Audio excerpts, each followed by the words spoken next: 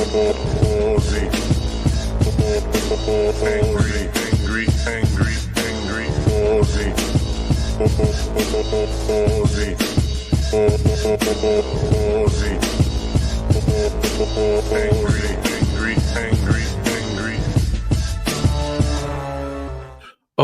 right, Friday night, party night. Gonna get ready. Hey, Greg, by the way, in bright and early. I am going to fuel party night with a couple of martinis. Very serious start to the evening. Okay, this fucker is going to do this to me, is it? Okay. Glad I started doing this now. You know what? I'm just going to go over to my bar and do this. Try and get a garnish. That's a bit more like it. That's a bit more fucking like it. All right. All right, that's all right. Saturday nights. All right for fighting.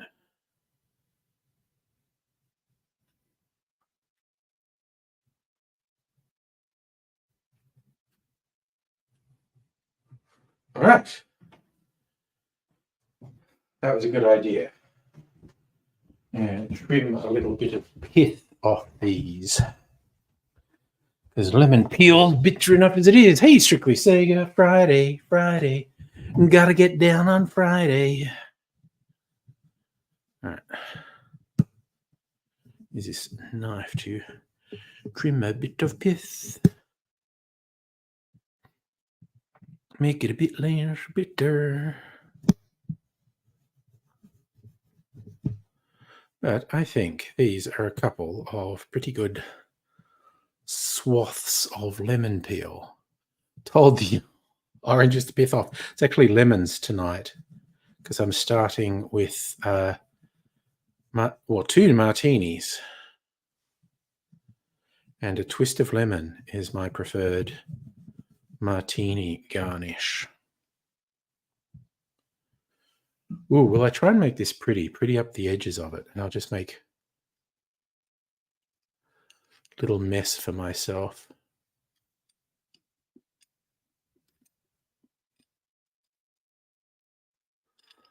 Fiddling around with the garnish. Haven't been on. Went to see Furiosa. What's your take on Furiosa? I saw it almost 2 weeks ago now. On date night. You loved it. Yeah, it's very entertaining. I mean, there's stuff you could quibble with, but overall, really good. I also liked that they put stuff from the Mad Max open world video game. There's a couple of characters from that. They're not in Fury Road, but they put them in this, which was neat.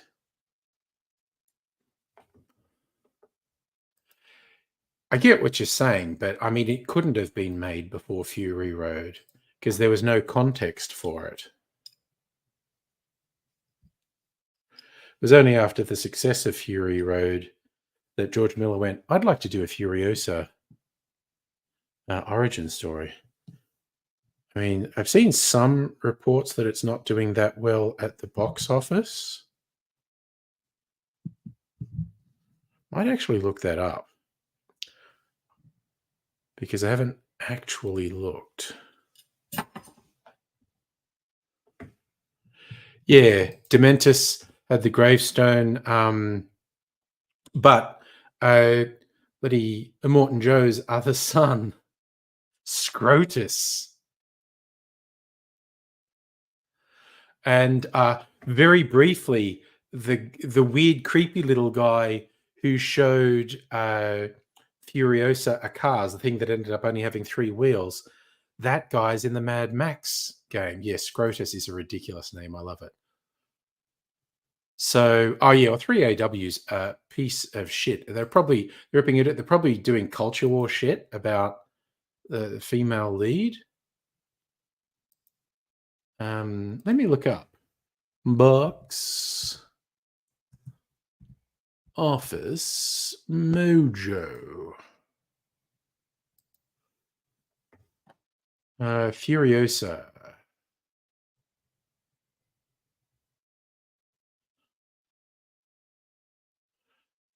June's the biggest movie so far this year, 282 million. Godzilla Kong is the second biggest, 196 million.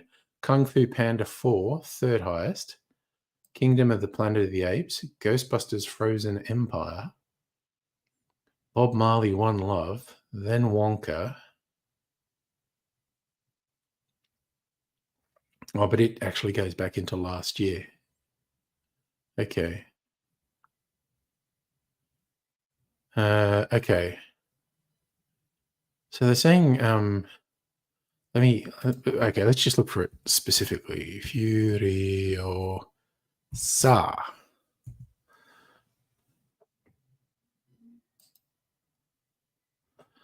Okay.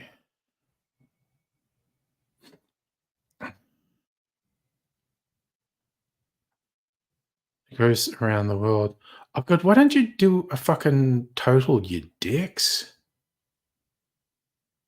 Oh, here it is. Okay. Worldwide, $118 million.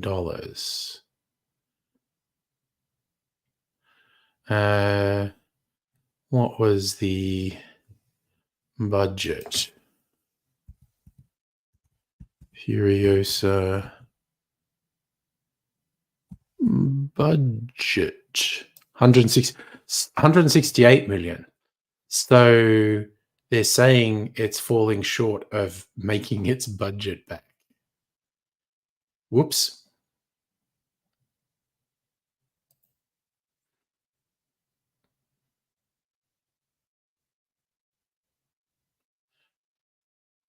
Bob Marley One Love. Well, on Box Office Mojo, what were they saying?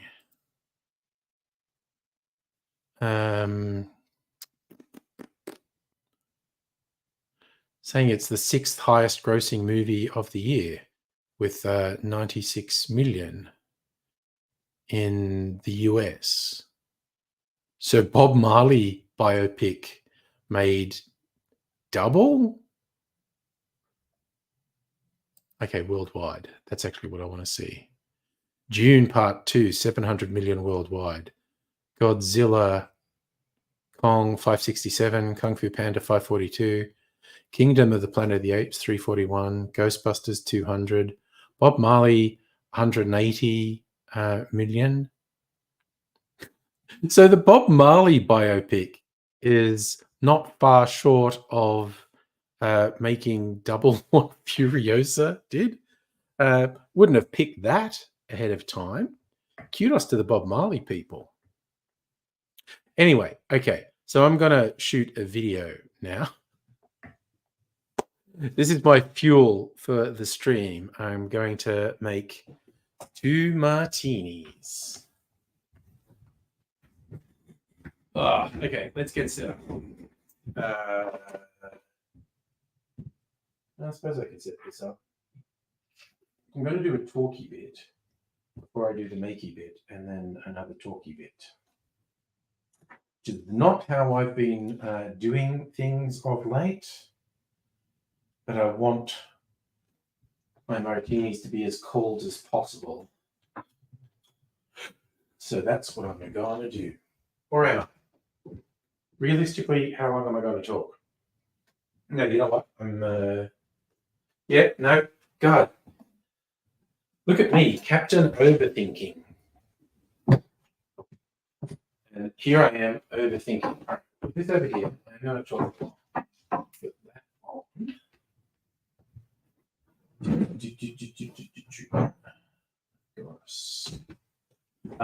Okay, martini glasses.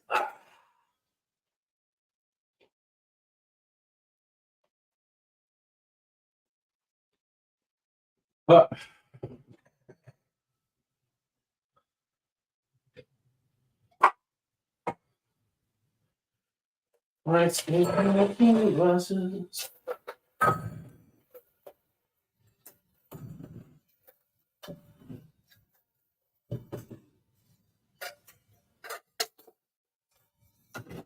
This is the only video I'm going to make tonight.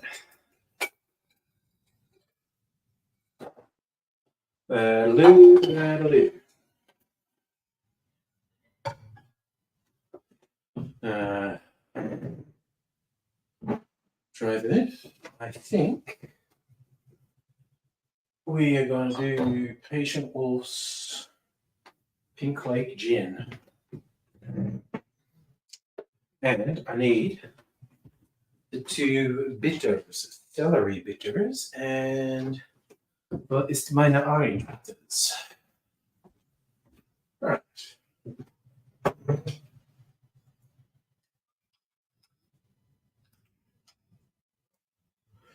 All right, that's all the bits. The bits ready. This out here and put that there. Oh. I'm just gonna look at. Whoa, shit! The fucking floor mat making me want to slip.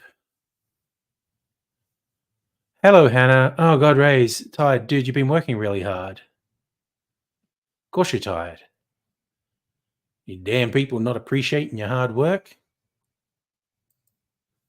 Let me see.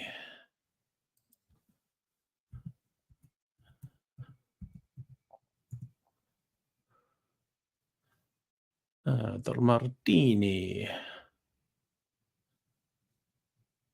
3 martini ratios.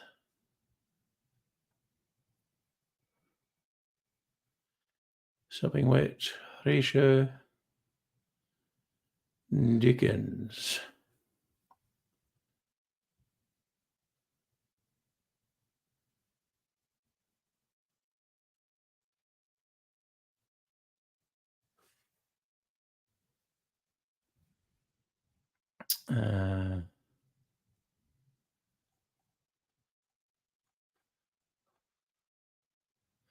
All right. That was just a little thing I was looking up. Sure. Haven't had a day off. And then they call you in when you do have a day off. Well, I hope you keep the weekend off. Yeah, and hopefully this is all part of the bigger picture, getting you to the States.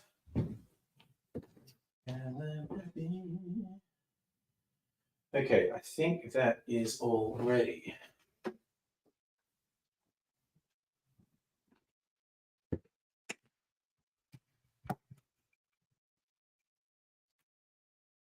Okay.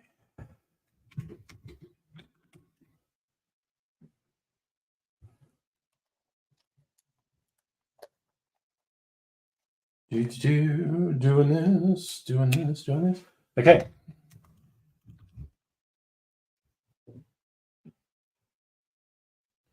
Oh, now I just have to really relook up and try and remember this date. Drink days. I gotta make sure, or hope I remember. Martini Day, June 19.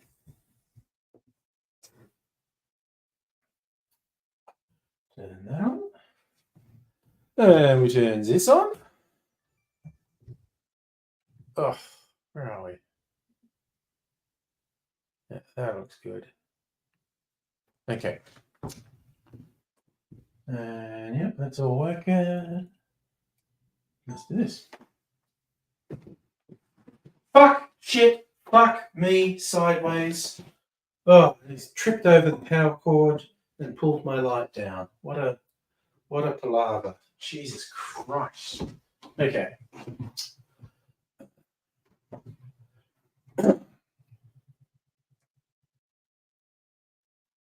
G'day, cocktail lovers. June 19th is Martini Day. If ever a cocktail deserves its own day, it's a martini. The king of cocktails, as far as I'm concerned. what else can get you, really pleasantly buzzed while looking quite so sophisticated?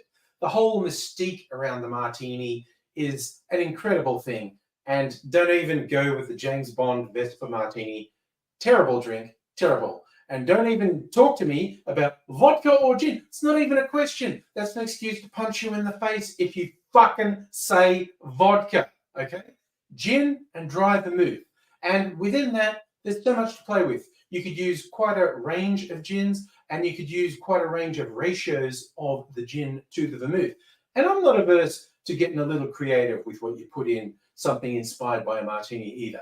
My preferred is dry, and that's a dry gin, a dry vermouth, and a ratio of about 5 or 6 to 1, 5 or 6 parts of gin to 1 part vermouth. Some people go even more extreme than that. They'll just put a splash of vermouth in the glass, swirl it, and tip it out. I do like, just a little bit of vermouth as a modifier.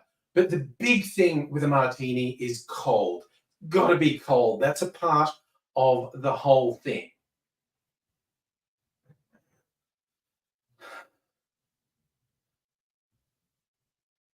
With that in mind, I have my martini glasses chilling because I want the glass to be cold because the drink will stay colder longer for that.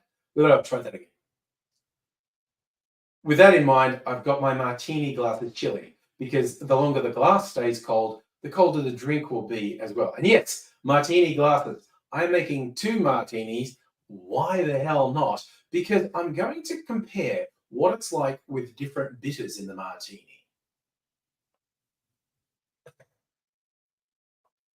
Now, bitters in martini is definitely optional, but it's reasonably common, and it's usually orange bitters that would be used. Just a dash, maybe 2 dashes of orange bitters, depending how you like it. But within the YouTube cocktail community, and it is quite a community of great people, there was a talk recently, and guys were saying, hey, celery bitters. I've never used celery bitters, but because it's a slightly savory bitters, there was real talk up, no, this in a martini is really good. So I literally went out and bought celery bitters just to see if it improved my martinis.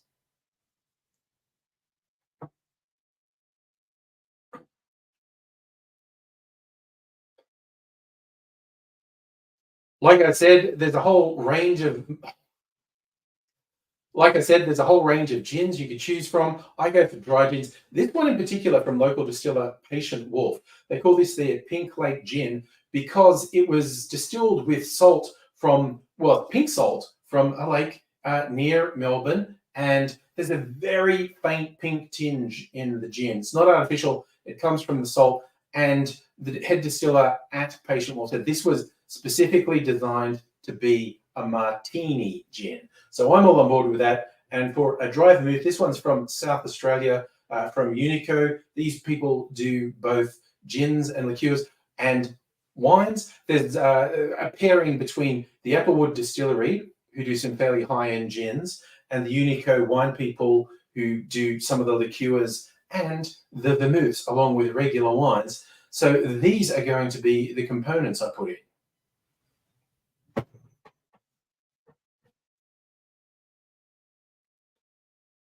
And I get to decide, do I prefer it with orange bitters, which is how I've always done it, or with celery bitters?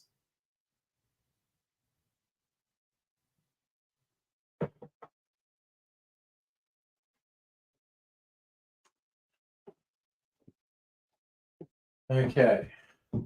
Stop. Stop.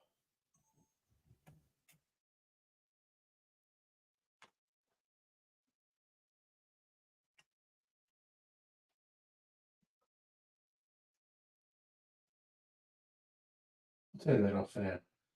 I'm just sort of thinking to myself, so bring in around, mashing it into my desk. Do that and dim it a bit.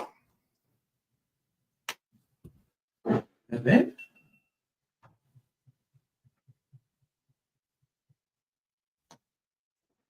all right. And I reckon we're ready to go.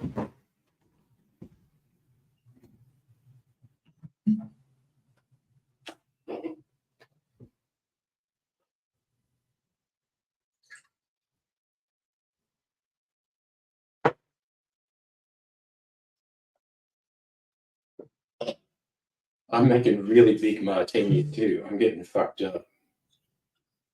Shite. It's too much. It's way too much.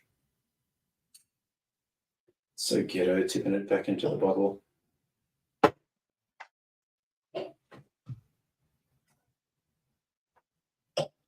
Okay, first up, we'll do orange bitters. God, that is really making my life difficult. I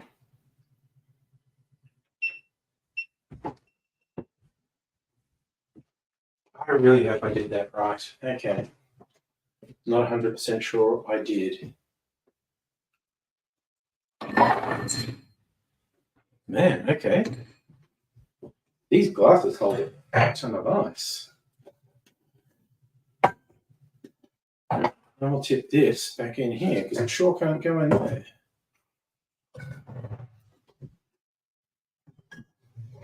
Oh man, these glasses are so nice and cold now.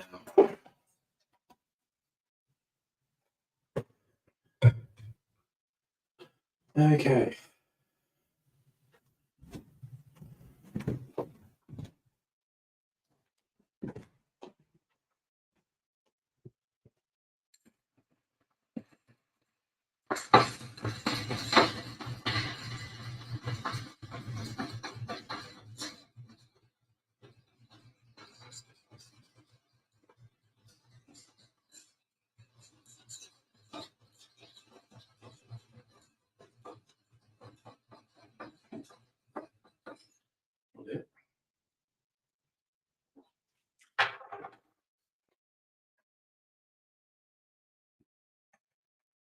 Ooh, just make sure that's nicely framed.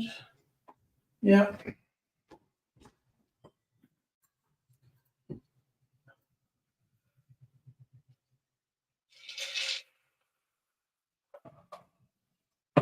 And lemon zest. Bam.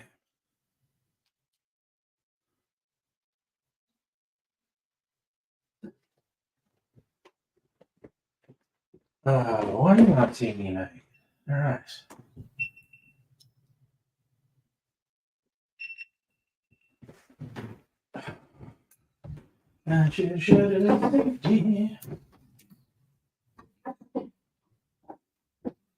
Okay. Let's really quickly do this. Doing 2.5 ounces of gin. Half an ounce of vermouth.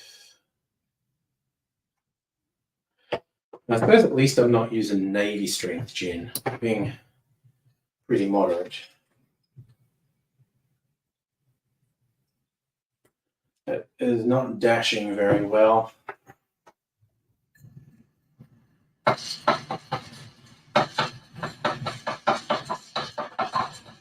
Gotta count the winning.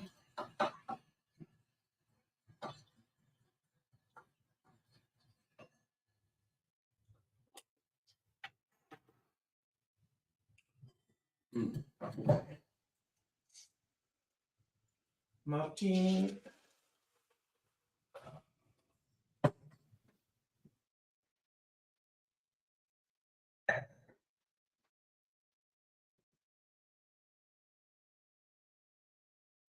Why is this one more opaque?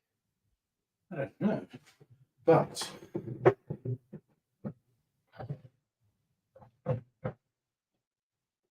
gotta take a photo.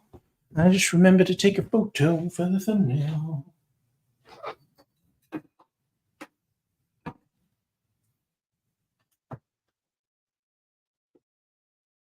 Oh, where are we?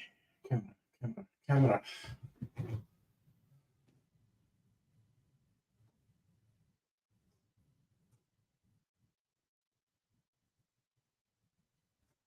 All right. Well, that's dot.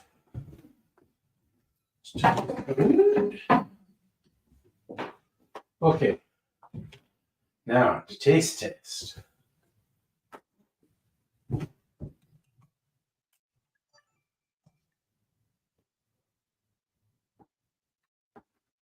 Okay. So ready? So ready?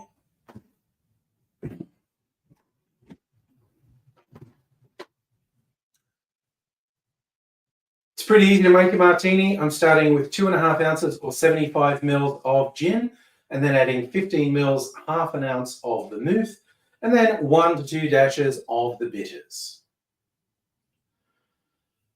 Add ice to the glass, stir that for a good 25 to 30 seconds because you want it really chilled and it needs a bit of dilution. This is a very boozy drink. And I've strained it into the chilled martini glass, and my preferred garnish for martini is a twist of lemon peel.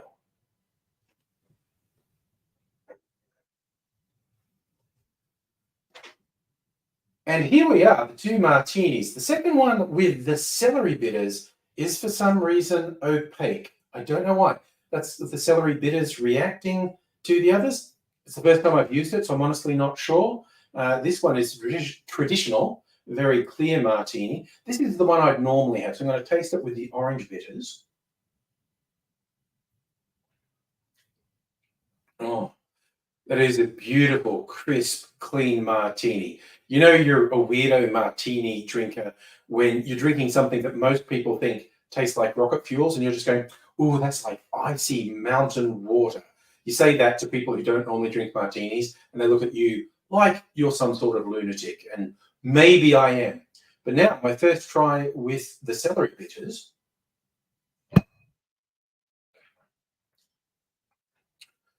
And that definitely brings in a savory vegetal edge. You can tell the celery element, although there's possibly an element of the power of suggestion in there. They're both great. So I think it depends what you're after. If you want a little citrus edge, a bright edge to your martini, go with orange bitters. Mm.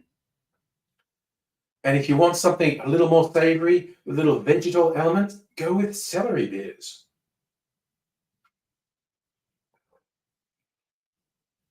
Honestly, both fantastic. And yes, I am back on my double fist and bullshit. Two fairly generously proportioned martinis.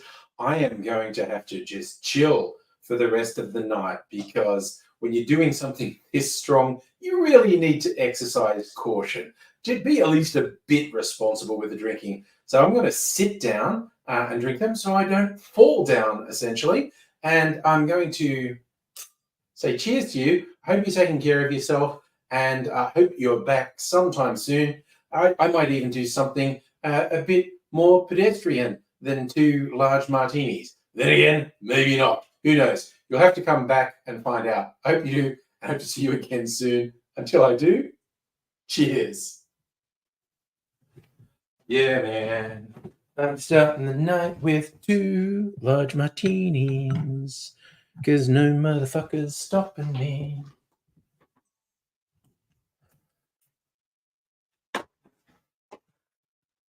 I'm an adult. I can just do things like this. No one can stop me. Well, that's strictly speaking not true. But there's no one to stop me. Ah. All right, fuck that. That's rattling against that. And oh god, what have you all been doing in the chat? What have I missed? Hannah painting nails? Micro's there? Oh, Razor's exhausted, man. He's been worked into the ground. Oof. Okay. So, cheers, y'all.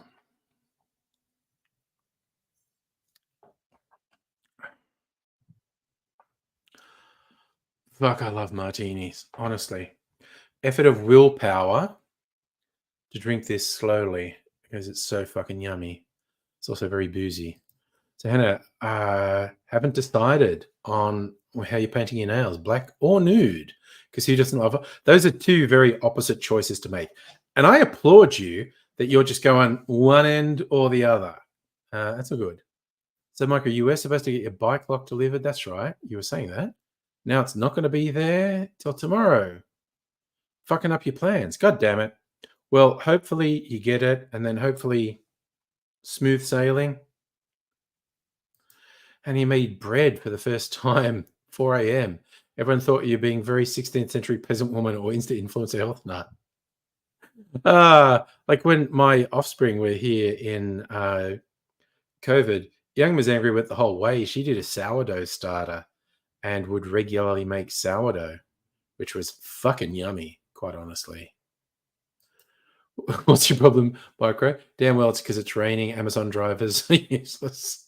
I think it's very different in the US to Australia. Um, couldn't tell them it was because you saw a TikTok for toad-shaped bread and fixated. Never made bread. First normal, then toad. Toad loaf. Yeah. I thought it would appeal to you, Strictly Sega. Um, the It is the anniversary, the 49th anniversary of Sony releasing Betamax. So Betamax, almost 50 years old today. I have a great side view. I'm not at all sure what you mean by that. 3 a.m. toad bread might be a bit unhinged. So you went 4 a.m. normal loaf. It was a choice, and you're clearly showing you're a rational person, and people shouldn't be freaked out. So good going, Hannah. Ah, that deserves another martini sip.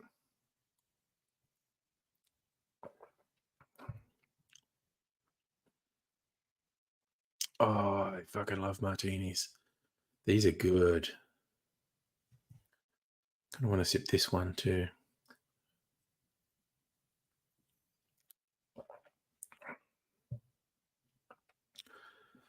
Fuck, I love martinis. Yum. Ooh, yeah. And because you look stylish and sophisticated, drinking almost straight alcohol. You clearly fooled people to thinking you're making rational and reasonable life choices and not neurospicy 3 a.m. No, 4 a.m. That's very neurotypical. 3 a.m. spicy. So you say your early memory of beta, you were 10, went to Mount Buller, had a few VHS tapes, put the unit at Lodger's Beta, and one tape, Caddyshack. My first exposure to a VCR was my sister's, which was a beta, and they chose it because beta arguably had better picture quality, and the place where she bought it was going to like get a free movie with it. She got Alien. Absolutely kick-ass choice. I was looking up exactly why did beta die out, and it seems like VHS could do longer tapes, and that proved popular. Like the idea that Betamax was better quality was kind of generally known, but or believed, but people just wanted the convenience. They wanted a thing with longer play and record times, and as beta started to lose that battle and video stores were on the rise, they were just like, oh, and also VHS players were significantly cheaper than Betamax players. So they started to get more and more market share. And with the rise of video stores, they were just like, everyone's got VHS. We're just going to stock VHS tapes. And so it was a vicious circle or virtuous circle, just depending which side you're on. And so more and more people were getting VHS, fewer and fewer people getting beta, until beta effectively died. Yeah, it was the long play thing. I was looking it up. That's the consensus. It was it was double barreled. It was the long play thing, long record thing.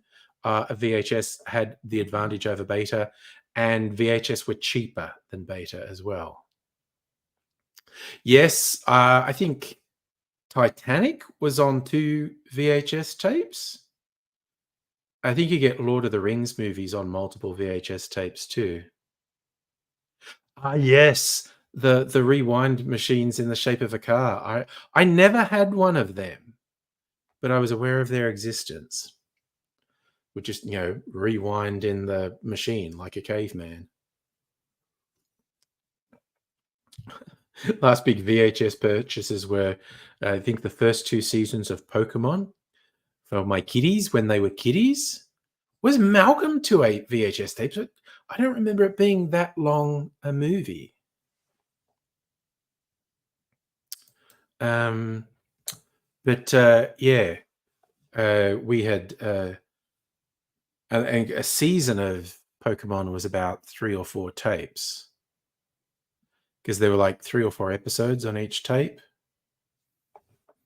and yeah, that feels like the last major VHS purchase for me. So yeah, I remember Titanic being 2 tapes. Anne of Green Gables, too. Oddly so, Anne of Green Gables duds, but I think it's mainly for nostalgia. Yeah, I bet double tape boxes did really stand out in the video shop. Actually, yeah, that makes sense.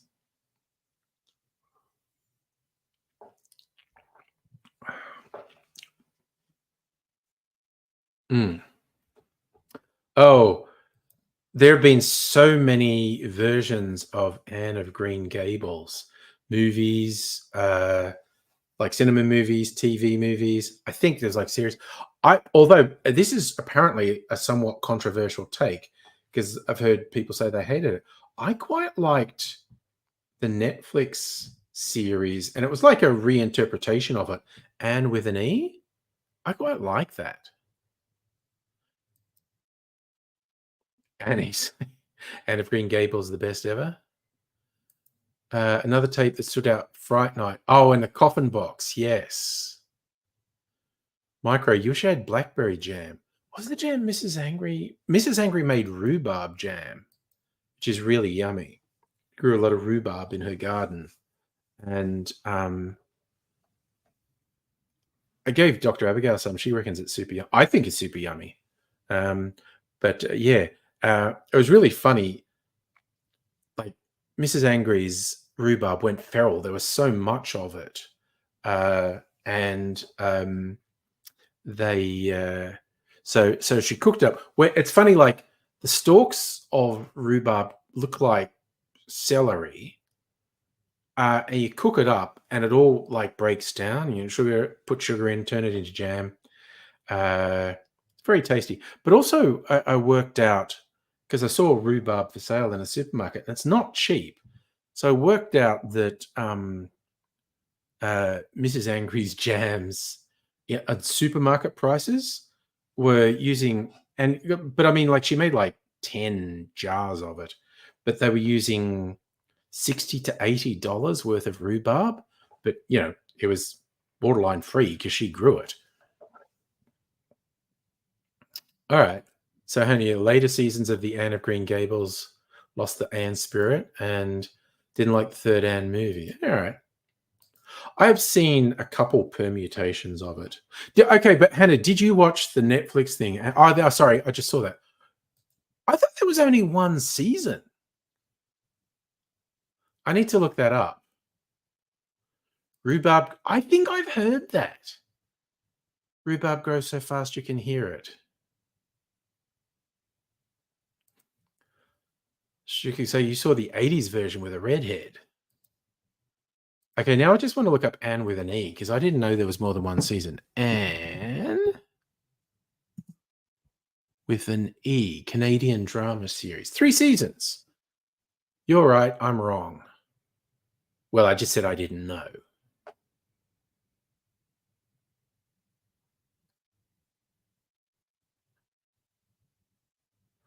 Ran from 2017 to 2019. That's my memory doesn't go back that far. That's why I didn't remember how many seasons there were. When rhubarb's grown in the dark, grows so fast you can hear it squeaking. That's hilarious. And yeah, I'm sure I have heard that. It's a goddamn hilarious fact, though.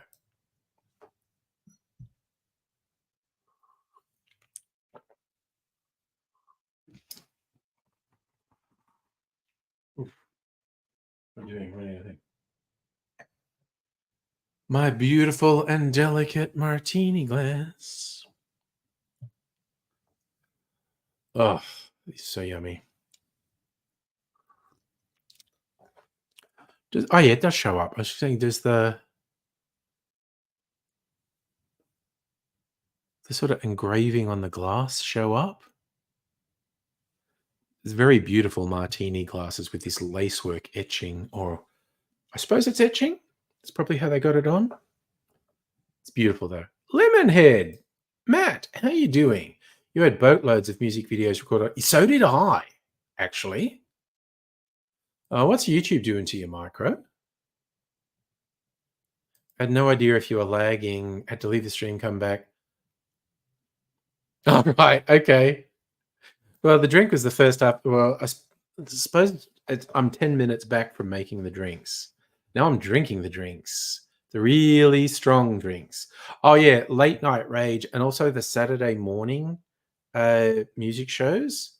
It's kind of like I grew up recording music with a cassette deck off the radio and just getting really good because AM DJs would talk right up to when the vocals started in a song. So I got really good at recording off the radio, to the extent like I remember taking a tape to a party and there was no free music in these days. You had to buy it all. And so I had a 90-minute tape, two sides, 45 minutes each of, all the popular music at the party, and friends going, "How'd you afford to get all this music?" And I was going, "I taped it off the radio." Yes, I finished the drink about 10 minutes ago, which has been enough time to finish one of them and half finish the second one, which is way too fast. You know what? I am going to go straight into my, I was going to say, I'll go straight into my non-alcoholic drink, or will I do it as a highball? Hannah, have you seen the whiskey glasses designed to drink whiskey neat? You get a lot of argument about the whiskey glasses. I'll show you. And you get a lot of gimmicks that are probably bullshit. But, try not to fall over things here.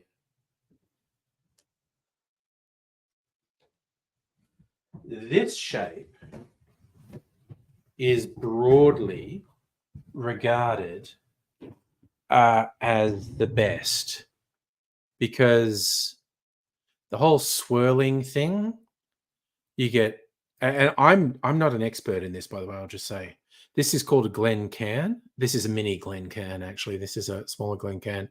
The idea is the whiskey sits in like the bulb at the bottom, and the way it narrows is it's channeling the aroma up. And also the bulb, it lets you hold it like this, and you use your hand to warm it, and that releases the aroma, so you can appreciate it. But you do get a lot of argument, and you do get a lot of wankers. And I'm not an expert, so I'm just throwing that out there. Yeah, rage and video hits. That was a thing. Oh, no, Micro. YouTube's messed your mood up. Why does YouTube keep throwing top comments? Yeah, no, YouTube does dumb things. I know. Doing anything two martinis deep, apart from sitting down, is probably a bad idea, quite honestly. Saw ones that are double-walled. Yeah. Here's the thing. From what, and this is distillers of good quality whiskey have said this to me, the double-walled would be a stupid idea because you should hold the glass and your hand should warm it gently, because that gently releases the aroma from the whiskey.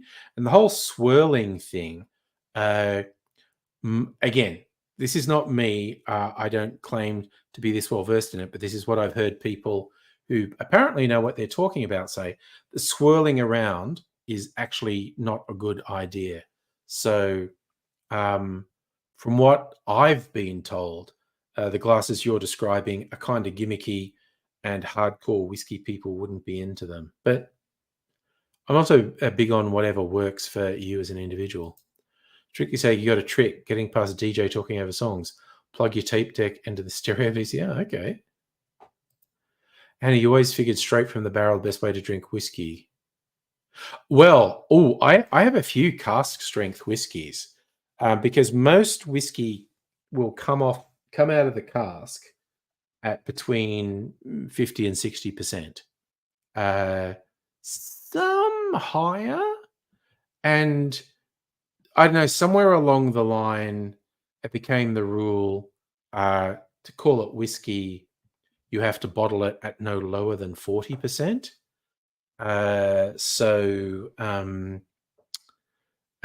That's the most common strength and commercially sold whiskey, 40%, because arguably that's maximizing the profit for the distilleries because they're watering it down a bit.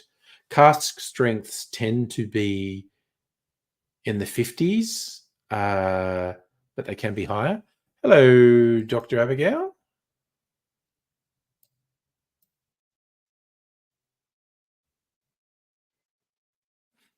Oh, sorry, you're talking about video clips where they had a little story bit before the music started. Yeah.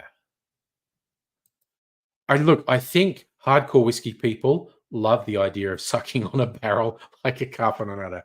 I think most hardcore whiskey people love the idea of getting something straight from the barrel. Absolutely. See, okay, now you've brought this up. Now I feel like doing more whiskey tasting. I have several cask strength whiskies up there.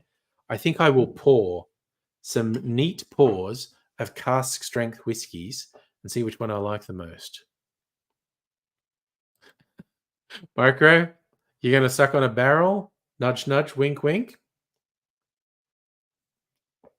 Say no more. Oh my God, I fucking love martinis though. And again, the higher proof gins tend to be called Navy strength because gin, as a rule, is not aged in a cask. So you don't talk about cask strength gins. Gins are just distilled. So high proof gins are usually over 57% are called Navy strength gins. Rums, for whatever reason, tend to come in really high proofs, like barrel, because rums are aged in barrels. Cask strength rums tend to be in the 60s to 70s. But the highest is about 70. I've got a 75% ABV cask strength rum over there. That's about as strong as they get. Marco, with your housing issues, live in the country, presidential election, a dementia patient and a cheating felon. I mean, honestly, yeah, that's a bit of a worry.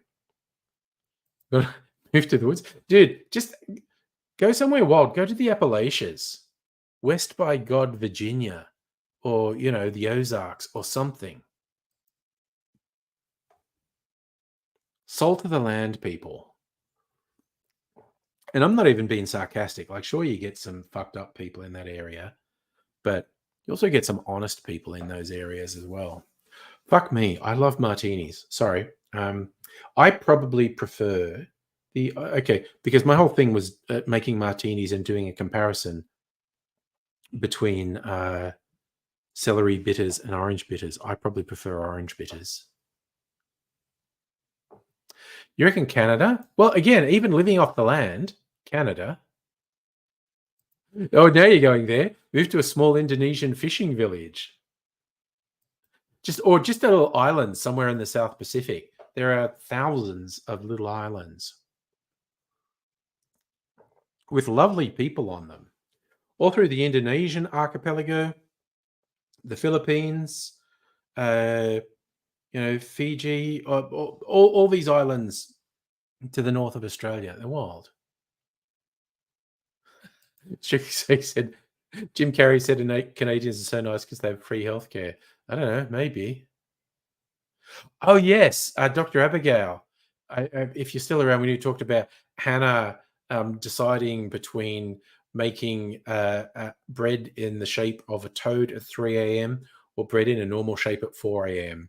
The decree was don't scare people, make normal bread at 4 a.m. because making a toad loaf at 3 a.m. is going to freak people out. Micro, I think it depends what you're after because again, Canada's fucking huge, and there are a big difference. Oh, I think we can all agree to shit on the French Canadians. Although I do love the South Park episode where they're in Canada and they're exploring all the really different parts of Canada, and the song "The French Canadians" is stuck in my head. The best Canada is French Canada. All the other Canada is a bullshit Canada. I know at one point my son wanted to go to Canada. I forget which part. I am almost sure it's because he was having like an online tete-a-tete with someone in Canada, which I don't begrudge him at all, but he never did it. So maybe that didn't work out. Yep, Dr. Abigail, you're here for Toad Loaf. It could become a thing. Toad Loaf. If you ever make Toad Loaf, Hannah, I want to see Toad Loaf.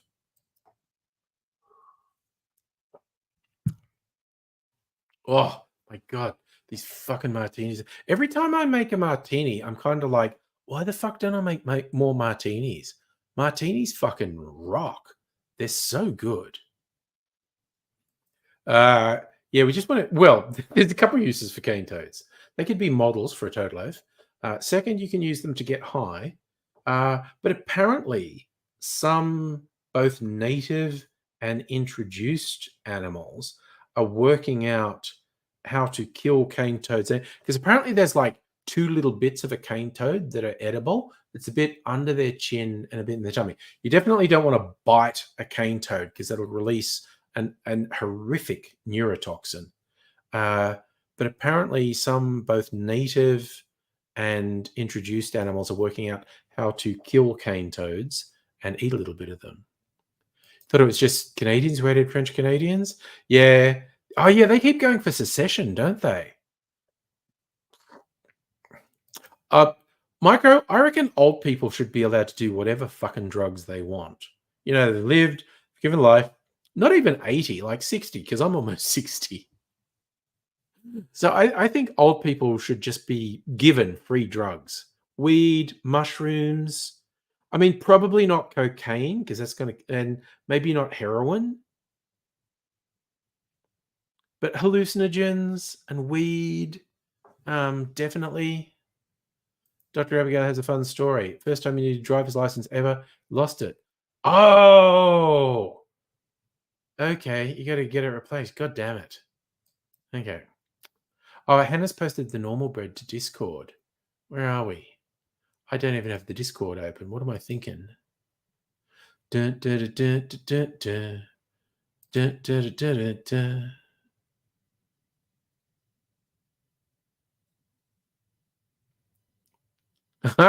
Raze is going through integrity checks. Strictly say, oh, I think that was talking about multiple VHS. Strictly Sega, was that thing you posted? Is that Malcolm X on VHS? Two tapes. All right. So we have some bread pictures. Yeah, you got me doing the tequila thing. Micro, you've met many people working in hospitality. French Canadians are assholes. Other Canadians are just normal. Yeah. Newfies are fun. I mean, honestly, everything I've heard about people from Newfoundland, the Newfies, they're like kind of fun ferals. Yes. Okay. Okay. So there's a picture on the Discord of the Malcolm X double VHS box set. Okay. But bread from Hannah. Okay. So this is the bread Hannah made, which is looking fucking awesome, I have to say.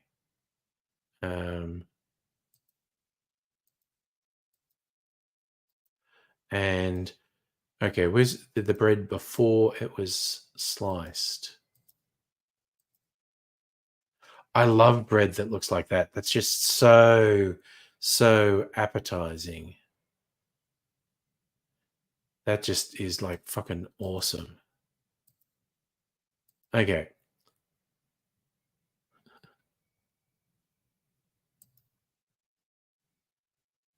All right. Now this picture, this is the toad loaf that Hannah wants to make. That she knew people thought she would be too neurospicy if she made it at. Oh man. Okay. Yeah. There we go. So that's a toad loaf.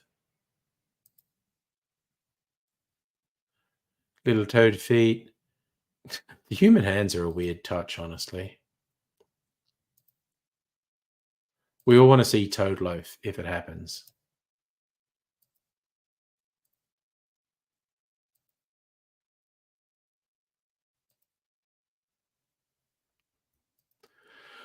Oh, want some bread? Haven't had dinner, not enough spoons, need food. Yeah, Abigail's on board with toad loaf. Yeah. Oh, Mike, you're getting the not enough spoons for food? Force yourself to get up, make and eat a sandwich. Um, yeah, I made a thing yesterday that I knew would be good for 3 meals, which is good. And it was a bit of not a lot, but a bit of effort to make it. I mentioned it last night. It's like a sort of mutant shepherd's pie instead of minced beef.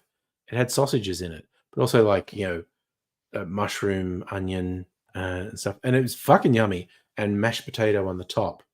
And I had it for dinner last night, and I had it for dinner tonight again. There's still some I might have for lunch tomorrow. So bread's easy. Flour, yeast, salt, water. Let that shit sit. Don't need it. Chuck it in the oven. Nice. I there was a period where I was doing a lot of the nutrition shakes. Now I mostly do the microwave meals, um, portion control, just microwave meals that are like way more diversity and tasty than stuff I'd make on my own.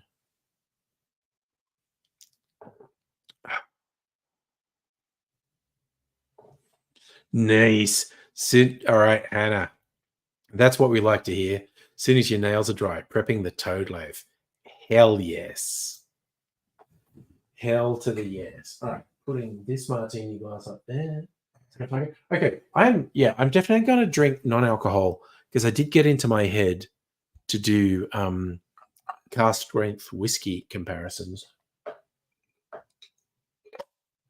And I'd be all sorts of fucked up if I did that now. And that's only the first hour. But I've had 2 large martinis in the first hour. So I am well on my way to being Tim Smith. So I have to tone it the fuck down or I won't last very long tonight. Oh, wow. Okay. Well, I'm planning to go more than 3 hours. Might have actually finished the prep for the toad loaf. There you go. Micronutrition loaves. Yeah, yeah. It is surprising how much they cost, honestly. I'm not sure exactly what you're asking, Strictly Sega. The cask strength whiskies I have are really good. Hey, Justin, how you doing? Good to see you. We're all just chilling. We're talking toad loaves on a Friday night. And I've already had 2 large martinis. So I am, for the next half hour or so, going to slow the fuck down and drink some mineral water. Oh, that stuff's good. I might get another one of those cans later. Maybe have a highball. I want to do it with rum. I have seen. Oh, cockloaf. Okay, sorry. The barrels. You mean these barrels? Yeah. Okay. So I kind of had to arbitrarily decide. It wasn't gin. One was vodka and weak whiskey, and the other was whiskey. And I had to kind of arbitrate because I forgot to label them, so I had to arbitrarily decide which one was whiskey and which was because I'm very bad at that. But what I did get, the little barrel aged house blend whiskey makes a fucking killer old fashioned. So tasty. Gamer, hello, Gamer 1985. I speak perfect French. Parles vous français? I know my French, brother. And if I don't slow down, yes. Oh my god, an hallucinogenic toad loaf. That's a whole thing. Yes. Um, grate some LSD on the back. Grate some magic mushrooms on the back of a toad loaf. Hallucinogenic toad loaf. Kids, if anyone's watching who's young and impressionable, that's bad. Don't do it. If you're an adult, do what you fucking want. I see. I just kind of like most foreign languages. Just like I mean, Russian's pretty guttural. Even German with its harshness. Yeah, I mean, and also I think it's a subjective experience, um, and so we're all going to feel it differently. Yeah, and that's fine. It doesn't sound good in your ear. That's fine. That's a subjective experience. And as you're saying, it's neither here nor there. It's just how it feels to you, and that's fine. Um,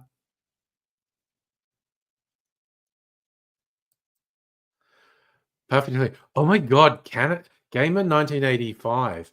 It's almost like you knew what we were talking about before with Canada and the French Canadians. And are they just bastards? Are you French? I don't want to say anything bad if you're French Canadian, honestly. Parf Edelian. I'm sure you're making some very clever joke or pun or play on words there, Dr. Abigail, and it's getting right past me. Oh yeah, an Italian. Strictly Sega, yes. See, Micro, I'm such a fucking knucklehead white guy. I'm not sure I can particularly. Actually, I think I probably can tell the difference between Chinese and Japanese, but maybe not. Who knows? Gamer, see, 1985. I'm old enough that retro games are just my games. I think my Nintendo 64 still works. I fucking grew up with Pong for fuck's sake, and Space Invaders. I bet I actually did that on purpose, Dr. Abigail. I'm sure you know I did it. Well, I'm not sure you know I did it on purpose, but I did. Oh yeah, it's the separatist thing.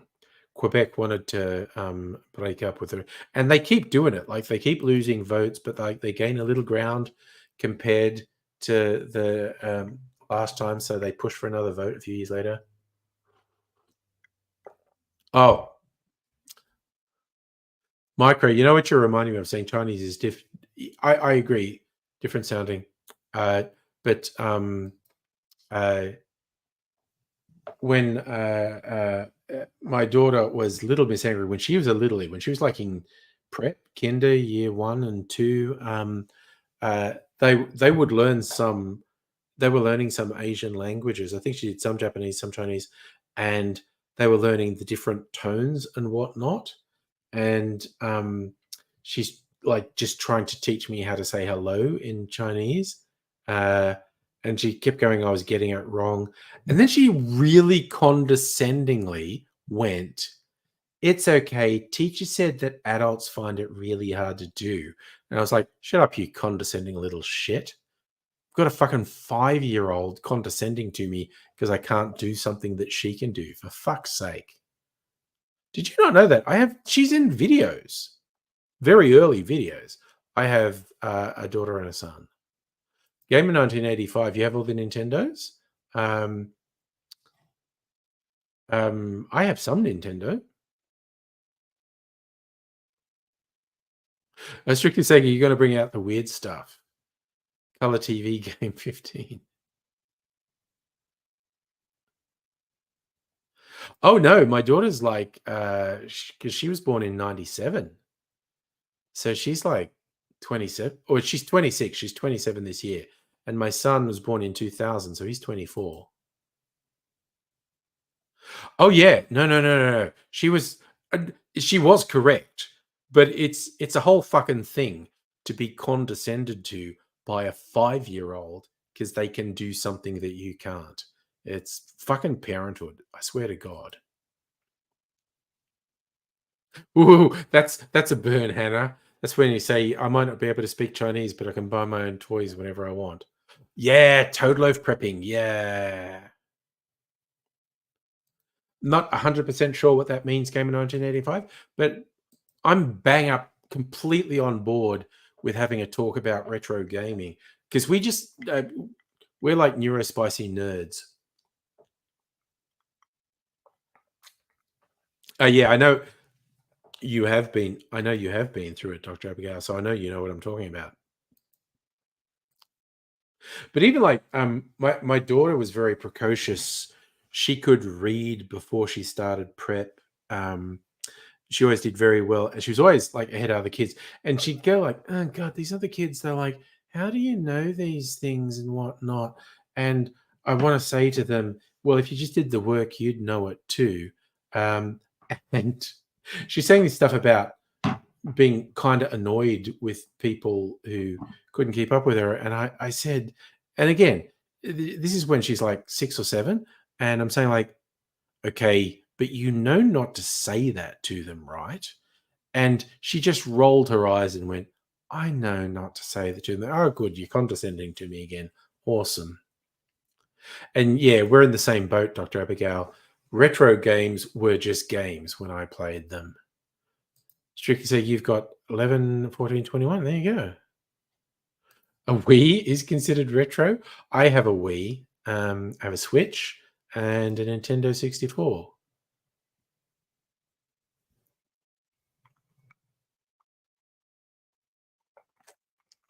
I haven't plugged in the Nintendo 64 in ages.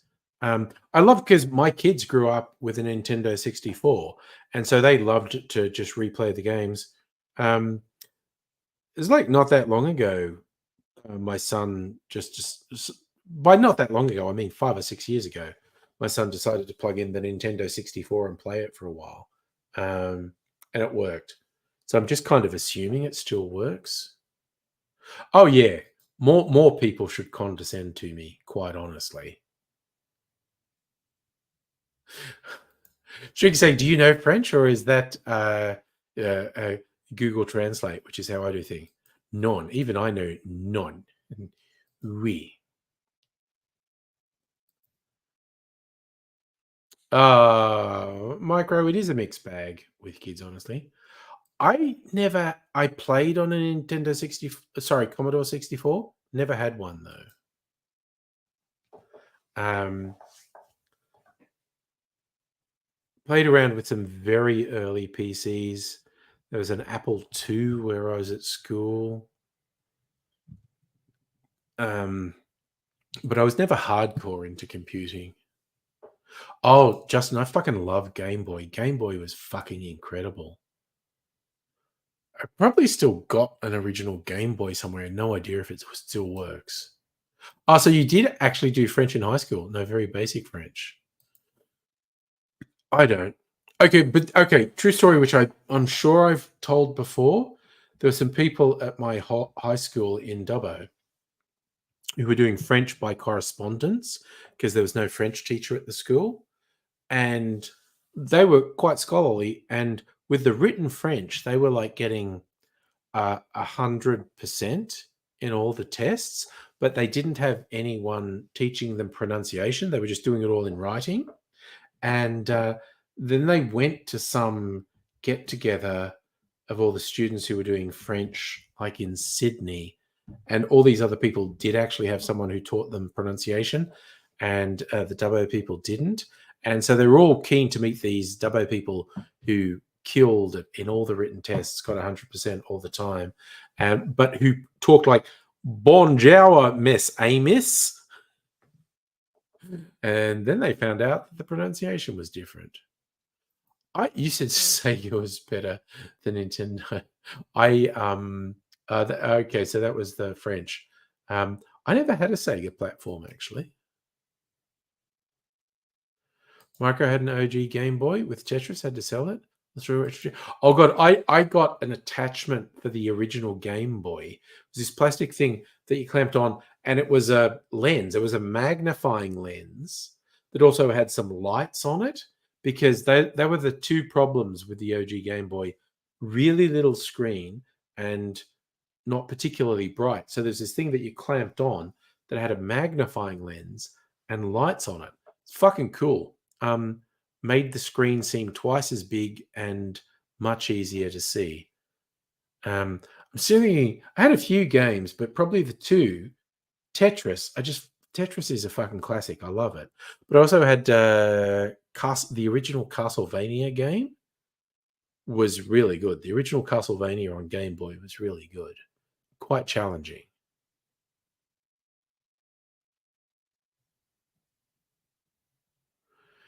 Oh, ColecoVision with an Atari VCS era. Never had ColecoVision either.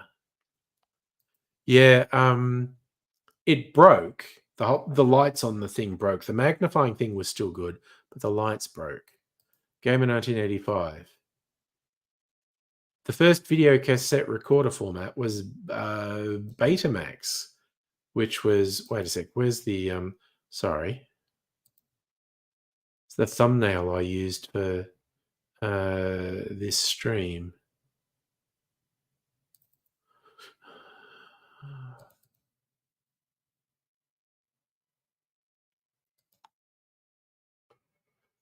So where are we? What am I doing? Share screen. So I think this is the original Betamax player for home use. Really mechanical and chunky as fuck. I think that's the original home video machine, and it was really fucking expensive.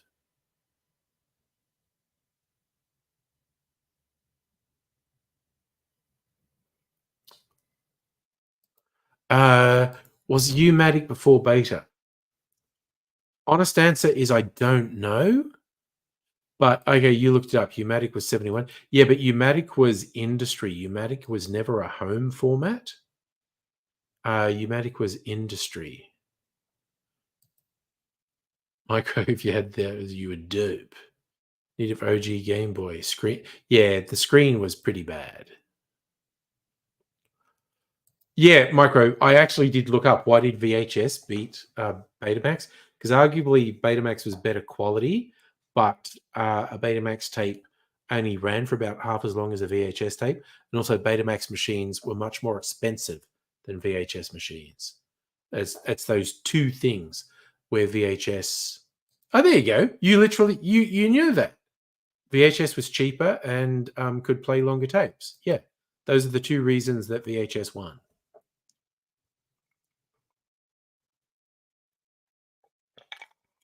Though apparently you can still get Betamax machines and tapes, so it's a whole thing. It's a whole thing. Sorry, the thought just popped into my head. I am still going to do my cask strength whiskey tasting. Not for a while though. I am pacing myself. I got to finish this mineral water and maintain consciousness for a while. Oh my god. I'm still like, those the two martinis from the first hour still hitting me. Didn't even use Navy strength gin. Yes, dude, try out for a game show. Win your fortune on a game show. I applied for a game, this was years ago, a game show that actually required intelligence that I might have done really well on. And I got accepted for auditions. And then my grandmother had the audacity to die. And I had to go to the funeral, which was in Dubbo. So it was several days. So I missed the audition for the game show that I might have actually made money off. Hey, Celtic King, how are you doing? Oh god, you looking up video history? VRX 1000 made by Ampex was released in 1965. I'm also assuming that was a and they pitched that as home video? Okay, I don't know what the argument about Betamax being the first, cassette tape but was that okay, can you find pictures of that Strictly Sega? Because that the early video stuff was reel to reel tape rather than a cassette.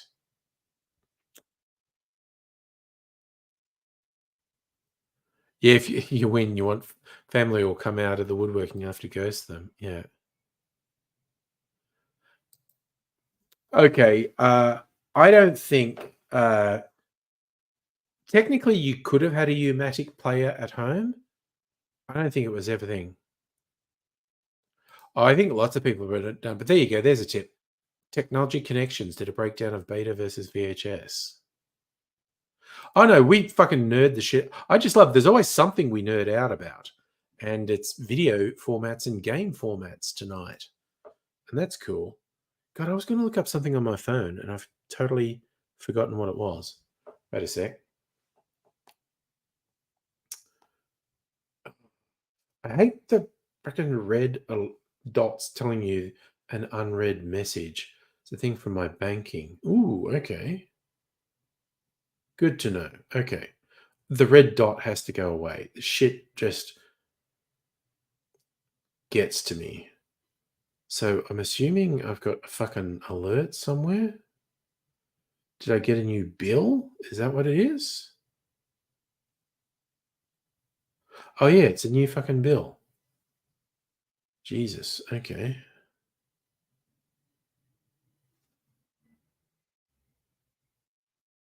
Uh,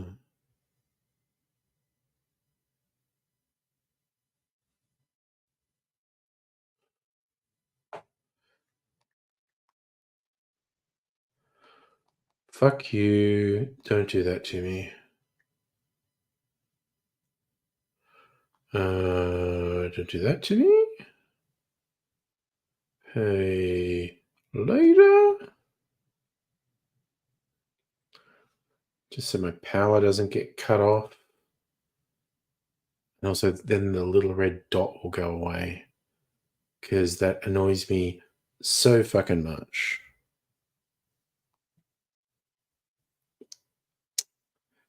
Man, I tell you what, my bank accounts. Either I have to win lotto or society has to totally collapse. Otherwise, I can't retire because I don't have enough money. Yes, food nerd with Toad Loaf, definitely.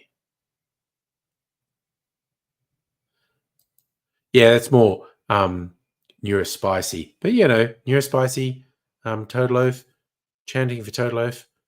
Okay. Oh, okay. So strictly saying, oh, is this of video technology? Let me have a look. Okay, Hannah's got Toad Loaf ready to rise. Okay. Okay, so Streaky Sega put a lot of great technology pictures on the Discord, which you should go and check out. This is the one I'm going to share here, though, because of the fashion. What is that lady wearing? And what is her hair doing? And what is that thing on the wall? It's all so good and large. Look at her hair. Look at her dress. That's fucking incredible. And what's in these shelves down here? And that's like the VCR player. And it's like the video player is twice as big as the tiny fucking TV. Jesus. That's so good. That's incredible.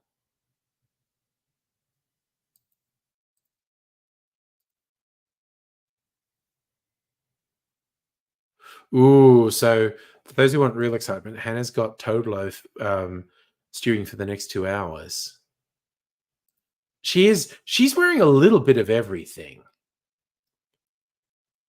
Thanks, Celtic. I appreciate you appreciating the shirt. This is a nice one. Light blue, and it's like, I guess that's a Cosmopolitan?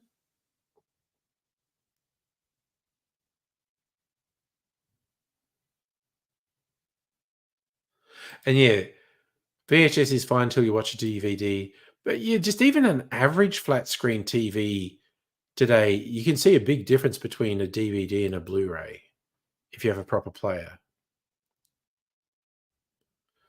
Micro, I bet that lady liked the weed, honestly. Justin, do I ever hold off paying something at the end of the month? Sometimes I'm not that methodical. Sometimes I just forget to pay things. And yes, I love 70s tech pics, honestly. They're fucking awesome. Oh my god, you posted another one. This one's incredible. Okay, we've got to look at this one. Honestly. Look at this. Look at the wood paneling on that TV. And just the lady with the long blonde hair sitting to it. And again, she's got a really wacky dress too. But oh, the wood paneling on that cabinet. And that would weigh a metric fucking ton. Like you could not move that. That's incredible. That shit's just wild. And I've got a bunch of tabs open. I need to fucking close them. Okay, this one's a graphic rather than a photo, and it's a little bit weird again, which I love. It's like Santa on the TV. This whole thing with the wood cabinets, where the wood cabinet's twice the size of the fucking TV. It's incredible. Like, I'm assuming the rest of the cabinet is fucking speakers or something, which is probably really good sound. Shit, $869. 800 odd dollars in whenever that is. For a TV that's only about this fucking big, that's probably, in relative buying terms, a couple $1,000s. Jesus, for that now you get unbelievable widescreen flat TVs.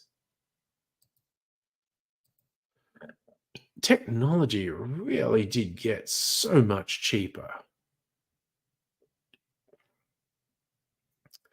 You could kind of get retro and put a modern screen in one of those wooden things. Kelsey, you love all the wood paneling? You're a wood man?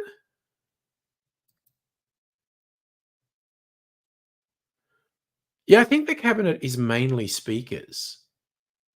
You'd probably want to get modern speakers as well. And you remember the 90s big screens, built-in giant speaker underneath. Yeah, no, they were ridiculous. In the 90s, the big screens, you could get projectors.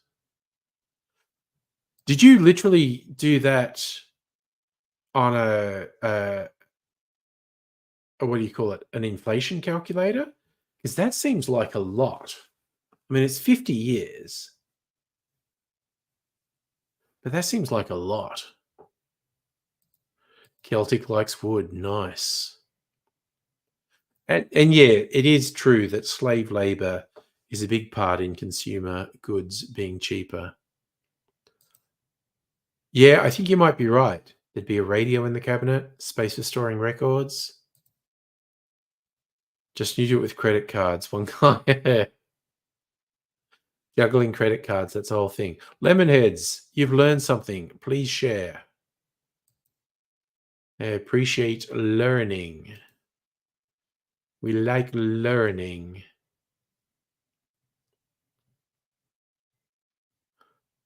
Okay, is that from a inflation calendar? Okay. I can do it myself.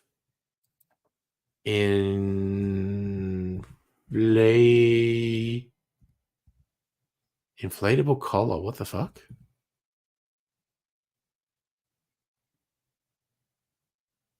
Okay, inflation calculator.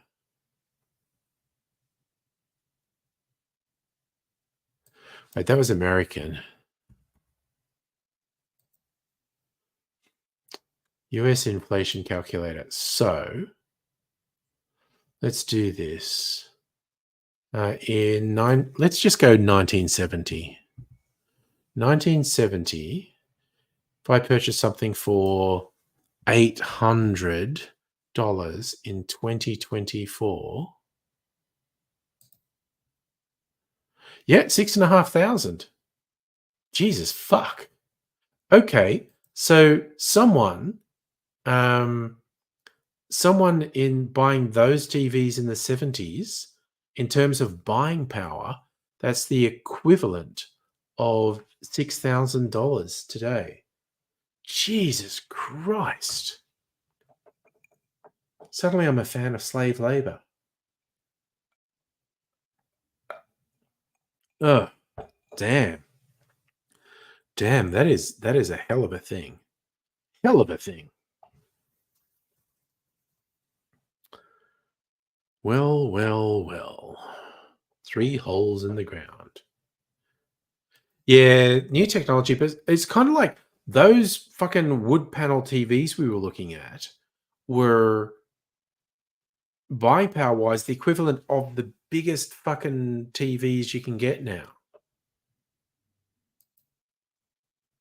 Yeah, supporting slavery because I'm a cheap bastard. And if a whole bunch of people are tortured, um, I benefit. Yeah. I mean, suddenly, but oh yeah, no, there's no video player on those TVs.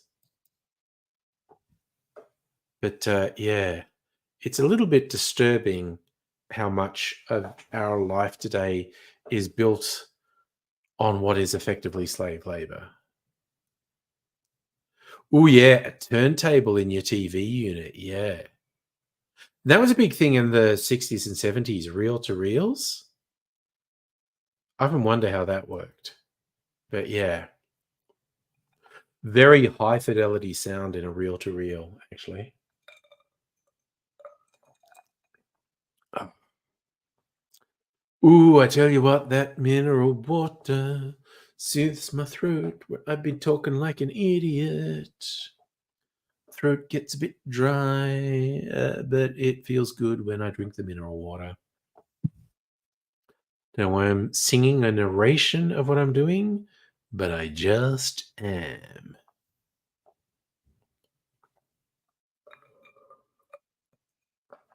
Ugh. Strixie with a long play, reel to reel. You get 3 hours on a reel to reel tape. Hmm. But, yeah, a deeper, richer, higher fidelity sound in a good reel to reel system compared to vinyl. Oh, nice. You had a tape machine used at Snow Expo in the 80s. I just think when I think Snow Expo, 80s, I think like they were doing lots of cocaine. Ah, okay. So the difference between jam and jelly depends on where you are in the world. Uh, I didn't even get it. I can't jelly my cock down your throat. Sorry, I really appreciate that. College radio used reel to reel tape, not for music. I used it to record interviews and edit and whatnot.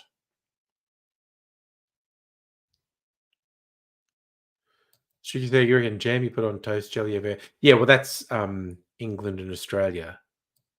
I think there might actually be some differences between what we regard as jam and what people in the US call jelly, but I'm not sure. But I do appreciate my gross joke about it. Yes, when we say jelly, we mean gelatin dessert. You've been sitting on that joke since 7th grade. Nice.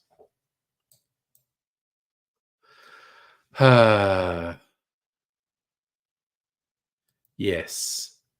In the civilized world, jelly is something made with gelatin, and jam is from fruit. Should you say you had two, moved in with your mother of your children, tossed them in a skip thinking about, oh gosh, that is a thing when you think I shouldn't be holding on to that, and you get rid of it, and then you find out people are selling it for a fortune years down the track. That's a yikes. Oh god, so the things you chucked out go for about $3,000. God damn. Yeah. But it's yeah. We can't see the future, unfortunately.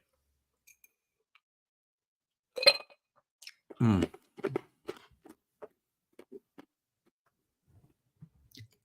I'm just crunching up a little bit of ice. Where are we? Okay, so that was half an hour without drinking alcohol. Yeah. I need another drink after. I'm going to do my cask strength whiskey tasting. This isn't a video, so I'll just move the chair out of the way. That's why you hoard everything? You never know. I've got some old technology. I've already decided, like, gets the stage Mrs. Angry and I, if I can retire, I'm going to throw out or give away everything that I've been holding on to. Some people might like it. Yes. So, yeah, I know what you call Jello is what we call jelly. Okay, so that makes sense. Jelly is a smooth spread and jam is a bit chunky. I get that. Now, you want Jello? I have not had, well, again, we could just call that jelly. I do like it. God, I could do jelly shots. That's irresponsible. All right, I'm going to go over here. Get some of my cask strength whiskies. Let's just have little bits of them. Okay. Moving stuff out of the way. How many cask strength whiskies do I have? I got my Bakery Hill. Oh. Bakery Hill. What else is cask strength? Actually, my newest one is cask strength. 52%. Lower than cask. All right. Darwood cask strength. And Giro's cask strength from a rum cask. Oh, do I have any other cask strength? I'm not sure. What have I got that's over 50%, basically? 51%?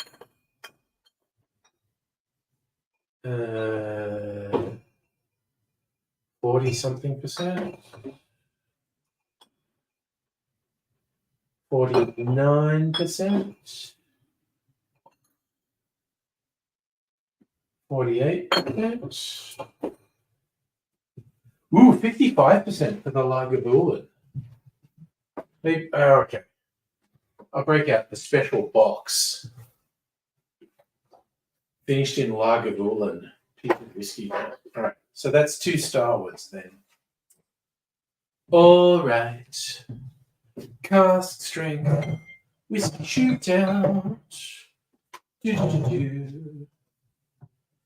Get my mini Glencairns.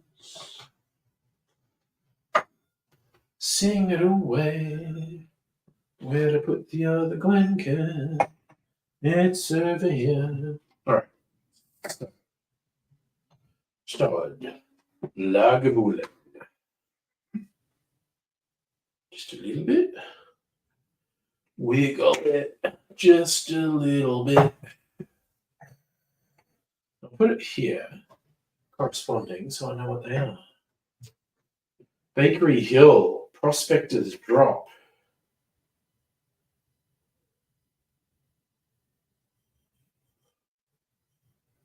%60.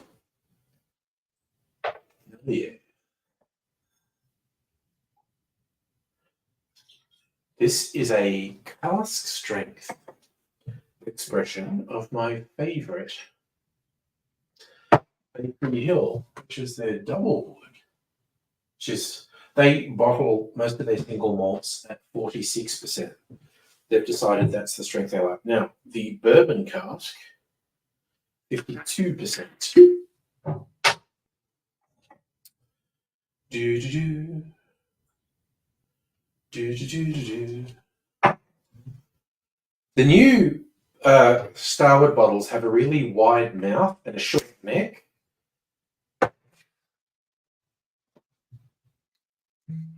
Like me, which means they don't go glug, glug, glug. And the Archie Rose rum cask, which is 58%. These vary between 52 and 58%. 52, 55, 60, 58%. All right.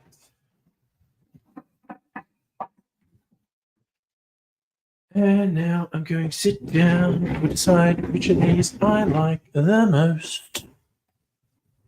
What types of old tech do I have? I have the colorful Apple computers, a clamshell laptop that's orange, and one of those iMacs that's blue.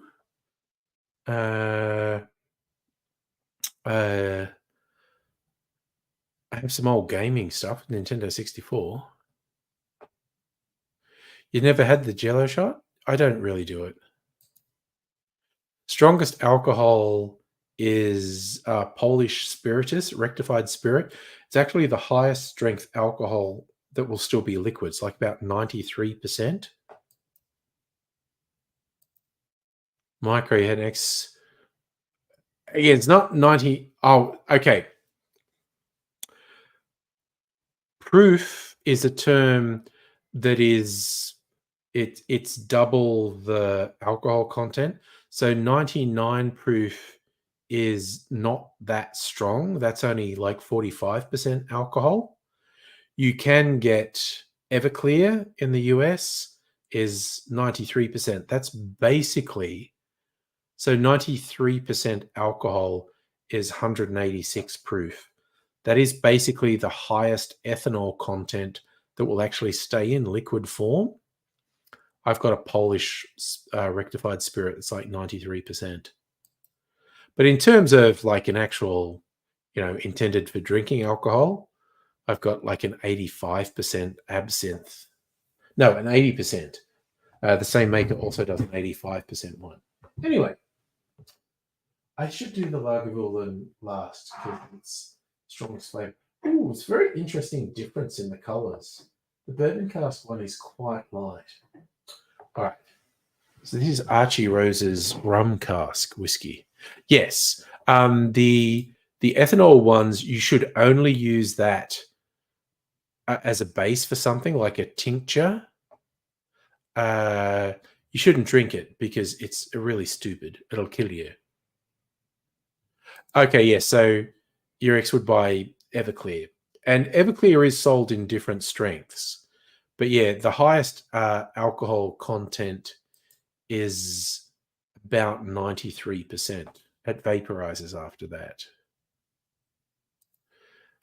Hannah, you should be singing witchy songs. Oh, yes. You should definitely sing witchy songs to Toadloaf while it rises.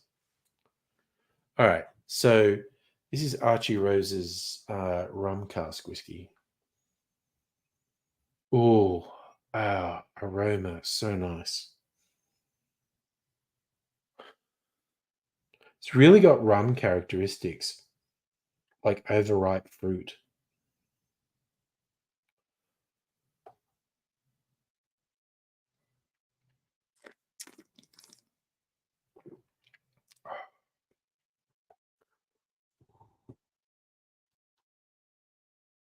Ooh, that's kind of warm. Ooh, it's almost like raisins on my tongue. Just that really dark, rich, sugary flavor. I should have kept some. In fact, I'm going to go get some water to wash my palate.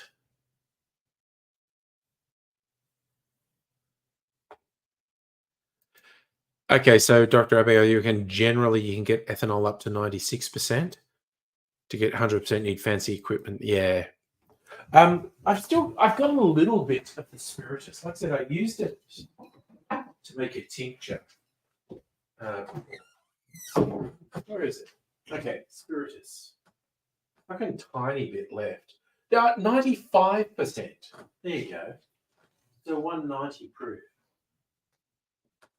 It's about as far as we can take it. I'm going to disappear just for a really short time because I'm going to get some water. Won't be long.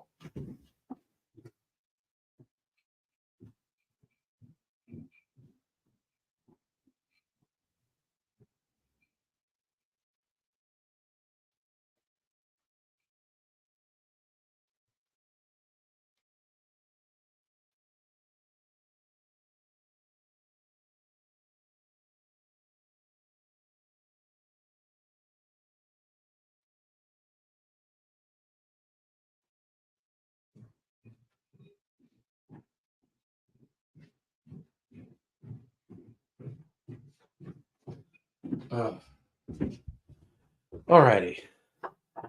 Yeah, so those 90 to 96% alcohols, you shouldn't be using them as something to drink. You should be using it as something to take the essence out of something else, whether it's herbs or fruit. My homemade orange liqueur, the base was I put orange peel in that 95% ethanol, and just to really rip the flavor out of the orange peel.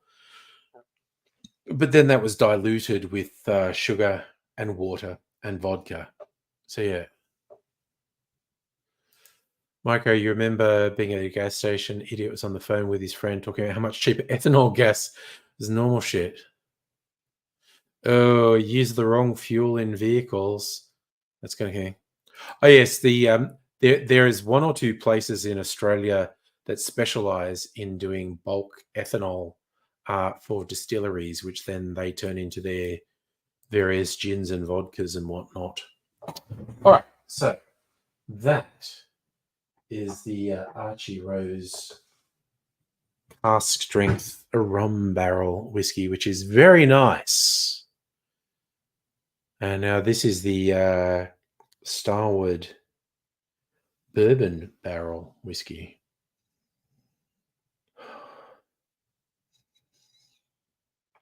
Very banana-ish.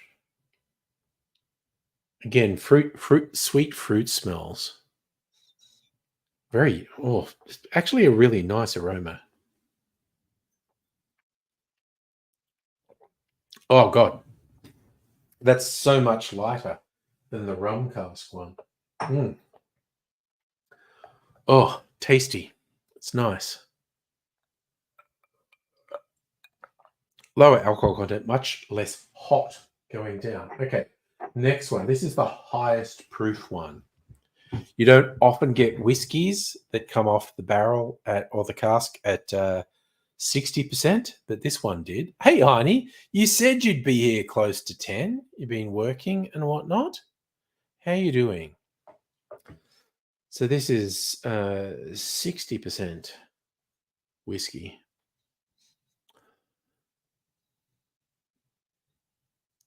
Again, not an overpowering aroma.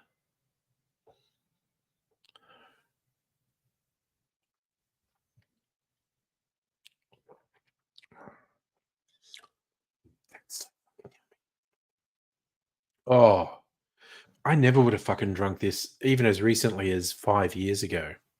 Got it. Oh, nice. Got a smooth ride home. You're all good. Nice. And yes, Heine, but just for a change, talking nerd shit, science and toad loaf. So oh man, that is fucking tasty. That is really good. Swear to God, I've gotten so acclimatized to really strong alcohol in the last 5 years. Okay, final one. Smoky peaty one, aged in ex Lagavulin cask. Lagavulin is a quite famous Scotch whiskey that is very heavy on the peat. so very smoky. And this is a local Australian whiskey that was just aged in a cask that used to have Lagavulin. So it's picked up some of the smoke. Oh my God, totally different aroma because it's just really, oh, you know what this is like? Peaches or apricot. It's like stone fruit. It's like if you grill stone fruit on a barbecue. Oh, and it's very much, I don't want to inhale too much or it'll like burn my fucking nose hairs off.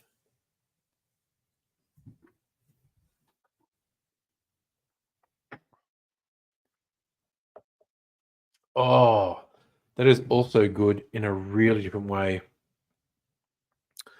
Oh, it's just this lingering. If you have the American style barbecue sauce, that's really, it's like this sweet barbecue sauce flavor. Fuck, it's yummy. I should get a beer helmet and have a cocktail on each side. Wear it while playing Red Dead. Oh, oh man, that is so fucking yummy though. Damn. Oh, fuck yeah. Oh god. So literally have the spirit on one side and the mixer on the other, and just put the tubes in my mouth and just mix them in my mouth, sort of, and then drink them. Yep, that seems so responsible. That seems exceptionally responsible. Mm, okay, so that was fun drinking cask strength. I actually even have a cask strength brandy here, which I think is really unusual. I might get a whole bottle of this at some time. What's this? 54%? It's really fucking tasty. It's just that obviously that's just a sample bottle. I got a whole bunch of sample bottles of brown spirits from this distillery, 3 different whiskies, and their cask strength brandy. Got it from the market. And this is just really good. This Bellarine distillery single. It's expensive. Matured in red wine and bourbon barrels. It's really fucking good though. 52%. It's very good. All right, you know what? I'm going to use the rest of those little samples and I'm going to turn them into an old fashioned, which means I have to go out and get a piece of ice. So she's going to disappear again. Ooh, you know what I should do? Drink. Okay. Yeah, I haven't put Apocalypse AIDSy on for a while. Lemonheads, what do we say? Encourage people to dislike your music. Cheaper shows, smaller venues. Oh, I heard there's a lot of thing with big acts not being able to sell out arenas and cancelling gigs. Oh, 30-minute check-in with Toad F. The toad is rising. Nice. I have not. What am I logged in? Okay. I might put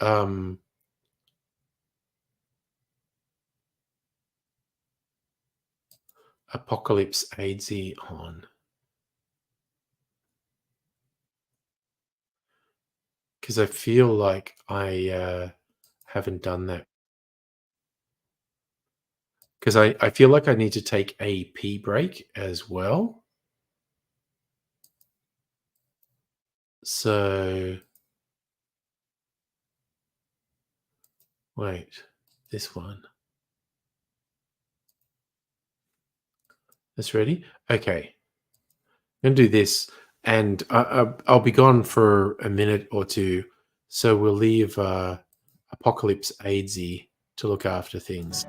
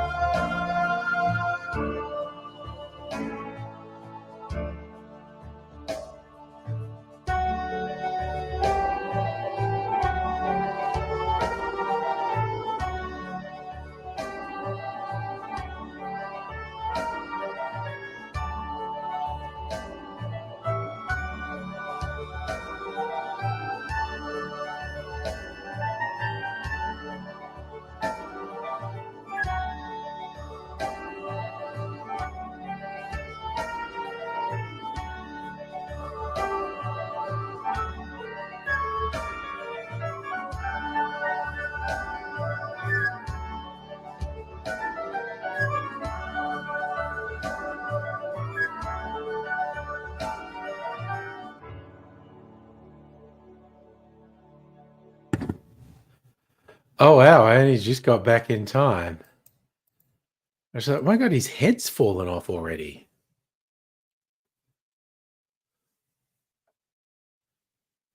Oh, nice. Hannah's having shower and dinner. Coming back with a Toad update. Oof. Okay. So that took slightly longer than I expected. I didn't think the whole AIDS the Apocalypse video would have played through, but it did. So that's okay. All right. I'm going to.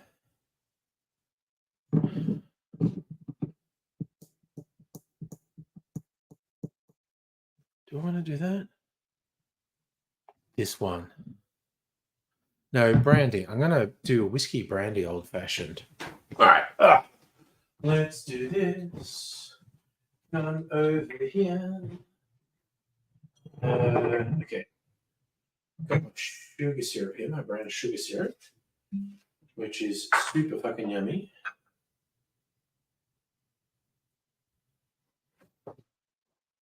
It's less thick than previous versions. Oh. Yum, just fucking tasty. Oh my God, that tastes so good. All right. Of these little samples I poured myself, how much do the leftovers add up to?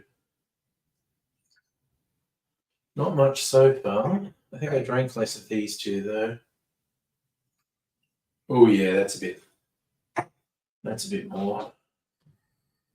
And that one. All right. Now a bit of cask strength brandy. Neat.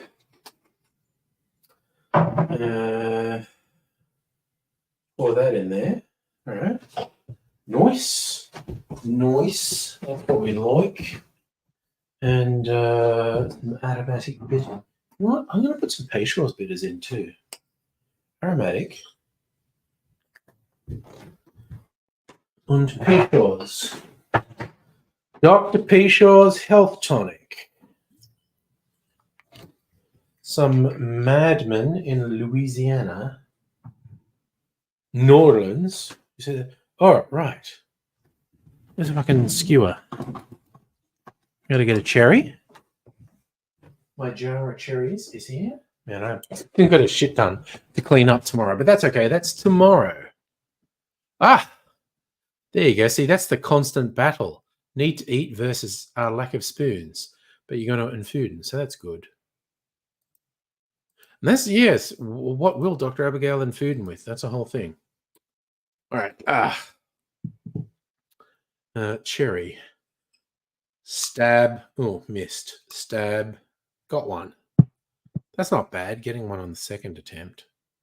Sometimes it takes much longer.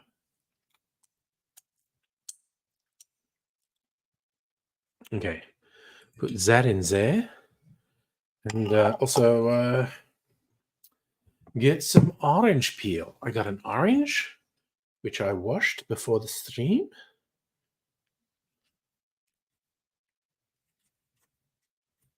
I like orange peel in my old-fashioned. Get a little bit of orange aroma wafting up. You know what? I'm going to do a second bit of peel. Because government can't stop me, man. I'm a sovereign citizen. Can't tell me what to do.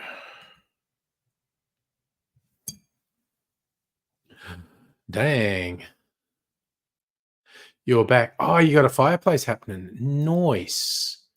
Bit of a chilly willy night over in WA. Oh, God. Fireplace and pizza. Super jealous, honestly. Shadow Foxy, hello. How are you? I feel, yeah, you're on Twitch. Yeah, so I feel like you joined us on Twitch. And so I think you know the spiel. I think I told you I use StreamYard to restream to multiple platforms. Most people watch me on YouTube. Some people watch me on Twitch. Some even on Facebook. You know what I've been thinking? Although I do have some friends who occasionally watch on Facebook, and I wouldn't like to cut them out. I think I can do it to do a live stream on TikTok, which I think would be kind of funny. You in a Dorito? You got a Dorito emoji. You're in a Dorito mood? I mean, why not? Snacks. Oh my god, pizza, open fireplace, and dark and stormies. Dude, you're fucking killing it. That fucking great. Great combo. Anyway, I'm having my cask strength old fashioned, a blend of cask strength whiskies and some cask strength brandy.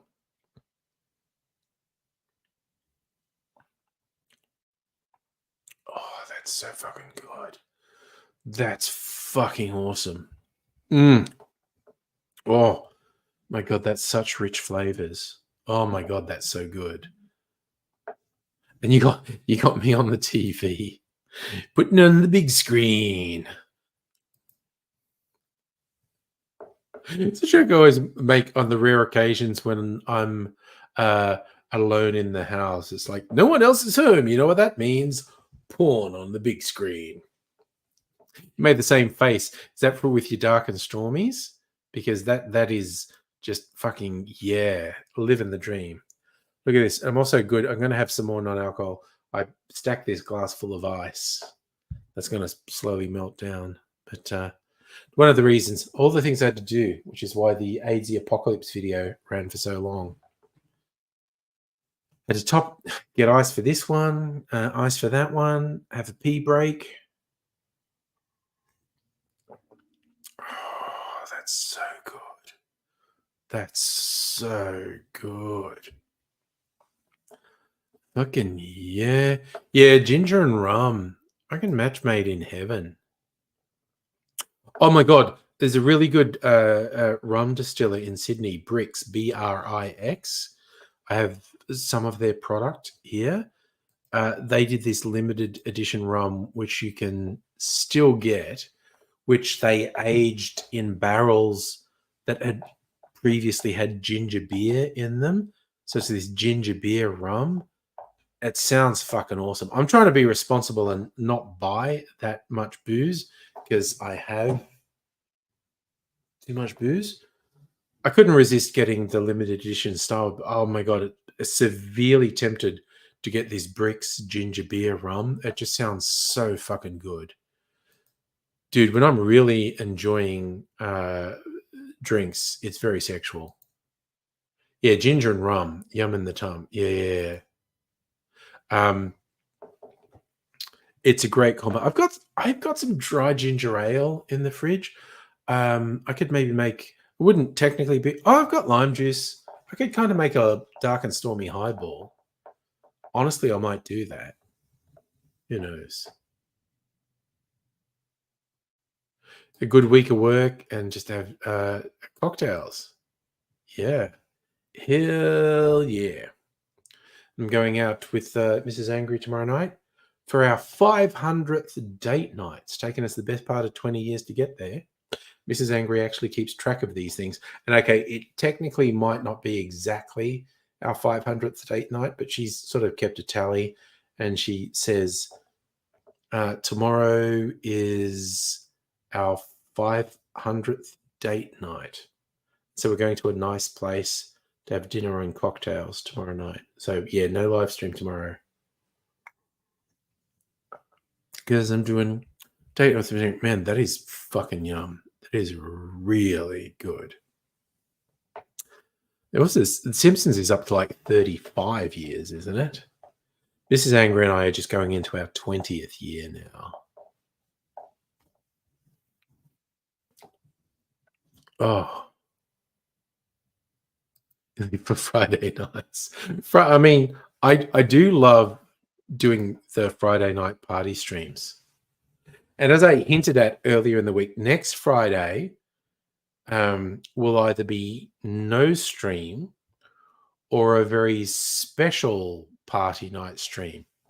Micro, I'm of the opinion Simpsons needed to end 20 years ago. But that's, you know, yeah, no, Keeping Up with South Park does not have the same rating. But mind you, kudos to them as well, keeping the thing running for as long as they did.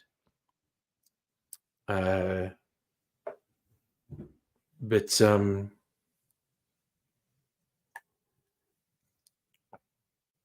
my god, that's so fucking good. God damn, I love old fashions. Oh, oh, you've been doing the vinyl playlists at work? Nice. Okay, so I'm also potentially doing a road trip next week and taking the CDs you burned for me. I haven't watched South Park in ages. So no. Yeah, oh my god. Like I played the discs was a couple months ago now, a month or two ago, when Mrs. Anger and I had a weekend away. They're really good, but also I am potentially not potentially. Look, I'm doing a road trip next week, which is why I may or may not be doing live streams next weekend. Um, uh, but I will be taking the discs you burned for me, strictly Sega, to provide entertainment on the road trip. Uh, so we'll see what happens. Oh yeah, okay. So, oh wait, so is Mix 3 not one you burnt to the discs? Mix 3 is the deep cuts? Because I do very much appreciate all the things you did. Oh, okay. Food. What's on the food front, Dr. Abigail?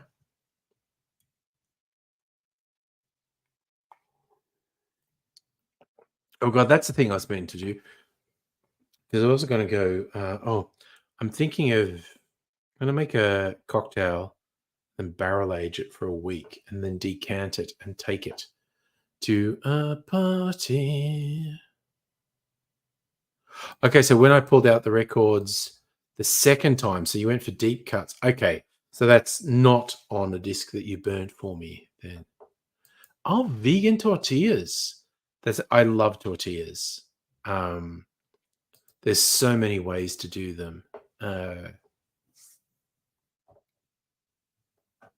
Yeah, food is a very broad term. And as a very lazy meat eater, and I think meat eating is lazy because it's a lazy way to get a lot of flavor. Not vegan, but uh, um, Mrs. Anger and I discovered when we had a weekend away in Healesville, there was a Mexican cafe restaurant that did a latte that she really liked. Like it was not coffee, it was something else. I even forget. But they did a vegetarian nachos that's hands down the best vegetarian nachos I've ever had. I wouldn't normally get vegetarian nachos, but this place, their vegetarian nachos was fucking incredible. Really good.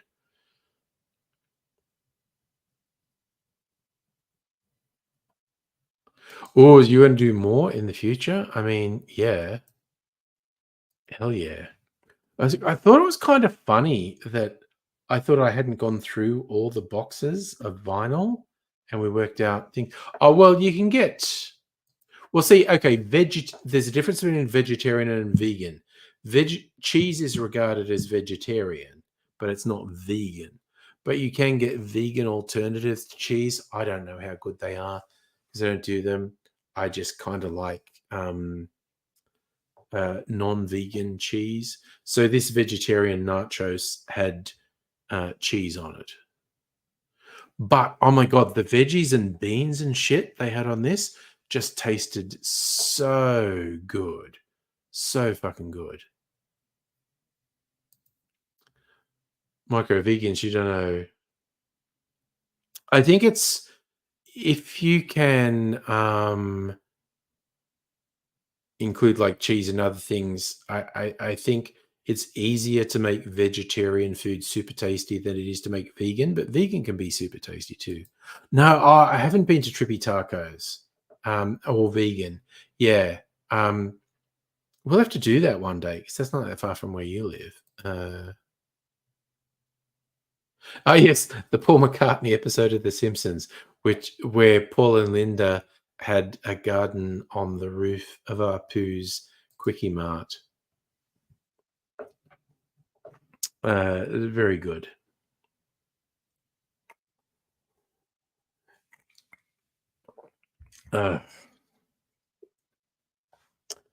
Holy fucking shit. I love old fashions.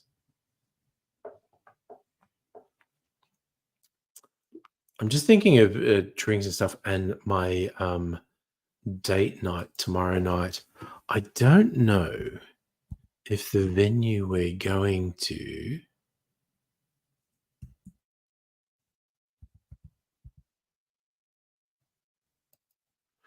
has their cocktails online. I'm just going to look because it might have changed. Okay, their menu, drinks.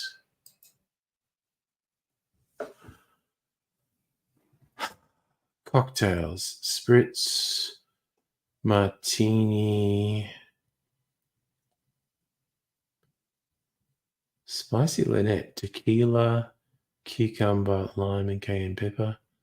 One trick pony, bourbon, apricot, band. Oh, that sounds good.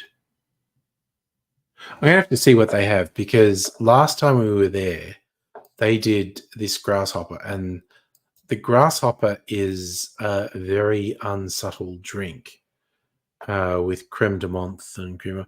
But they did it just incredibly. A maple old fashioned. Okay, if you've got a gold class that's still making good cocktails, good luck to you. But yes, using maple syrup as the sweetener in an old fashioned is really good.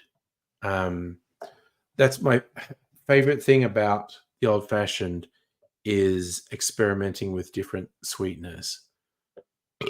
And the sweetener I used in this is I made it. It's quite a complex sugar syrup. Slice up apple, cover it in brown sugar. The brown sugar absorbs apple juice basically and liquefies. Then I get a saucepan and I toast cooking spices like cinnamon, nutmeg, cloves, cardamom, star anise. And so you get all these amazing flavors.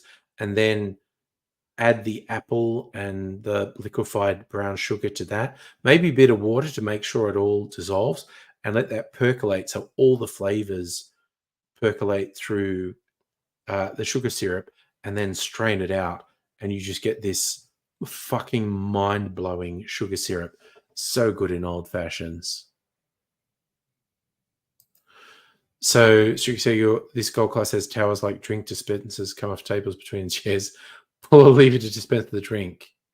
You didn't get it because it was $70. Shit. So Mrs. Angrian and I, $70 for 1.5 liters. But you're going to be fucking shit-faced after you do that.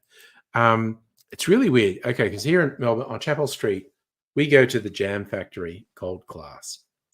And they used to have this bar running. It's closed now. It was called Rocks, ROC apostrophe S. And there was a period when it was really good, where they did really good cocktails. And we would get a couple cocktails before the movie and then go to the movie. And they would even let us take a cocktail into the movie. Fucking wild. And then they fucked up their cocktail menu. So it was really boring. And then it shut down altogether. And then the gold class used to be able to get these meal deals that were really good. And then just progressively over a couple of years, the food got more expensive and less good. And it was getting more annoying until, I don't know, about a year ago when we went. And it was like, okay, it's more expensive and it's now shit. Never getting it again. But there is a really good cocktail bar across the road from the Jam Factory called Katuks, Katuk, Katuks. They do really nice cocktails and they do nice food and snack stuff. So what did we get last time? Well, this is when we went to see Furiosa. We had a couple cocktails. We had toasted sandwiches and a cheese platter. And it was fucking great. And so then we go to the movie and we're half cut. And over the course of the movie, we sober up and then drive home. It's fucking great. So you don't drive, so you don't have to worry about getting shit faced.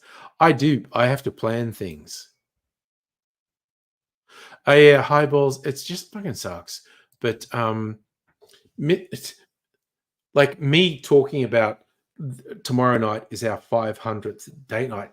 Mrs. Angry keeps notes about all the dates. Whenever we go to places, we rate the food and we rate the drinks, and she keeps notes like we had this and we rated it like this. So if they change their menu, we know, okay, it's different, so we'll try something new, or it's the same, so we know what we liked and what we didn't like so much. uh, and also because Mrs. Angry keeping notes, that's why tomorrow night is our 500th date night.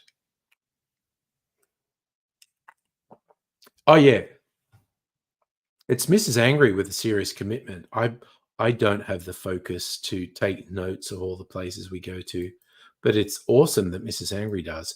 We've got, I don't know, what's on our rotation for regular date nights changes. It's like half a dozen to 10 places. And sometimes they close down. And sometimes they go from being good to being shit, so we stop going there.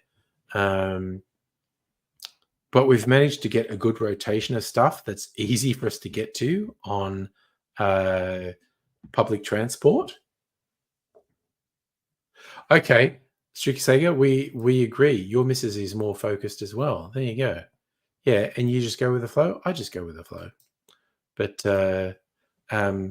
we've managed to find just really fucking top-notch places that we can easily get to on public transport, so we can have a couple of cocktails with dinner, and just take public transport home, so we don't drive.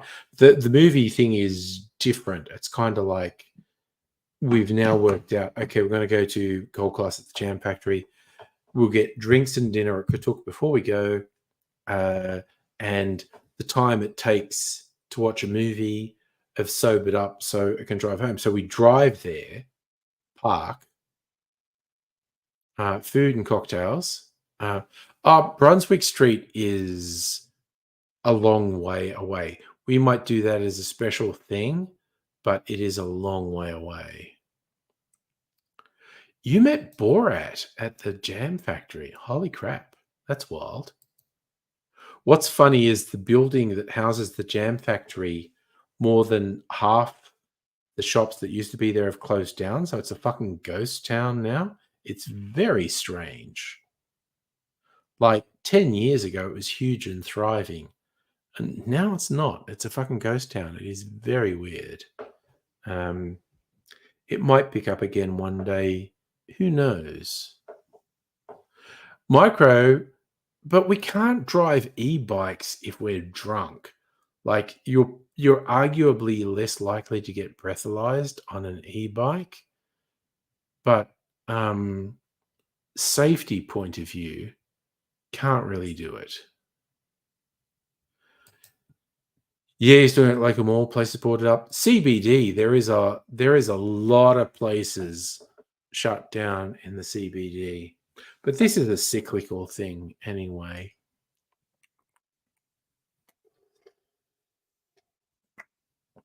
Oh my god, that's so fucking good. I honestly might make another old fashioned, but again, trying to be vaguely responsible. I think the cops can DUI you on a bike here as well. Dr. Abigail, all beffooned. So you're talking about Perth there, Stricasega? Variety? Now it's all the same? At least in Melbourne, there's still a huge diversity. In fact, like kind of like the only downside of saying you're going to go out in Melbourne is narrowing down what the fuck you're going to do, because you end up getting paralyzed by choice. It's just absolutely fucking amazing. Even just like work, like once a month or so, we say, "Hey, let's have a team lunch. We'll go somewhere," and we'll say, "Oh, where will we go?" And it's like you're not struggling to find somewhere. You're struggling to go of the 100 choices. Which one will we make? Oh, okay. COVID killed off secondhand shops and vinyl shops in Perth. Okay. Now you're going to make another drink. That's fine. I am just going to drink a bit more mineral water. Well, it's only 10:30. Okay. And I'm definitely in Tim Smith territory at the moment. Oh, oh my God. I do really like these things. Do another free ad for these fucking mineral waters. Hey, folks in Australia, half price at Woolies this week. I recommend it. There's a few different flavors. They're really yummy. They're yummy by themselves. They're also good mixes. So, yeah. You have a good game to play when a group has trouble deciding what to eat. I like that idea and I'm eager to be enlightened, Dr. Abigail. In the meantime, I'm just going to drink more mineral water because I am a responsible adult. Whereas I could keep drinking alcohol till I fall under the table because I have a lot of alcohol and, fucking no one to stop me. I'm just trying to be vaguely responsible, and it's only vaguely responsible, quite honestly. If anyone wants a fully responsible, you're gonna actually tell us. Nice, easier than putting it in text. Okay. I also want to know if it's like that magic thing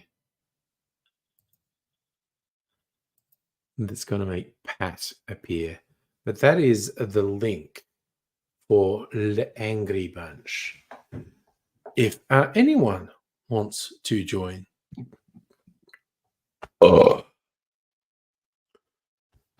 just getting that out of my system. Literally, it was in my system, and now it's out of my system. Even though I can actually burp on command. Have I said that before? I'm sure I've said it before. It's just force some air down, and then I can make it come out. All right. And I promise to be less disgusting now you're here, Dr. Abbott. Wow. Just wow. I know. First thing I hear when I get backstage is this mighty burp. Yep, I just had to get it out of my system, basically. Literally. And it's out of my system now. So Better out than in. mm. Well, so here's what you do when you're in a large Yeah. group. Someone has to start, unfortunately.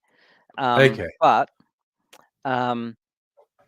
you take it in turns, and the first person starts and suggests what they are feeling like. Sure. Right? And if anyone is not feeling that vibe, and says, "No," like you say, "Oh, I feel like dumplings," and someone says, "No, I don't really want dumplings," they have to suggest something. They have Yeah. to suggest something. You can't just say no, you have to suggest something. Exactly. Okay. And if no one objects, then that's what you do. Okay. I do like there's a thing that Yeah, is and glossing yeah, over scenarios where people are just assholes and happy yeah. to say Well, something negative and refuse to say something positive. I wouldn't want to share a meal with those people. Exactly. And I am thinking of certain exes of mine in that case. Yeah, It's just like, yeah, true. okay, you've I said luckily, no to 3 things. Can you come up with an alternative? No, I don't have people like that in my life anymore. neither do I anymore. But Mm. I am literally thinking of exes of mine who would say no to everything. And I'd say, please suggest something. And they would be like, no. And I was like, cool. I am Wow. struggling. Right now, I am struggling because I've Yeah. made several suggestions. You've negated all of them and you refuse to make a suggestion of your Yeah. own. Or This is not people cool. who just say, "I don't know." Like, if you say, "I don't know," or just a flat out refusal, then Mm. you don't eat. Just Yeah, go eat by yourself, yeah, or yeah, just yeah, exclude them from the group. Like, it's what's the point? They obviously don't wanna eat or yeah. don't wanna socialize. And I can feel very awkward at the concept of kind of pushing something, pushing an agenda and whatnot. But yeah, if people are like, I don't know, I will literally be like, then we're doing this. Um, Mhm. and Yeah. it's like, nah, no. No. You either are saying something or shut the fuck up. Yeah. Uh, It's being constructive or or or you're that or that's it. That's you shut up and shut yeah, up or put up, basically. yeah, yeah. And So honestly, yeah, even that's most the non-committal people will go along with that if you really like, yeah, no, and this is what we're doing. so I've been in a group of like my D&D group is like there's like 6 of us, Yeah, and we've gone through all 6 of us where like we've gone ding ding ding ding ding ding like a game of pinball, yeah, where we've suggested things and oh, I don't feel like that. What about this? And we've gone and actually found an amicable solution at yeah. the end, and If like the people will system put works. something forward, even if then other people say, "No," I actually really like that. If someone says, "No," they have to They have to provide an alternative suggest. or they are shutting the fuck up. Yep, absolutely. Yeah. No, Yeah. I do So like it. that's it. And um the that's it. That's all I had to say. And on that topic, and the phrase I mentioned at the top of the stream, Yeah. "Parf ethalon" is how you pronounce it. And what is that? It's it's basically hello, do you speak Hello, Elvish? City Sega. What are we doing? Let's do that. Where's Pat? I Um, literally expected him to appear when I put the link up. it It's kind of like him coming up with a cover for whatever murder spree he's going on with tonight. But yeah, don't you hate it when someone asks you a question and then while you're answering that question goes on to like talk to someone else? it's a thing. It's a whole thing. Mm. Hi, Strictly Sega. How's it going? Hi, Abigail. So in Cinderin, Power go off today. DH is actually makes a TH sound. Yeah, So the phrase "parf ethalon" yeah. is basically it's speak Elvish, or it's more of a question like, do you speak Elvish? Okay. Yeah. I thought for a second it was going to be speak Elvish or die. No. But I don't know So Elvish, but I know Elvis. yeah, Elvis is everywhere. Sorry, let it go. The king is dead. Mojo. Mojo Nixon, who Yeah, died recently in the last yeah. year. I You think. did. You named one of your streams after him, and I I did. dug up a Yeah. lot of his Still music don't because of know it, and I who was that like, is. "Oh, look at that! Good music." I still don't know who that is. Oh, he was funny. He had his peak probably in the late 80s, early 90s, and his number one thing was like mid to late 80s, a song called Elvis is Everywhere. So Okay. Mojo Nixon and Skid Row. But he kept performing. Like he was literally performing on a cruise ship when he died. He didn't die Oh on no. stage, but he was on a cruise where he's performing every night. And he actually it I think that's what happened. He died on the cruise. But he was a Well, they are musician for the loading love of Petri music. He wasn't there for the money. He was just loving music a lot. Oh, yeah. You know? And he was an actual libertarian as well. He was a libertarian in the 80s and 90s, where people who called themselves libertarian actually had integrity, and they literally meant no political party is trustworthy. And as an American libertarian in the 80s in particular, he was thoroughly rejecting Ronald Reagan, because Ronald Reagan Oh yeah. was authoritarian prick. But he even said, like, I remember one of his songs when people are like, oh, Mojo, then vote for the other side. And he's going like, the other side's going to fuck me over as well. I mean... Did you see the footage of the Libertarian National Convention? Oh, and they Donald actually Trump booed getting Trump. Oh, with Donald booed. Trump, yeah.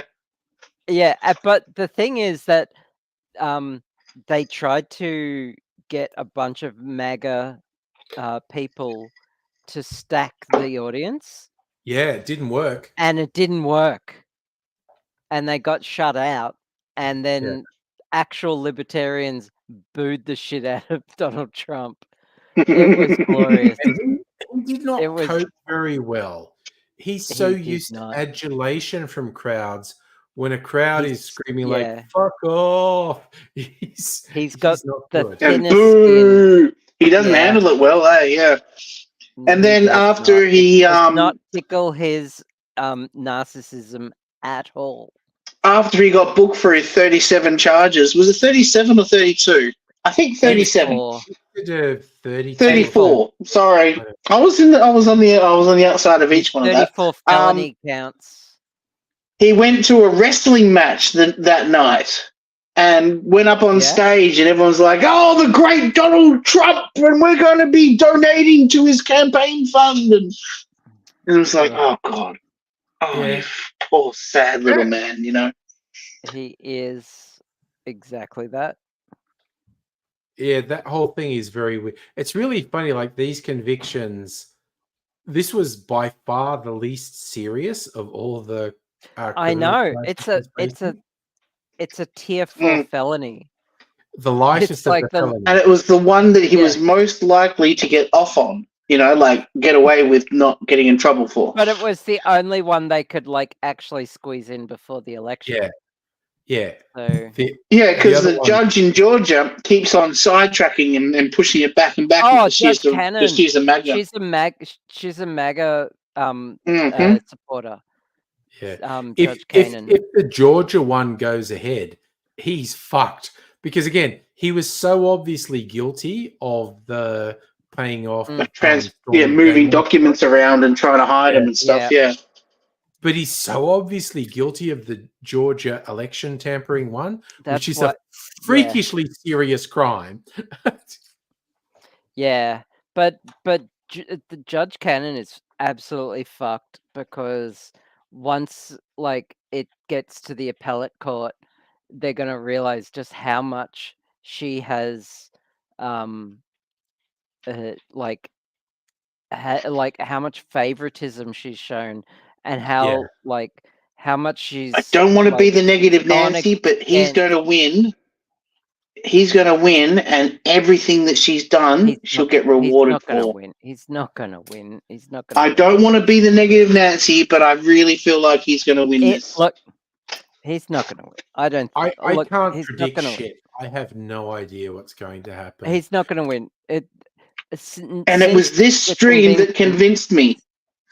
Well, since the conviction, the 34 convictions, there's been a significant backlash because of that, and there's been a no, there hasn't. No, there hasn't. Yeah, there's been a little. It's a drop in the ocean.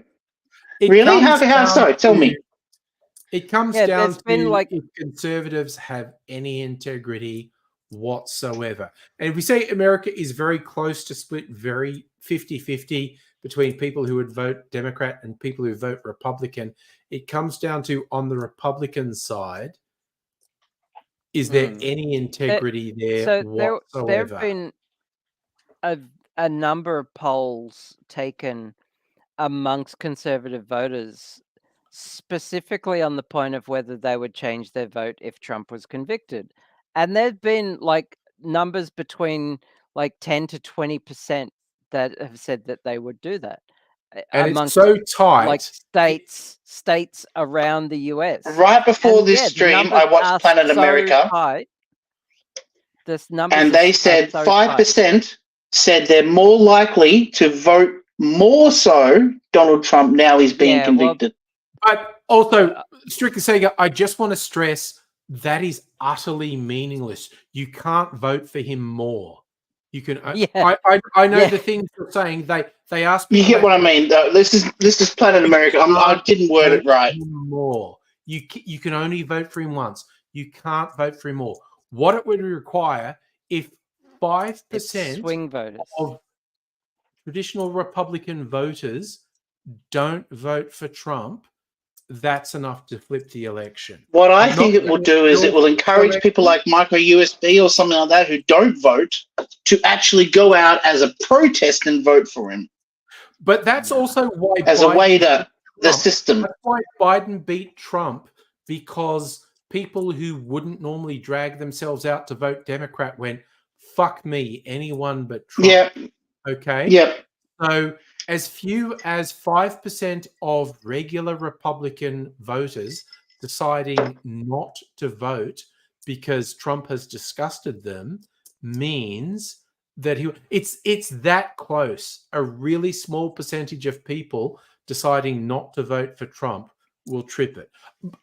I am also not saying an absolute result to the election because it's complicated and fucked up, and predicting this shit is a mug's game.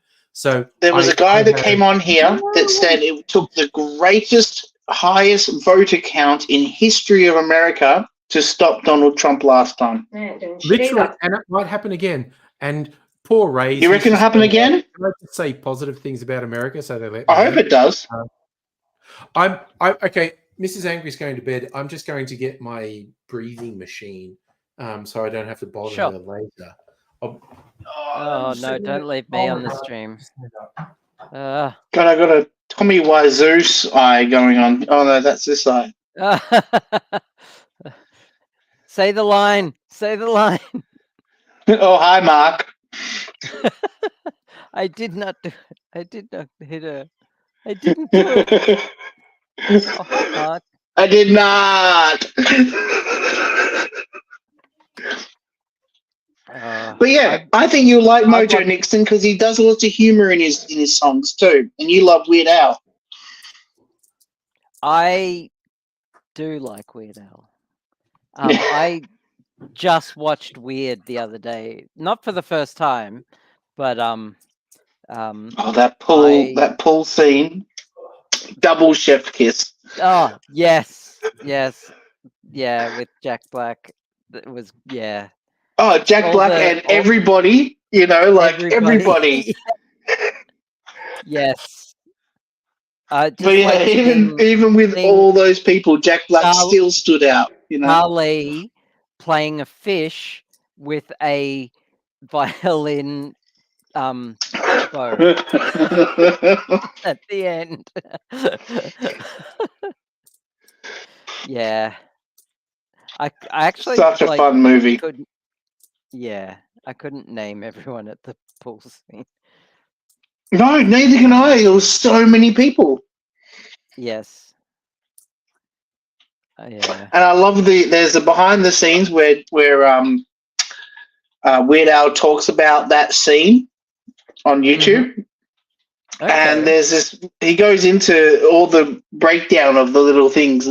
Like, for instance, Jack Black starts commenting about the foods that are on the table because there was nothing else to really say. So he just starts pointing. Oh. 3 bean dip, yum! I love 3 bean dip, but in the voice of in the voice of the Wolfman, oh, 3 bean dip. Is this DVD commentary or something? No, that was on YouTube. I'm gonna. But there is DVD commentary as well, as you know.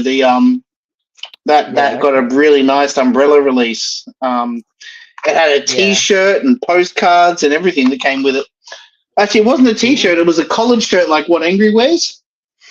But with Weird Al logos all over it and stuff like that. Different things that related to Weird Al. Yeah. Sorry, I'm 3D printing something at the moment, and I'm just keeping an eye on it. Oh, can I show you something my friend made in 3D printing? I'm going to put it on Discord because I know you love your 3D printing designs. Yeah. Oh, you will love this one. I do.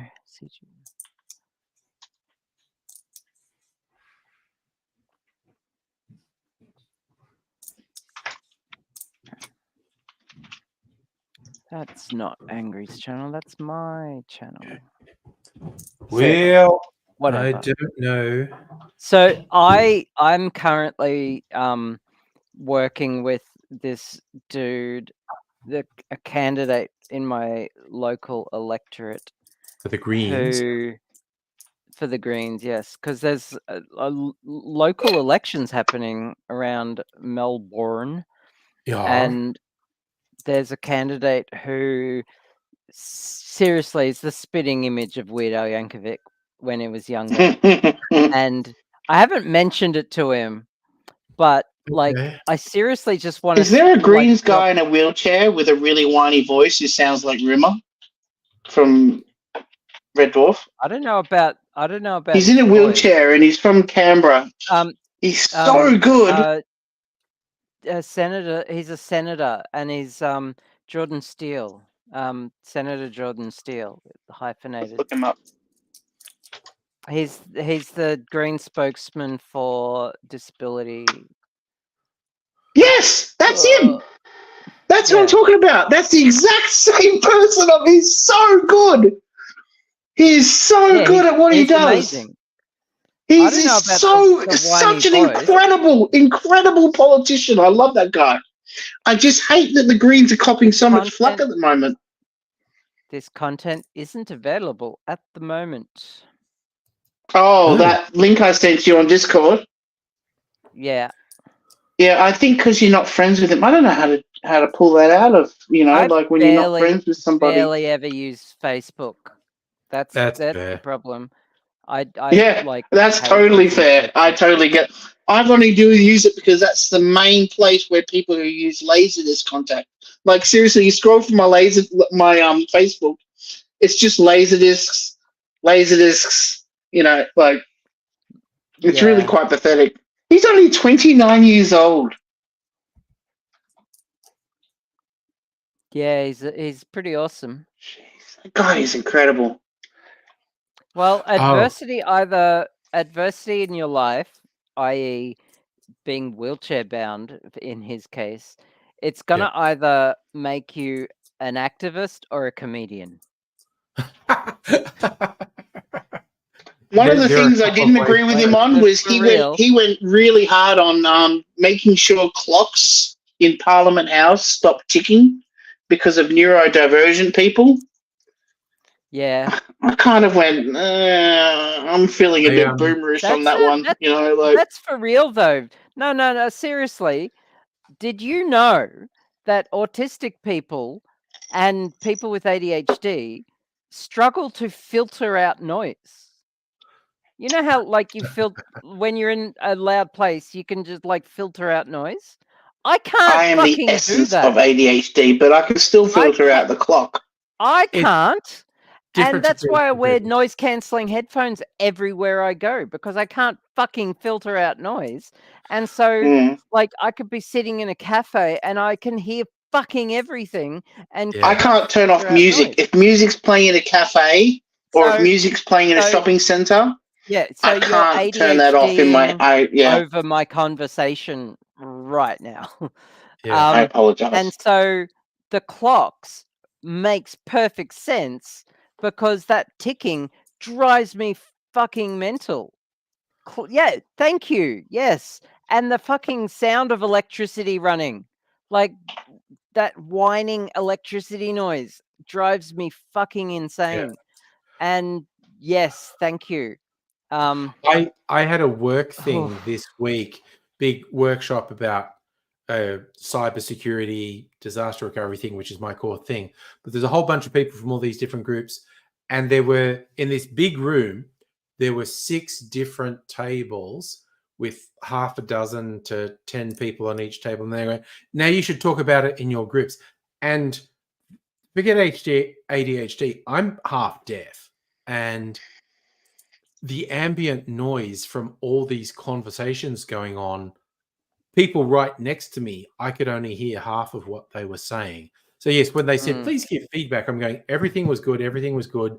The idea of having all these conversations happening at the same time, I just, he's there. I literally couldn't hear this whole thing. And so I just saw there was Jack Black talk in the chat, and I just wanted to throw a thing I saw recently. It might have been you, Strictly Shager, who shared it on the Discord. It was a very weird thing from Bob Odenkirk and Dave Cross's sketch comedy thing. It might have missed the show. Oh, the 3 holes. The 3 holes, the farmer and the 3 holes. It's very weird. But Jack Black was in it, and it was really funny. And they were doing it as a comedy thing. And Bob Odenkirk and David Cross are both very good comedians, but they're not good singers. So when they're doing it as a musical, they sing about as well as I do. And they're as a community play. Yeah. And then Jack Black comes on, who has just an incredible, powerful singing voice. And every time he sang, it's like Dave Cross and Bob Odenkirk are here, and Jack Black comes on, and he's like, yeah. It was incredible, the difference. And I'm like feeling empathy for Bob and David, because it's like, yeah, you guys sing about as well as I do. And Jack Black just comes on as a fucking virtuoso and blows them off the stage. It was incredible. But anyway, that's it. I think someone brought up school. Jack Black is thank a you, good singer. Microbe, by the way. Auditory processing disorder, but it's more than that, because you add on to that not just sounds, but bright lights and activity and smells. I can't filter out any of it. Yeah. So it's sensory overload. Yep. In every sense of the word. Pun intended. Yeah, I can't turn off music at all, no matter where I am. I'm always tuned into what music's playing. Well, I'm just that with every sound and every movement and every like bright lights and smells, and just I can't filter it out. It sucks. It drives so crazy, because she's like trying to have a conversation with me, and all I'm listening, I'm half listening to her, but I've also got "Baby, You're a Firework" in my head, you know. Yeah. I remember being with AZ just in a suburban shopping mall once, and it's like harsh fluorescent lights, mall music playing, and it was very crowded. And so there were crowded and noise from people and bright lights. And I became aware of him being progressively less and less able to handle it. And I just looked at him, and it was manifesting physically. And I was like, you're about to start punching people, aren't you? And he's like, yep. And I said, and I just grabbed him and said, let's go outside now, because your ability to handle this situation is deteriorating by the second. And it was everything. It was auditory. It was horrible, harsh fluorescent lights. And it was too many people. And he was just, he'd started flinching and looking from side to side. And it's going, you're just waiting for someone to come too close into your bubble, and you're going to punch them.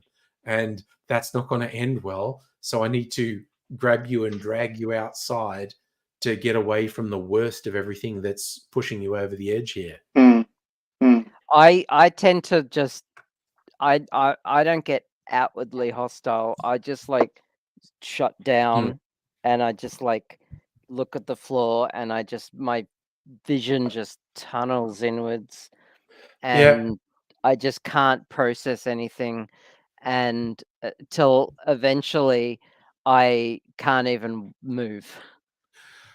Yeah, and And AD would do shopping that centers too. are the If it shopping gets centers too are the much for worst. me, I have the problem of hitting myself. I start punching on my head and stuff. Yeah. I feel like it's Rain kind of Man, you know? two neurospicy variations, the one that collapses in on itself and the one that actually lashes out. And I don't know who needs to know shit's about to get out of control, but I did get the freezer martini while I was out. So Hey! Hey, party time, finally. Drinking like a responsible adult. What is that? So this is a new one. I topped it up after drinking down a bit. So this is a new blend for the Infinity Freezer Martini. So, Hannah's got some good words. It's hyper arousal versus hyper arousal response. Hypo arousal. Did I Versus miss it? Is it hypo. hyper and hypo? Yeah, there you go. Yeah. Yeah. Like diabetic. And Yeah. has to walk away to not scream "fuck off" in See, people's faces. I escaped to the bathroom and just hide in the bathroom for like 20 minutes. Oh, god damn, that's fucking. Or a Oh. closet. Okay, little secret time that I'm going to tell the internet. When I ran Baskin Robbins, we used to get Karens come in who would be right up to just really drive you, you know, insane. And change the she would order something. She would order something, say the name of the food that she wanted and stuff like that. You would give it to her and she goes, "I didn't order that. What did you give me that for?" And just lay out aggression at you. And it would just be. Ugh. So we had a button on our computer screen called "fuck you." Big giant button on a digital screen. And when you pressed it, it would add $1, just $1, to the price of their food or whatever they bought. Right? It would come out on the receipt as extra toppings. Right? And we could pass that off as hundreds and thousands if we wanted to, for fuck's sake. You know, we didn't mind. We could talk our way out of that. But if we got a Karen, that FU button was such a ventilation relief, you know, just you're copping the extra $1 surcharge. Yeah. You wench. I would just no, see, that would stand out, you know. That one is just enough to just go, you know. Karens are the reason I can't work in retail. Oh yeah, I mean, it was really bad. Hospitality yet is just ridiculous. I've never actually worked in retail, believe it or not. Especially cakes, when they buy $60 cakes and they return it back the day before their birthday or something like that, and they buy it a week beforehand and return it a day before and go, "This isn't what I meant to say." We can show her the receipt that shows her written down with her handwriting what it said. And that's not what I meant, you know. Oh, and we have to refund $60. $60, you know, that's not cheap. That's a lot of ice cream that we can't give to anybody else. That sounds rough, Hannah. Lights, radio, phones, scanners, headset, PAs, everything. Oh, yeah. Kmart was like that too, yeah. Oh. My way of escaping that was changing the lyrics to the words in the songs that would play in the PA. Yeah. Okay, God, you just made something randomly pop into my head. Someone I know on Facebook posted this thing, and it's like someone saying they hate it when someone tries to do parody lyrics for Modern Major General, and it's like because they fuck it up and and it was quite long. And I was about 3/4 of the way through reading this thing about someone who hates it when someone does parody lyrics to Modern Major General, and I realized, oh, this is all to the rhythm of Modern Major General. And then I went back to the start and read it with a da da da da da da da da da da, and it was like, oh, wow. that I'm thinking generals and majors. Generals No, and that's majors. FTC. Gilbert and Sullivan is, I am the very modern of a modern. Yeah. General. Da, da, da, da, da, da, da. It was Okay, really my funny. pizza's arrived. I'm going to get off the stream, so I'm not eating on the stream. Okay, it's rude. Okay, you're having some dinner. I'm still here. I'm going to watch. You in Western Australia, it's 2 hours earlier. Yeah. so It's only 8:55 here. Yeah. it's sensible for you to still be eating. Yeah, that makes sense. All right. Because it's 11 o'clock here. Yeah, it's coming at 11 and it's only 9 o'clock. That's still a quite reasonable hour to be eating. Yeah. I'm verging into old people territory. As soon as it hits 5 o'clock, I'm like, that's late enough to have dinner.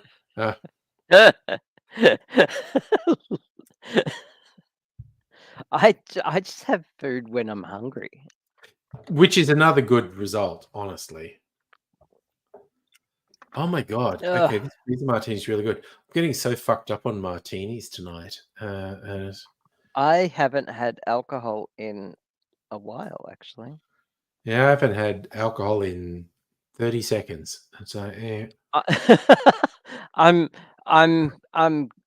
I'm hazarding a guess that I will have a drink or two next weekend, though.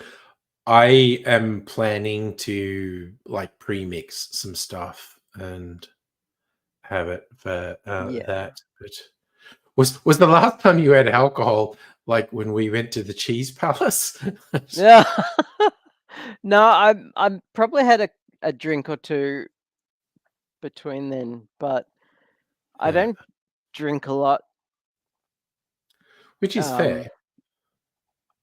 Like just when I'm home alone. So Yeah. well, and apparently I've lost weight as well, which is good. Yeah, that's the thing. Good to hear. So I'd like I'm probably a bit of a lightweight at the moment. For me, I give the Homer Simpson episode when Marge is doing a test to see does Homer have a drinking problem. Do you ever drink alone? And Homer says, does the Lord count? And Marge says no, and he goes, well, then yes. So Homer's been consoling himself that the Lord is with me while I have a drink. So hey, it's and Hannah's for me, birthday. it's the live stream. Live streams with me when I'm having a drink. So yeah, it's a social thing. As the Japanese call it onnomi, online drinking. And that was from the early days of, and that was actually what gave me the idea to just do these streams and hang out and have drinks. When I read this thing, the Japanese had come up with a term they called out to be onnomi, which is online drinking. Just you're all isolated because of COVID, and you just get everyone on a live stream and drink together, and it's still social. Yeah. Also, I definitely drank too much in the first year of COVID, but anyway. Well, it was the end of the world. It fucking was. Yeah. Happy birthday, Hannah, for next weekend, by the way.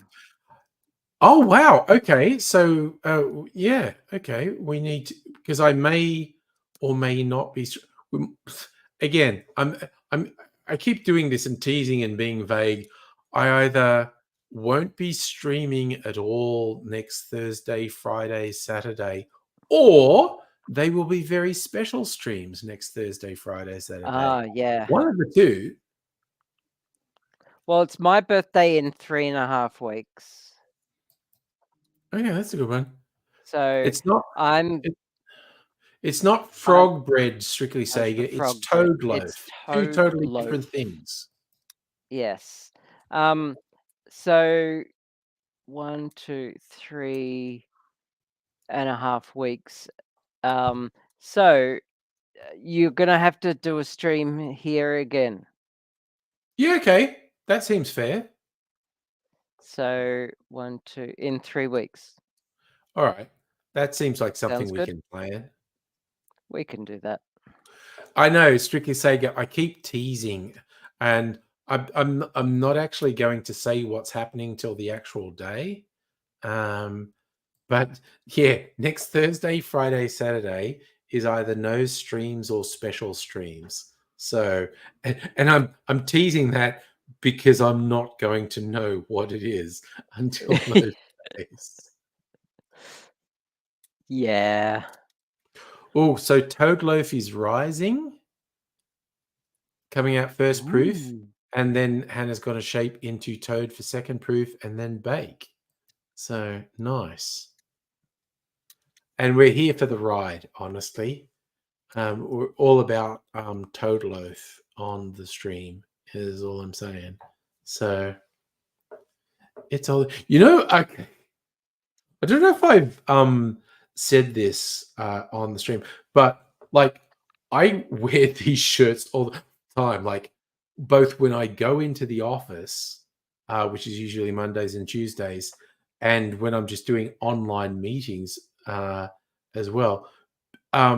Because when we were all in lockdown, I was wearing these, and then we started to Yeah. transition from lockdown to hybrid working.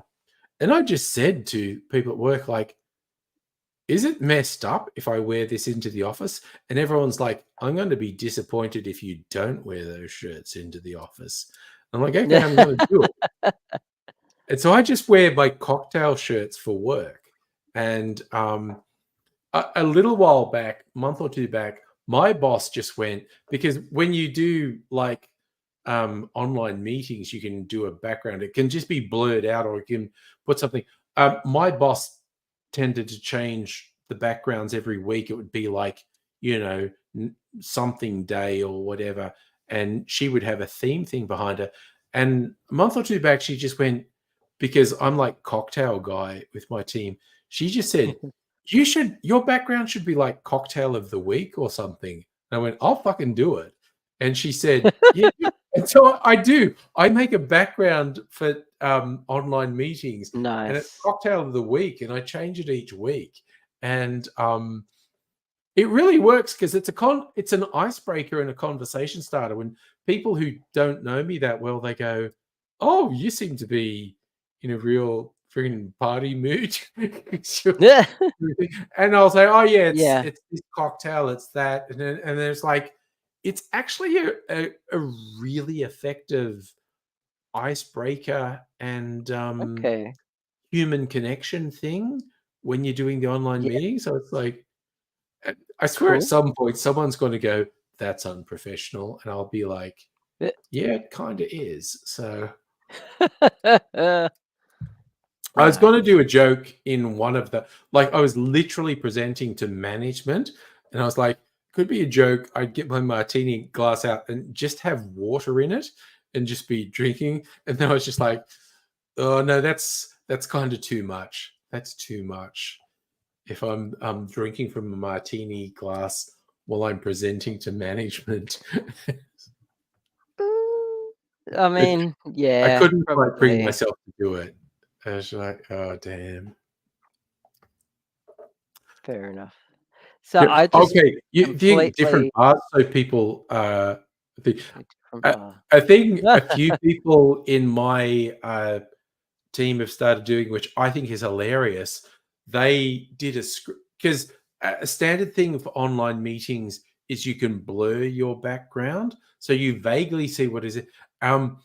People have taken screenshots of the blurred background in the office and saved it. So when they're working from home, they have the blurred background of the office behind them. So they're like pretending they're in the office. It's so funny. Oh, that's brilliant.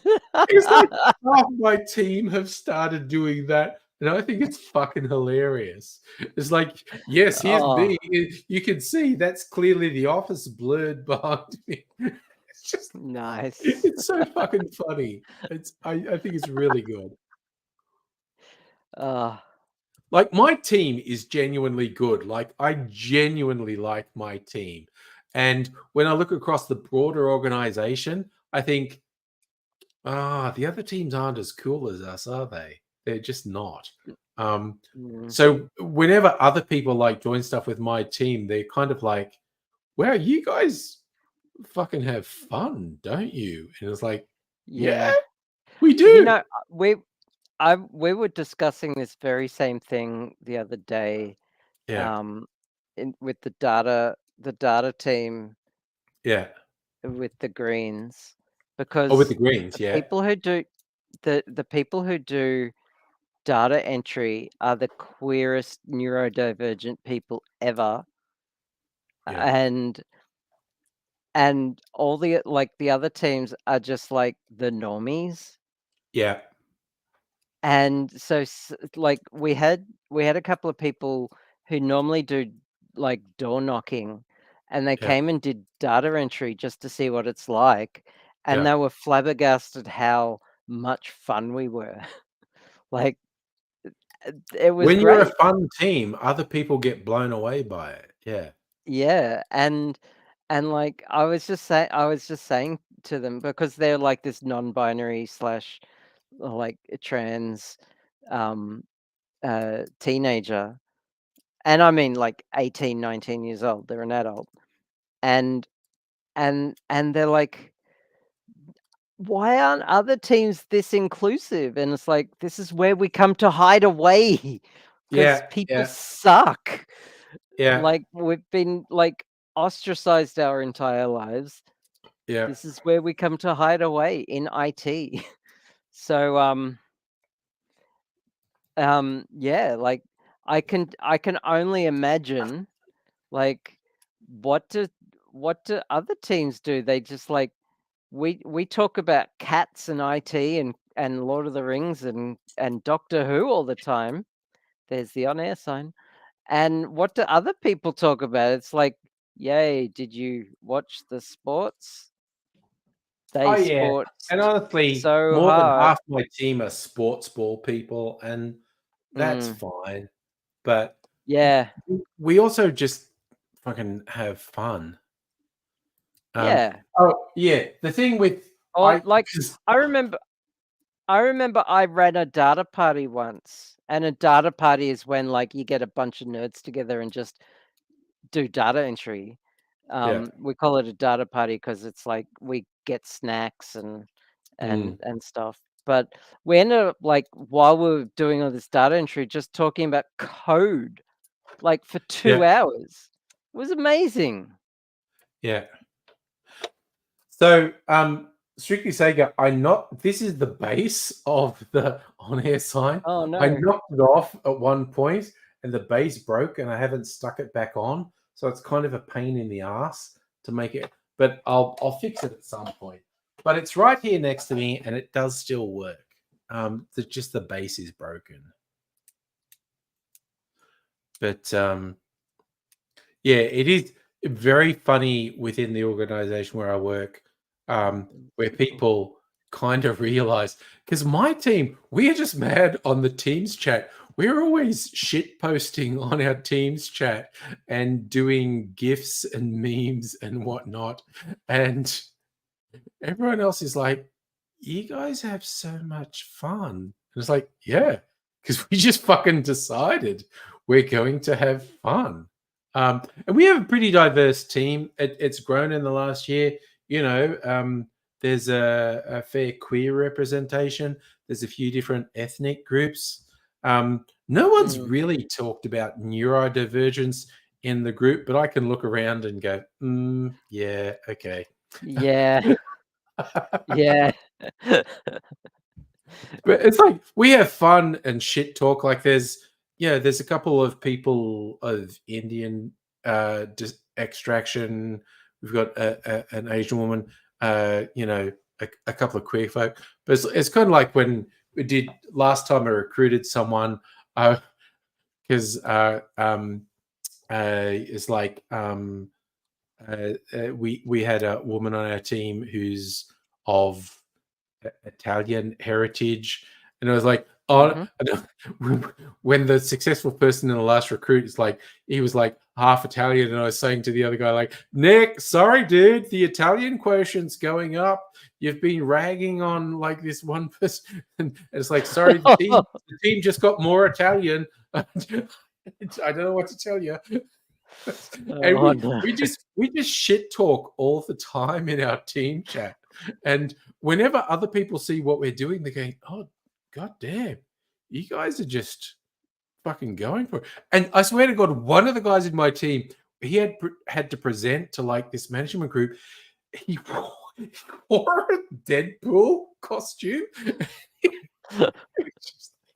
And he was just carrying on, and this was like a big thing. And literally, I think I'm being too loud. I think that's a text from Mrs. Andrew going, "Shut the fuck up." I am completely out of Spoons? social spoons.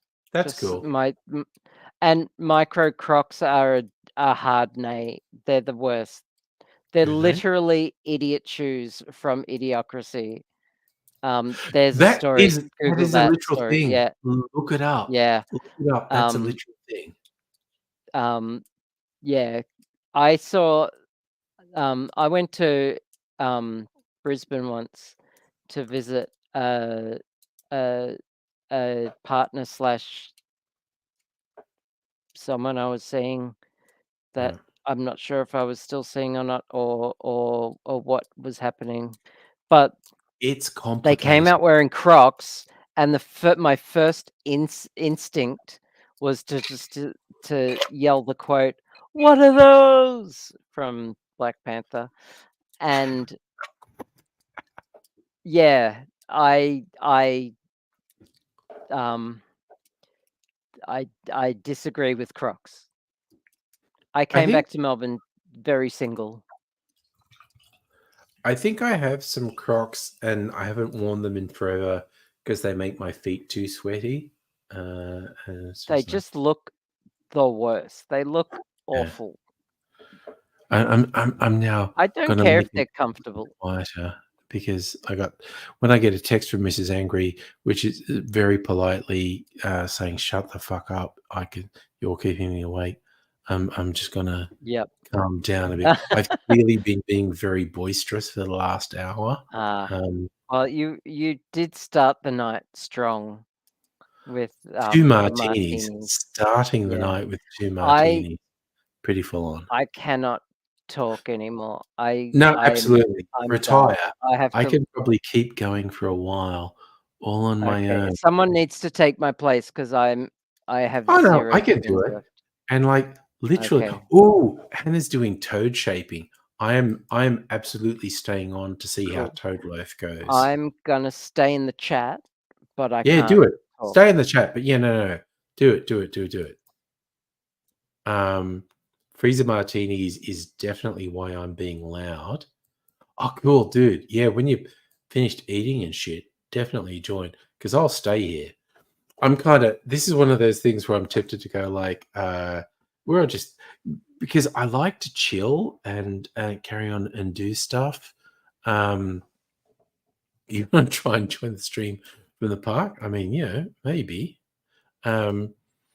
This is where I'm tempted to like put Red Dead on and just have someone like do a horse ride across the entire map just for the visuals, because it's pretty cool. Oh, that mineral water is so good, honestly. Heine, you have a tonic. Did you choose a good mixer? Oh, no. Look, dude, it depends. Tonic water, and there's a whole spectrum of tonic water. Streaky say, you think we should do some Red Dead? And because I can keep talking with a Red Dead background. Okay, let's see if I can do this. I'll fire it up. I don't think I clicked that enough. Oh, for fuck's sake. I am literally failing. Oh, no, it's going now. I'm literally failing at fucking double clicking at the moment. You got Schweppes brand tonic. Tonic water is by its nature a little bit bitter. It's got quinine in it. These ones, these are mineral water. They're very lightly flavored, and I like them a lot. These ones are also half price at Woolies this week. There's a few different fruity flavors. I like them a lot. I only stumbled across them about a month ago because they're on special. They're really nice. They're very lightly flavored, and it also kind of soothes my throat when I'm talking constantly.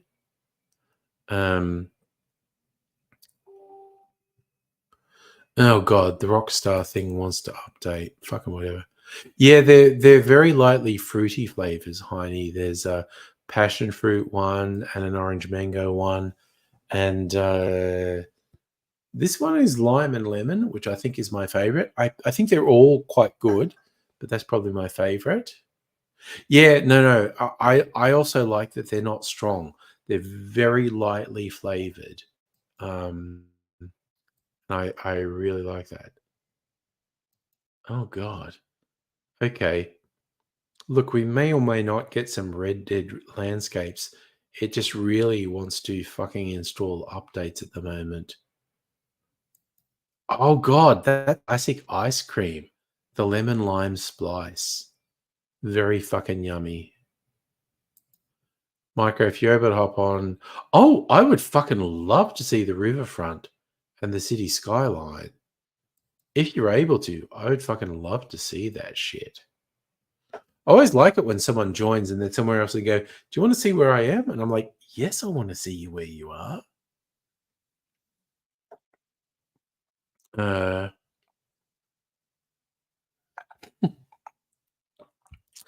literally just thought of the possibility of doing a live stream from a road trip. Crazy talk. Maybe wild shit might happen next week, is all I'm saying.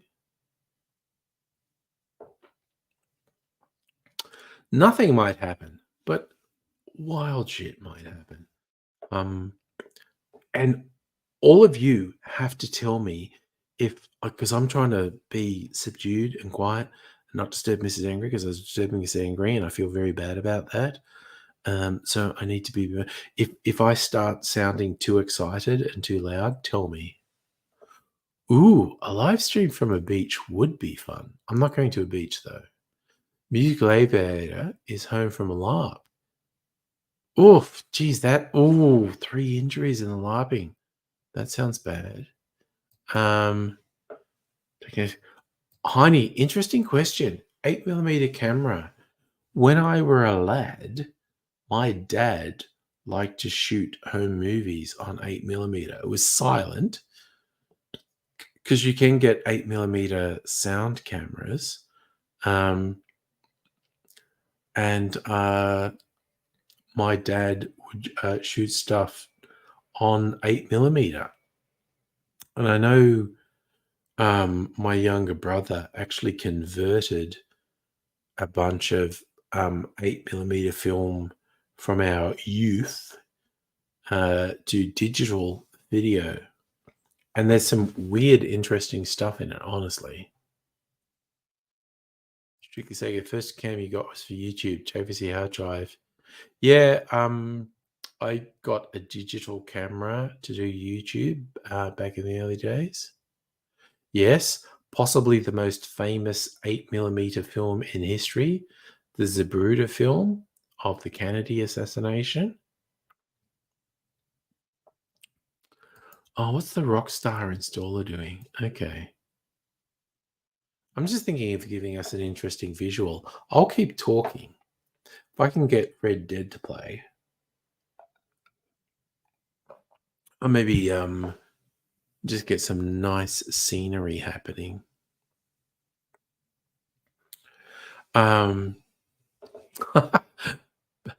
Back and to the left. Okay, here's the funny thing. Because the Kevin Costner film JFK was very influential with influencing how people thought about the JFK assassination. But the guy who's the focus, the character, the real life character Kevin Costner's playing, Jim Garrison. Jim Garrison was fucking nuts. He was a fucking weirdo. He was so fucked up. Okay, I heard a shotgun sound. Okay, I'm gonna play story. No, I'll play story. What the fuck are you doing to me? Story. Okay. Gonna do story Red Dead. Bill Hicks was a very interesting character. Complicated, contradictory.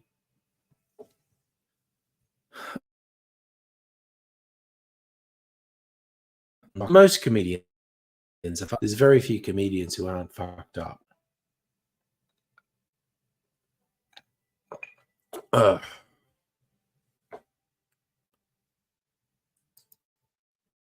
Oh, I getting the fun dead stuff. Okay. All right, let's do it. Let's share screen. Thread. Oh, okay, why is that? Oh, there we go. I was thinking, why is that not fucking sharing? Don't actually want to do that. We do a John Marsden one.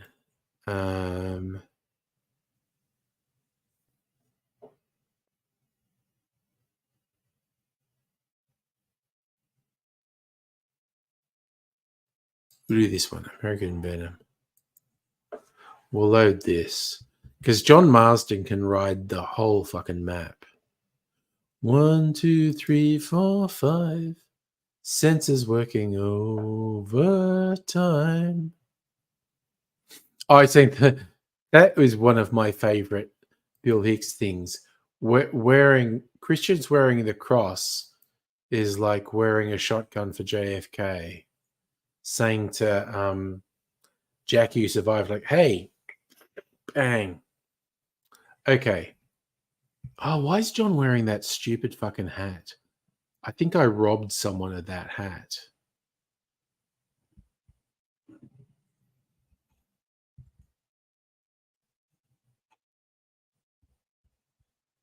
Okay, we're in the desert. Where's our horse? Oh, I hear it whinny.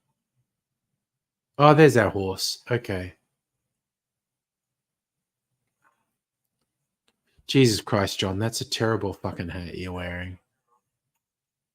Also, John loves his horse too much. Okay, where's the fort?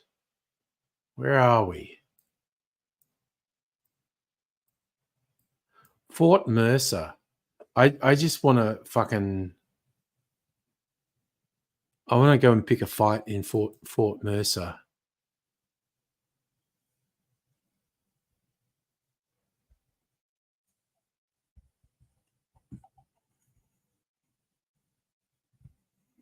All right. So we're just going to ride to Fort Mercer now. Yeah, there are hat stores. Dude, hats are fucking important. I will literally kill people if they have a nice hat. That's why I'm going to Fort Mercer, because there are some bandits there who have nice hats. John's current hat is fucked. It's not a good hat. Hey, Hannah.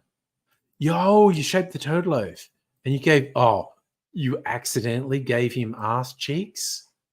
Let me see. Where are we? Okay. Oh my God.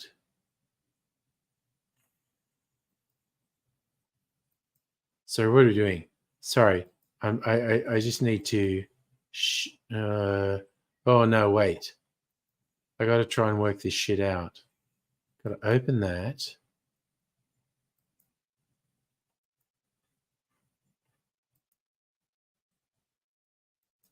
All right.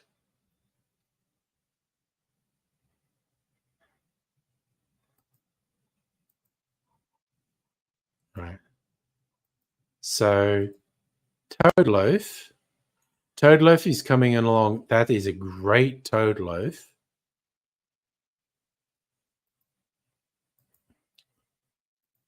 And Hannah is also saying she accidentally gave him ass cheeks.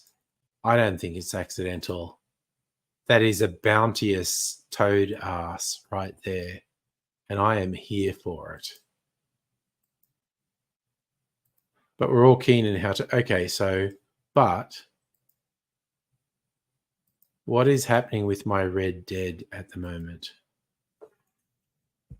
What are you doing? John, you've hit a fucking... Why have you fucking ridden into a rock wall? What is that bullshit? Jesus Christ, John, you fucking idiot.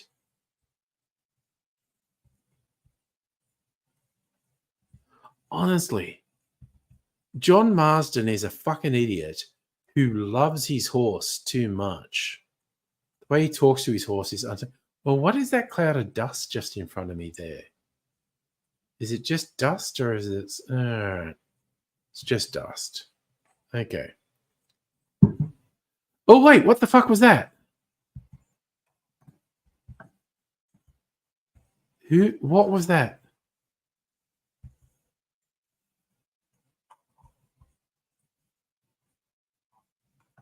Wait, where? Oh, he's over here. This guy wants to have a shooting competition. Where is he?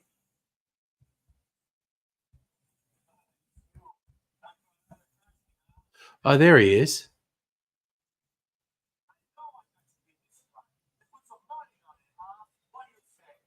All right. Sorry, I need to look at my horse. Horse weapons. Where's my rifle with the scope? Carcano rifle. Thank you. That's what we fucking want. Okay, this dude wants to have a shooting competition. Let's do it.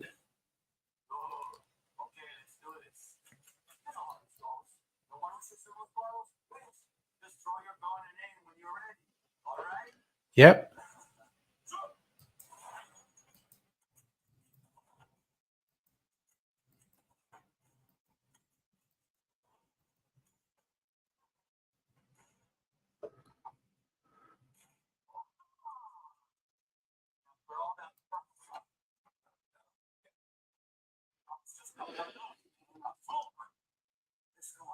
Come on, let's fuck you. All right.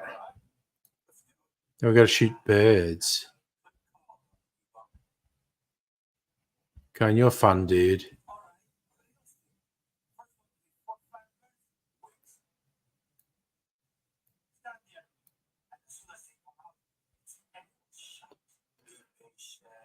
All right, let's do it, fucking dude.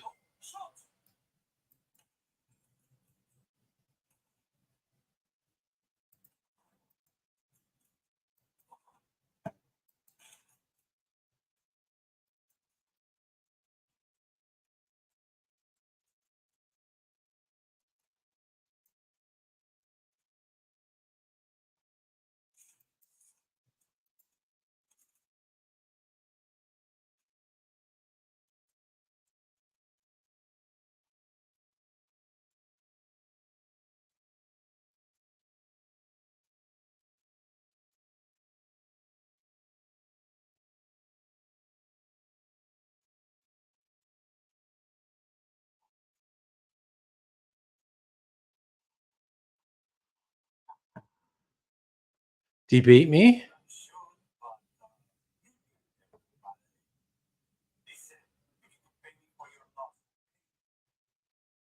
Okay.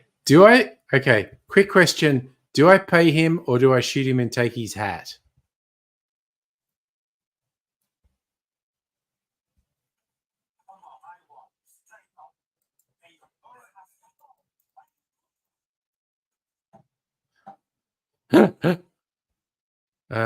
Okay. No, that hat's kind of shit. Where's his hat?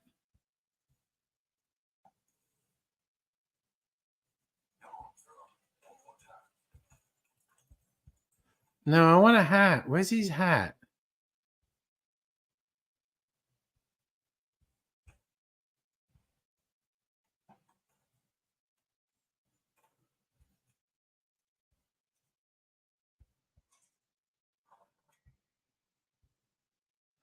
See, that's a much better hat. That is a much better hat.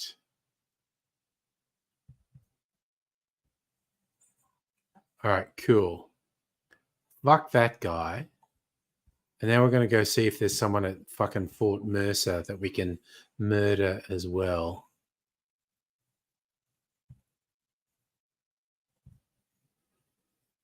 Oh, because that's the way. I like it.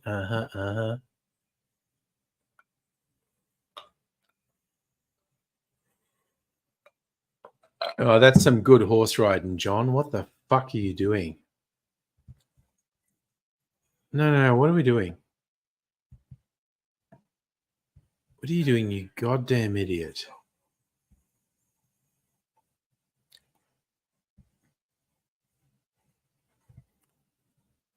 Honestly, what is wrong with you, John? Let's just fucking ride to Fort Mercer and find out what's happening. Who's that dude? I mean, honestly, if I'd been more switched on, I probably would have stabbed him. Just because I don't like his attitude. But Fort Mercer's a bit of fun. It's full of banditos. And kind of get to, like, fucking shoot them. What is wrong with my fucking horse, honestly? Why is this horse so agitated? And why does John say such inappropriate, loving things to it? Maybe those two things are connected. That's all I'm saying. There's another person. Okay, that's Fort Mercer. What the fuck?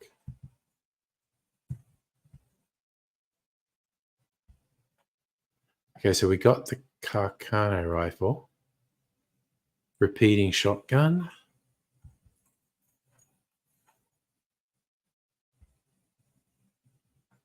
Just want to see.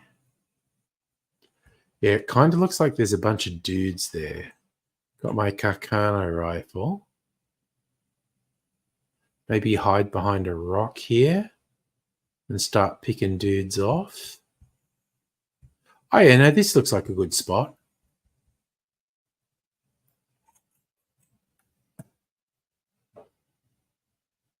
Yeah, fuck this guy.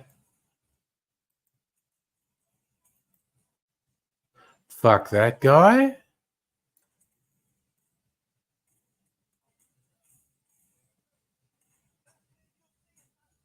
Where is everyone? Fuck that guy.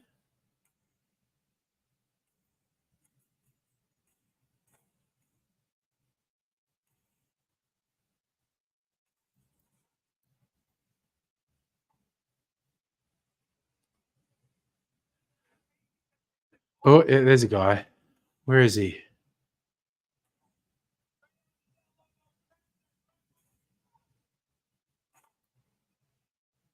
Trying to see people. Guys I want to shoot. Where are they?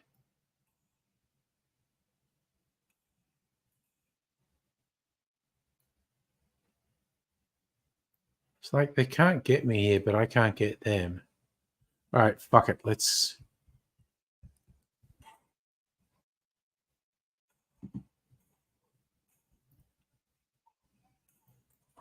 Okay, well, fuck that guy.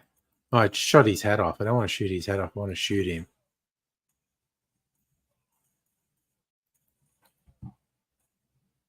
All right, Jesus.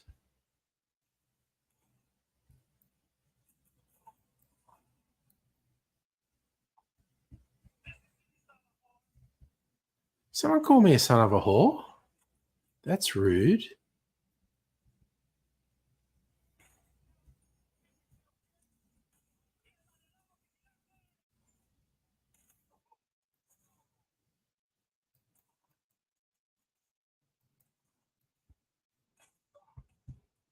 Fuck, man. Who's shooting at me?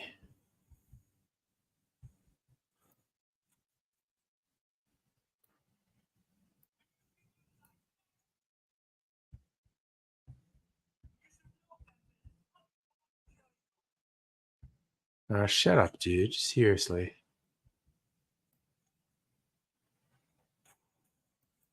Okay, fuck that guy. Shit. Oh, there. Where is he? That guy. Fuck that guy. Ooh, look at that great big hat he has, though. I want his great big hat.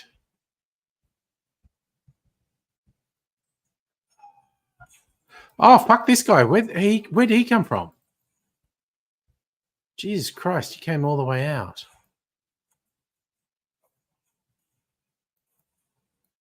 Yeah, no, fuck him. Fuck him.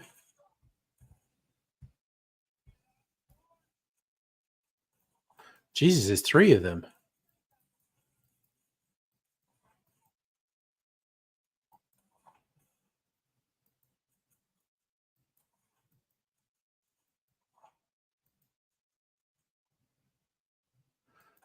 Is he still alive? Fuck, is he still alive? Okay. Now, I know if I go in here, there's some guys with a fucking Gatling gun. Maybe if I run around the outer edge, come in the side way, guys with a Gatling gun won't get me. So they're expecting me to come in the front door. Maybe if I come in the back door, they won't get me.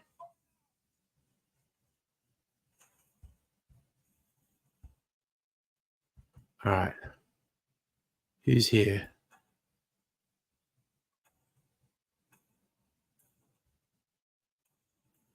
Can't fucking see anyone.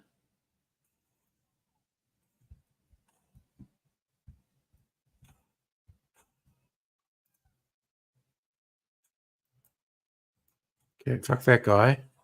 Fuck that guy. All right, well, maybe I can get in here and get a Gatling gun.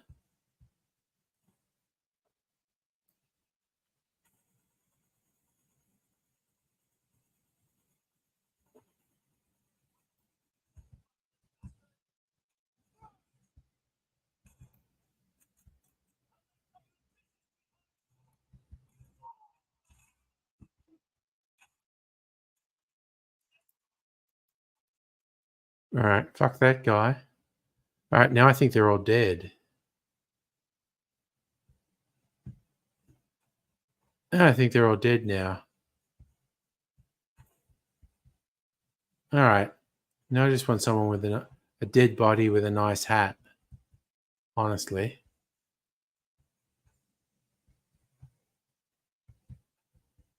Has anyone got a better hat than the hat I'm wearing? Because it's all about hats as far as I'm concerned. Hi, Laura. Are you still in Japan, Laura? And yes, I watched Play School as a kid.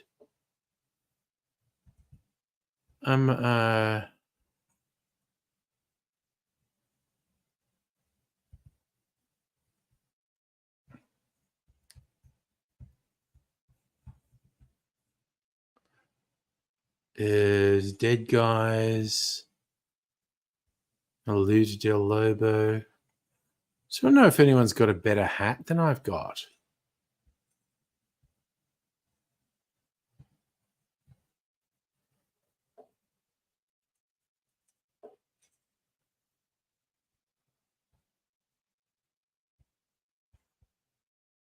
Kind of disappointed. Do none of these guys have a better hat than I have?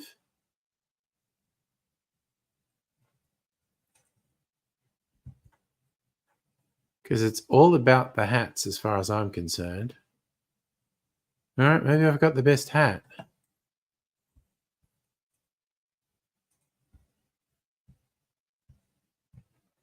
All right, that's a little bit disappointing if that's all the hats.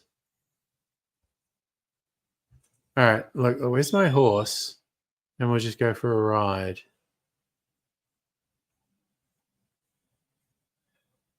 There's my horse. All right. Smack, let's just ride to literally the other side of the map. Let's go. I don't know, to Annesburg.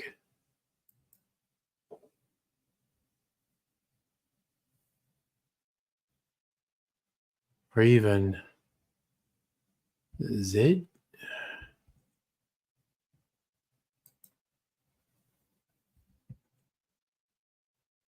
Ride all the way across there.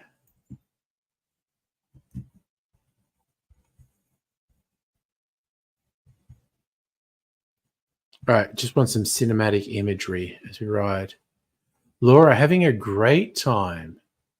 You're in Matsumoto. Nice. Yeah, I have seen a couple things you've posted on the socials. Been nice to see. Glad you're having a great time. That's awesome. Oh. Actually, you know what I'm going to do? Because it's fucking dark and it's so boring in the dark.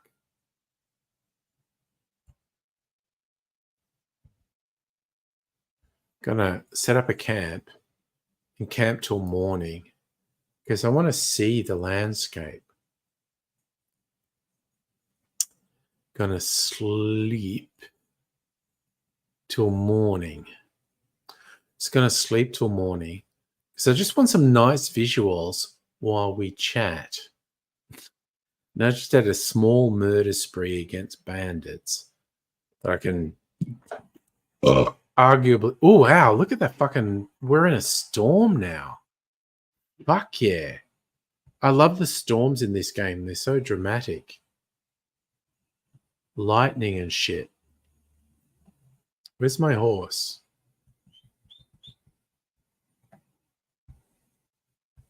Okay. Come on, Trigger.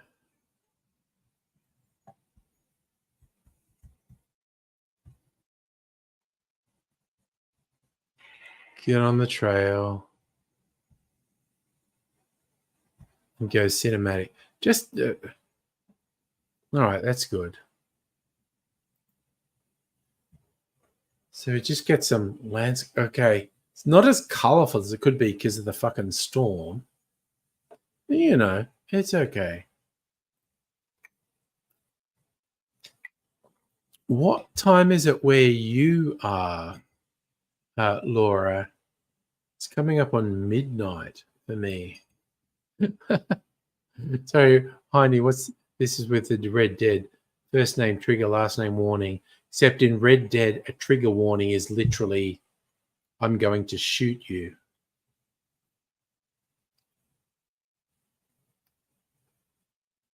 I actually really love the storm animations in Red Dead Redemption 2 because the storms are so fucking extreme.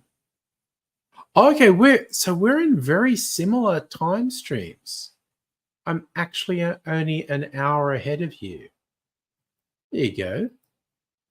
We're in quite similar time zones. Isn't time interesting? Oh.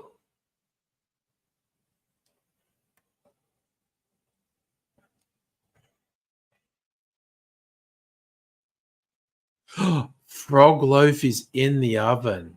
Honestly, that's big news, Hannah. I'm pretty excited by it. A toad loaf. Sorry, yes, toad loaf. It only takes about 20 minutes to bake. Okay, that's cool.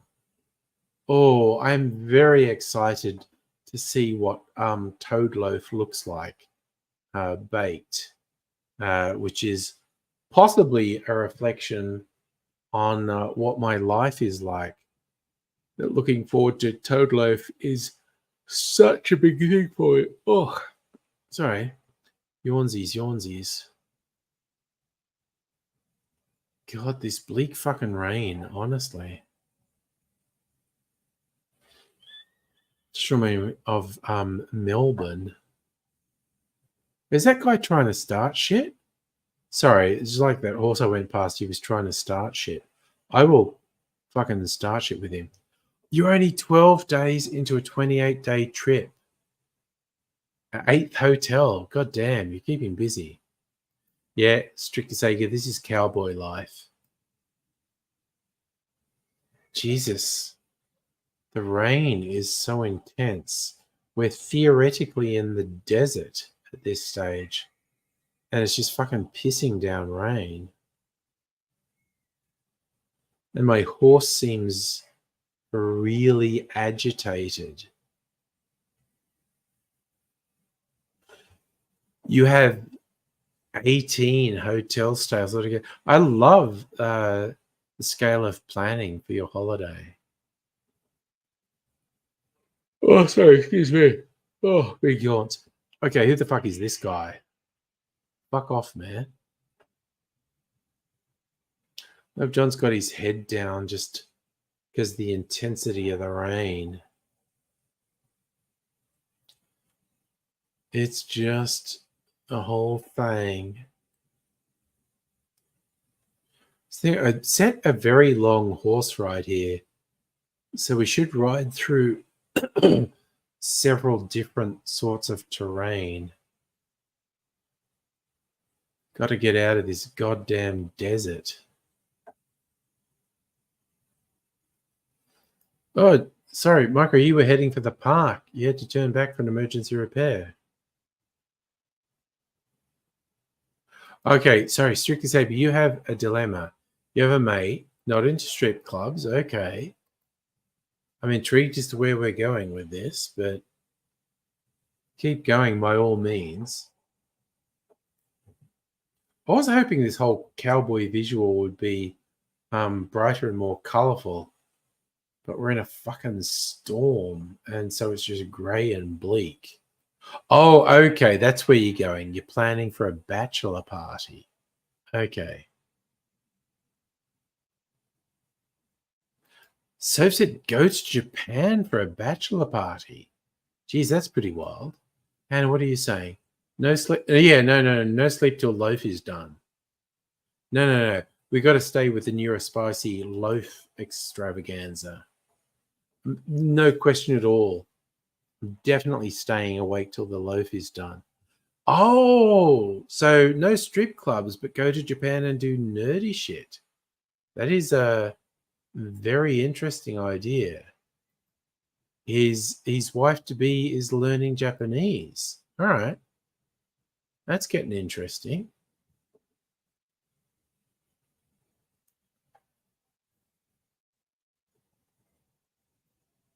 So you're talking about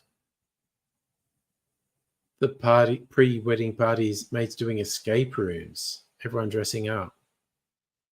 Oh, you feel like you're stealing her thunder because she's learning Japanese? No, I think I get what you're saying, but I also think they're two different things. The bachelor party and what she's doing, even though they say they're both Japan related, I think they're different things.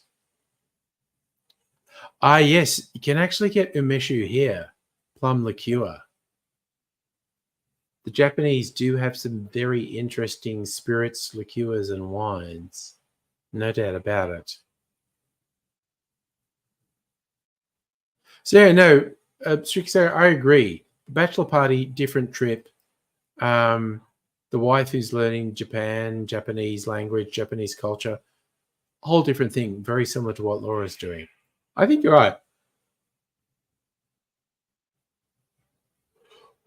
Although it's a very interesting thing to explore. Oof. So really tempting. Do I do another freeze martini or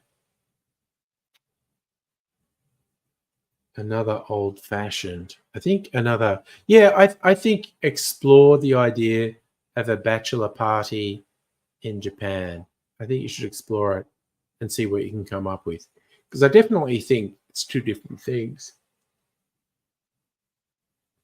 Oh, Okay, I think we're out of the desert now on the cowboy ride. Okay, so the return trip to Japan's about $1,000. Yeah, if you're like committed, you can do it.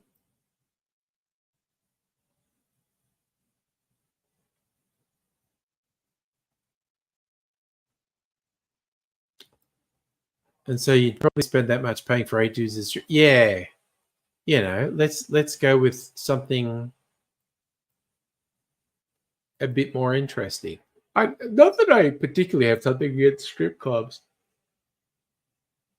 but I like the idea of planning something to do nerdy shit in Japan. That's kind of fun.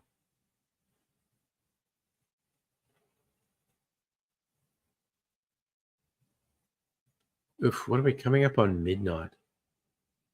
Feel like I have to have another pee break. And I really do want to make... Okay, maybe I'll leave Red Dead running and John might get killed while I'm out. We're going to do another, pee break. Yeah, I mean, seriously, I've not been to a strip club in decades. I got nothing against titillation, but you're either into it or you're not. And I'd side with you that I'm not really into it at the moment. So, in my 20s, in my 20s, whole different thing. All right, I'm just going to leave John riding his horse. And I'm going to disappear from it. Yeah, and that's the thing. Yeah. Sexpo, you can have a bit of fun there. But hold on. Okay, I'm going to leave that fucking cowboy thing running. I need to do a pee break, and then I'm probably going to come back and do another old-fashioned.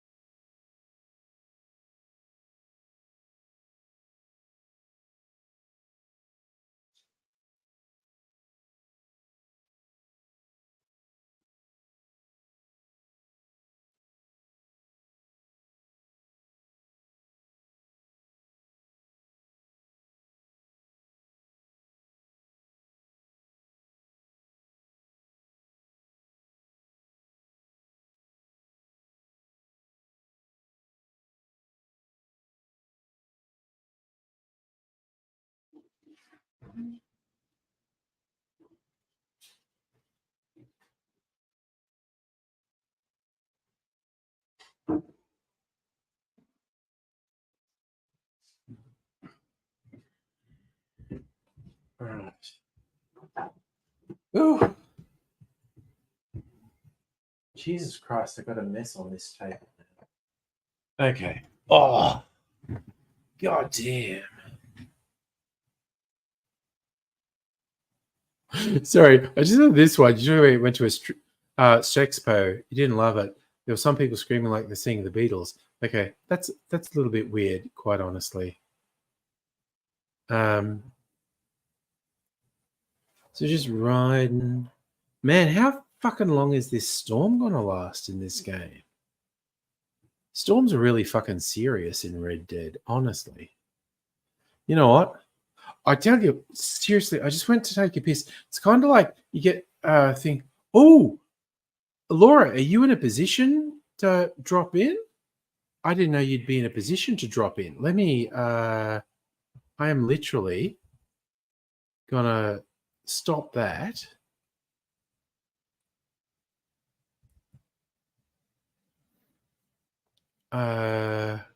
And give you the link so you can give us a fucking report on your trip. Sorry,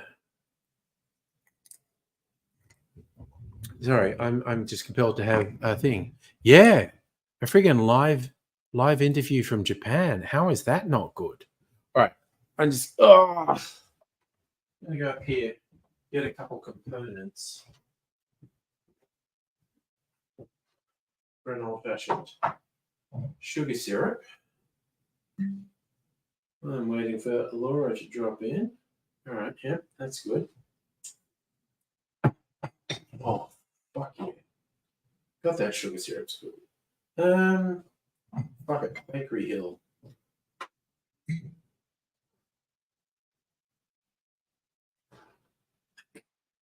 I'm going to do this. That gets going there.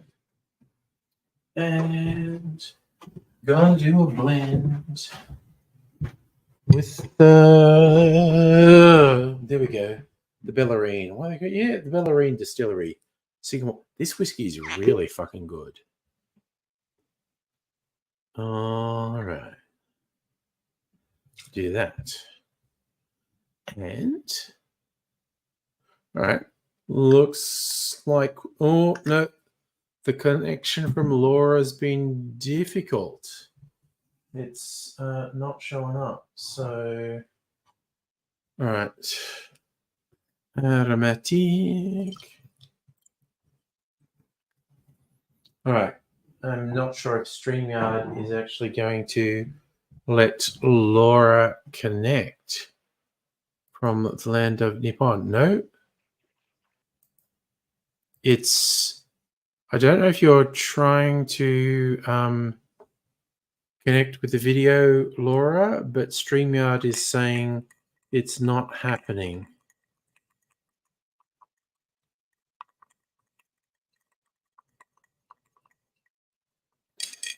Oh, we've got a half-done toad loaf, which is exciting news.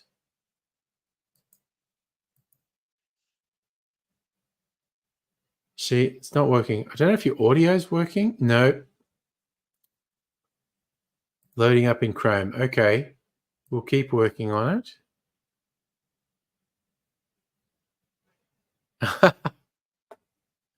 it. There was, yes, the old Mental as Anything song, The Nips Are Getting Bigger.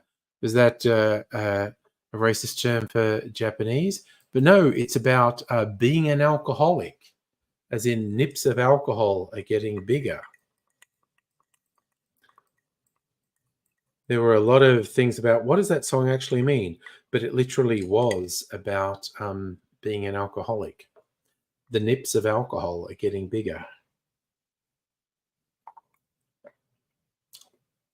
Oh my God, that's so fucking good.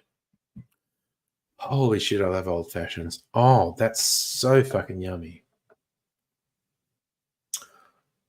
Ah, yum. That is fucking delicious.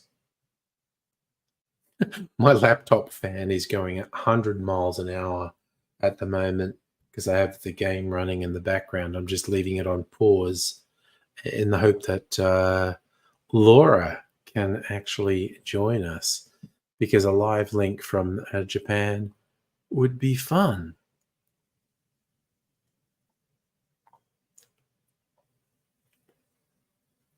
Oh my God, that's so fucking good. Yeah.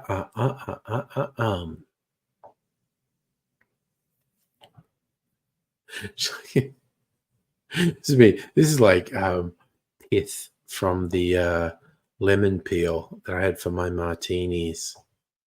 It's kind of funny to me. Honey, remember when you mistook 2.5 shots for one shot? Yeah. Oh, yeah. miscalculating the alcohol you're drinking can be a big thing. I generally don't get hangovers. I do have a little bit to drink on some streams, notably tonight. I feel like I'm still kind of together at the moment. I can absolutely still feel the alcohol.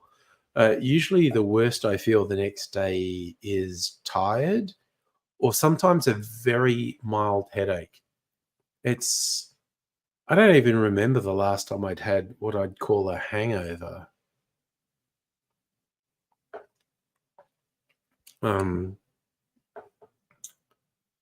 So you don't get sick with cocktails, but you do with beer. Yeah, it's probably to do with the volume. But in really general terms, the worst I get the day after kind of big night on a stream is I'm tired. I'm usually hungover. Micro, is it nice, like weather-wise, or just how you're feeling about today? Because we're, going into early winter here, so it's bleaker, it's colder, we're getting a little bit of rain. It's not brutal by any stretch of the imagination, but it's a little bit bleak. It's a little bit gloomy. Just, carrying on with a whole it is what it is kind of vibe.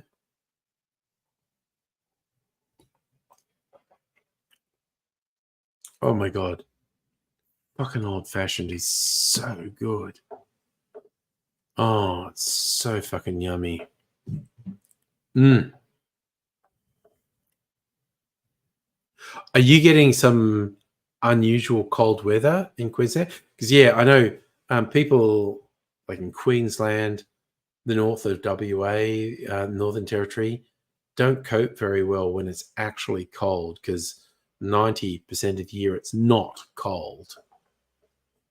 Okay, so Michael, you're having a nice day weather-wise. Well, that's cool because I know in New York State, if it's nasty weather, is fucking nasty. Shadow Foxy, hello. Thank you for dropping in again and saying hello. Yeah, and that's the thing. Queensland's not built to keep you warm. It's built to keep you cool. So, yeah. I do actually love the Queenslander style house. It's very innovative. Okay, Shadow Foxy, this is what I have to say every time someone does an emoji in chat. I'm old and my eyes don't work that well, so I'm not at all sure what emoji that is and what it's trying to say. So you're probably going to have to help me out. That's literally just the way it is. Also, I have had that's a thumbs up emoji. Thank you. Yeah, see, that's clearer. There's a whole thing with a little human face. Who's Scruffy Joe? It's Micro. How you doing, man? I'm all right. I don't know how well this is going to work. I don't know how good my data connection is. It's looking pretty good. So I'm wondering how I can flip my camera around so you guys can actually see the what I'm looking at. I want to show you the fucking... Oh, that's nice. You see the ship? Yeah. That looks nice. That's an old World War II. I want to say it's a cruiser. They landed it to Greece, I believe, during World War II, and then we got it back. They do tours on the ship, and if you go on the ship, there's actually still a plaque or two in Greek because they forgot to change it back when they did the switchback. Nice. Next to it, you can't really see it. Yeah, you kind of see it. There's like a little boat next to it. Yeah. Right? That's called it's a little cruise boat. It's called the Dutch Apple Cruises, and they'll do like live music on there and shows, and they'll go up and down the river. Like a month ago, actually, or a couple of months ago, a friend of mine, his band did a heavy metal type show on that boat, and they had served alcohol and all that, and they go up and down the river. Yeah. That's pretty Oh, fun. nice. Also, so Laura's joining us as well. So for anyone who's watching the stream who doesn't quite realize, it's like Melbourne, Australia, New York State over there, and Laura on holidays in Japan. Yes. And this, just real quick, this is the Hudson River. Just the Okay, so that's that's a Hudson popular in New river. York. Yeah, you can take this from here down to the city, and the closer you go to the city, the dirtier it's gonna get. This is still dirty. You'll never catch me swimming in that. That's disgusting water. They back in the 1800s, 1700s, they used this as their dumping grounds and waste grounds, and we're still dealing with that.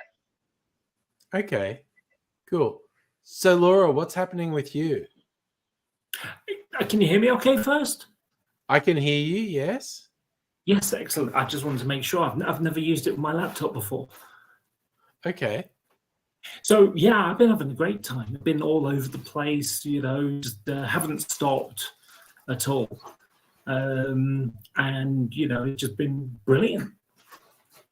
Ate all these really interesting foods in different places, a lot of mom and pop type places. Ooh. All right. So you've been really getting the real Japan sort. Yeah, it's kind of difficult. It's actually been a bit lonely, really. I've got my friend, which is perfect. Yes, she's traveling with someone, as I remember. Yeah, that's right. Traveling around with my friend. And, but one of the problems that you get here is that Japanese people kind of keep themselves to themselves. Yeah. So it's not like we've been able to make friends or anything. In fact, the nearest we've come to someone being outgoing, other than obviously doing their job, being respectful and all that kind of stuff, was a little old lady got in our lift, and she sort of looked up at me, and she just she said something in Japanese, but it was like she was saying, "Wow, you're tall," or something of that nature. Yeah. Honestly, I'd say that because you're over 6 foot, aren't you, Laura? I'm 6'4", yeah.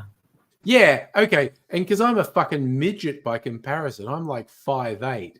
So I would literally, with Laura, I'd forget Japanese people. I'd be looking up, going, "Fuck me, you're tall." Yeah, I've seen stories I've seen videos on YouTube of people living in Japan that aren't from Japan. Even they say that if you're foreign, you're gonna have a hard time fitting in because you're not Japanese, and there's a very big thing over there of basically it's I don't know. I don't want to say a racial divide, but they're very like, if you're not Japanese, you're not gonna fit in. There's a lot of people that have comments and have noticed that themselves, and there's even restaurants in Japan that will say Japanese only. I've not seen that. Japan can be a very insular society, definitely. Yeah. Oh, by the way, I've got a video that I'm going to be making when I get home. Nice. I recorded it. I recorded it on my phone. The problem is, I've only got a limited amount of internet. We've got this wonderful device here, which I hired in Japan. It's pocket Wi-Fi. Okay. So what I can do is I can be anywhere in the country. So rather than use my own Wi-Fi, my own phone with my network or anything, and get roaming fees and just high costs, I paid a chunk of money and get this, and I get a certain amount of data all day. And then it resets at midnight. But it's great. I've just got it in my bag, and we can both connect to the internet and use phones and not have to worry about how much is it going to cost later because it's already pre-done. Okay. Other things we've got something called a Suica card. So if I go on public transport around, you just have this card, you beep it, and that's it. And you just load money on it.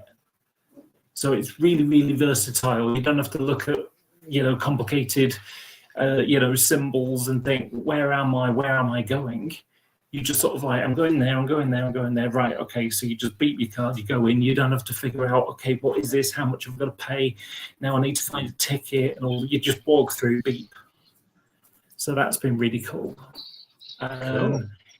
And we've also got a rail pass now. So the first 4 days, we were in Tokyo, and we used the Suica card for traveling around. And because the Japanese rail pass only lasts for 21 days maximum, you can do it 7, 14, 21 days. Only available to foreigners. And so the idea is I can go on any JR, Japanese rail train in the country. And, you just pop your card through the machine and it accepts it, and that's it. The only thing you have to worry about is on things like Shinkansen or something, sometimes you've got to reserve seats, even though you're reserving seats for a train that's only 5 minutes from now. Okay. Cool. Would you guys want to see some of the bridge art? Oh, absolutely. I only just realized you're actually riding your bike, Micro. It's like you're moving so smoothly. I suddenly realized you were riding your bike. I was trying to find some interesting stuff to show you, so I didn't just sit here with my goofy face on stream. Because Laura and I are obviously in a room, but you're out and about. Which also, while you're looking for something interesting, I just very quickly want to share Toad Loaf from. Yes, I can see Toad Loaf. Toad Loaf is awesome. And I figured out how to switch. Oh, that's fantastic. That came out way better than I thought it would. I figured out how to switch my camera. And yeah, I agree with Strictly Sega saying you appear to be wearing a flag.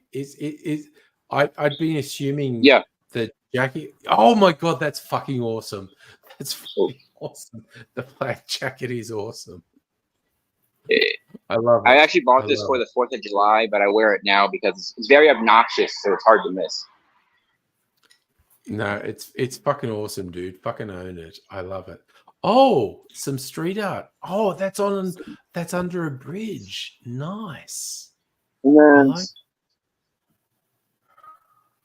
Can you see that one? Hey, let me get closer. Let me get closer. Let me get closer. Okay. Oh, that's great. I really like that. There's a bunch of them. Some of them are new. Some of them are like 20, 30 years old. Mm-hmm. This one looks new. I actually saw my first bit. I saw my first bit of Japanese graffiti yesterday. What was the Japanese graffiti, Laura? It was one word, graffiti. Seriously. The only Japanese graffiti was graffiti written. Nice. So this is the stuff. This is on bridge supports. It's really nice art. Yeah, there's more. It's a way to make the community look less ugly. As long as I don't. The internet is fucking amazing. Over the last couple of decades, with various things, we've just been in chat groups or sharing pictures or videos, and it's just like I'm just sharing stuff with people who are on the other side of the planet, and that is wild. This one has been here. This one has been here since I was a little kid, since before I was born. Yeah. Anyway, let me.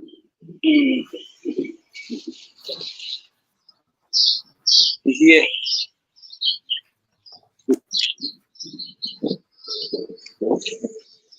I know. I'm just laughing how the chat's all neurospices. We're talking Toad Loafs, Nerd Talk, flag jackets. There's a Dunkin'. We're just doing all the weird shit. Bridge art, artists, search for.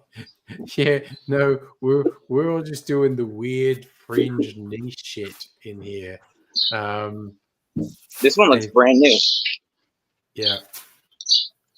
Oh wow, I love that. That is nice. Here's a fun thing for you. So in Japan, all over got drainage covers, and they're all different. With so like here's one from Nagano, and it's got the Nagano Olympics. Oh, covers on drains. Yes. And they're everywhere. Every city has got their own one. Yeah, absolutely.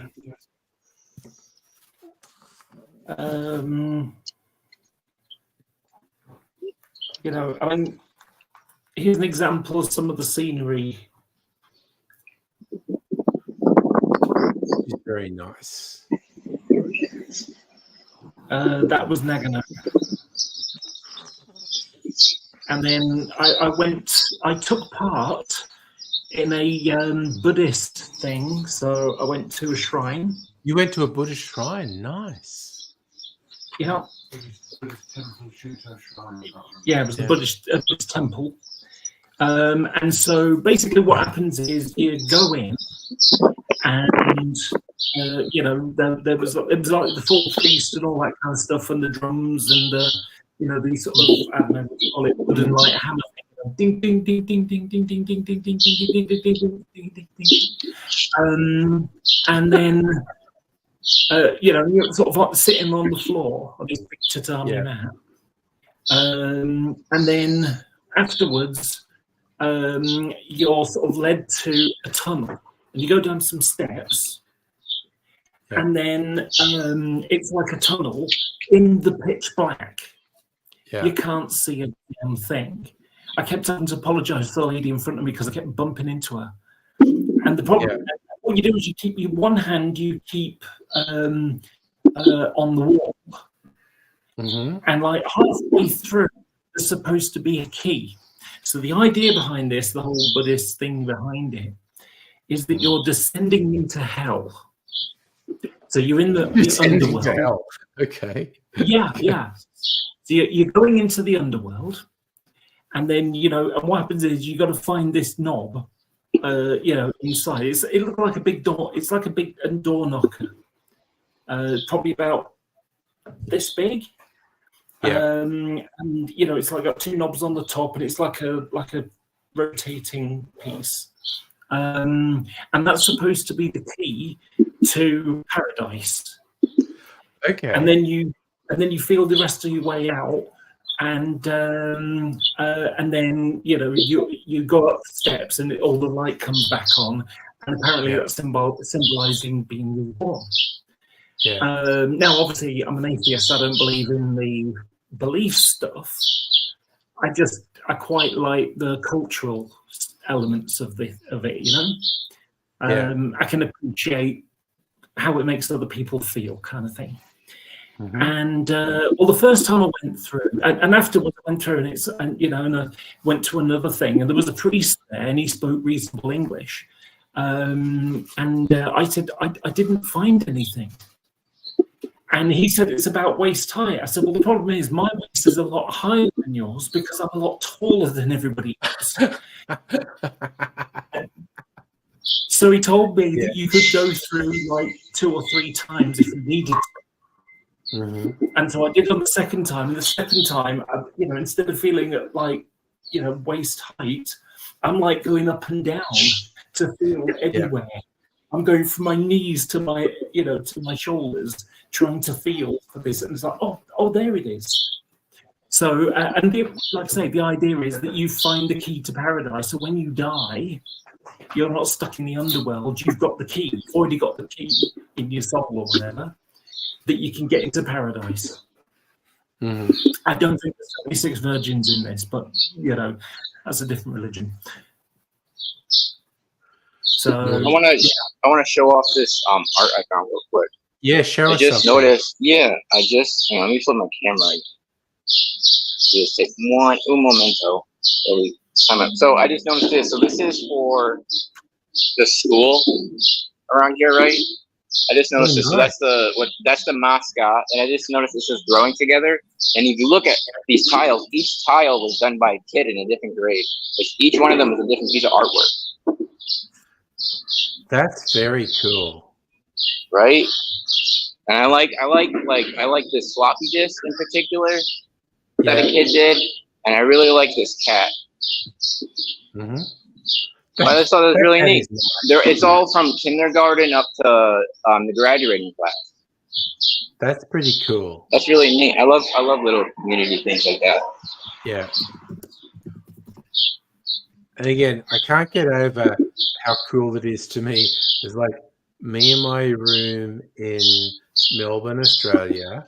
Micro's just giving us live streams in New York, and Laura's in a room in Japan. And Which, say, time zone wise is an hour difference when normally it's more like 10. Yeah. And yes, Laura and I are not in radically different time zones. Micro is in he's in the morning. Laura and I are in it's nighttime for both of us. But Micro, it's actually really weird because, normally I would sort of log on and see what the news is going like in the UK. Yeah. And it's tea time and like people are just getting up. Yeah. It's kind of like, this is also, I'm remembering times Rain Marady has joined us, and he's been he seems to move around a lot from Western to Central Europe. And he joined us once. He was in a car and he was just showing us a stream out the window as he drove. The internet fucking rocks. I mean, it's pretty fucking awesome. And hot dog man there that Micro's showing Hot us. dog Tim. I don't know. I think it looks like a wiener to me. Wiener man. I really like the fact that the city gave someone permission to paint a hot dog pimp on a public bridge. Yeah, it's pretty that's cool. Kind of fantastic. I feel like one of those live streaming people that drive around. Yeah, as Hannah's saying, Micro, if you pass anyone on the street who wants to stop and say hello to people on the stream, we definitely want to do that. If you see someone who wants to say hello and wave to us, we absolutely want to do that. Also, you're crossing the street, so please don't get hit by a car. So it's one of the things. I wonder if the speed will translate.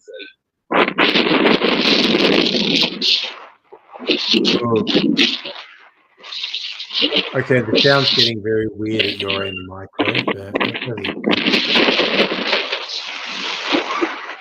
Oh god, that sounds getting extremely weird. And also, I'm feeling like doing this and rolling, itching back and forth. This monument has been here since like the late 1800s. Okay. That's fun. I'm just gonna pop in with random facts every once in a while, so don't mind. Yeah, no, do it, man. I'm fucking loving this. You doing the trek around, but definitely if you run into a person who wants to say hi, just let them know that there's people in Australia, there's a Brit in Japan who are completely on board. God, your bike doing that beeping thing? What the hell is that? All right, that's a truck. What I'm gonna do is when I'm driving around, I'm gonna mute it just so you don't hear the wind and the engine or the motor sound. Okay. Yeah, that was a van backing up. That was the reverse beeping sound. What you heard probably before when I was going along was probably the wind sound or the sound of the motor, because the motor's kind of loud on this. It's like, yeah. All right. Yeah, I'm just kind of mad keen for you to run into a random stranger and say, hey, if you say hello, people in Australia and other parts of the world will be saying hello back to you. I would, but then I'm seeing cars, but as you scoot around, I'm not seeing other people, which is very interesting.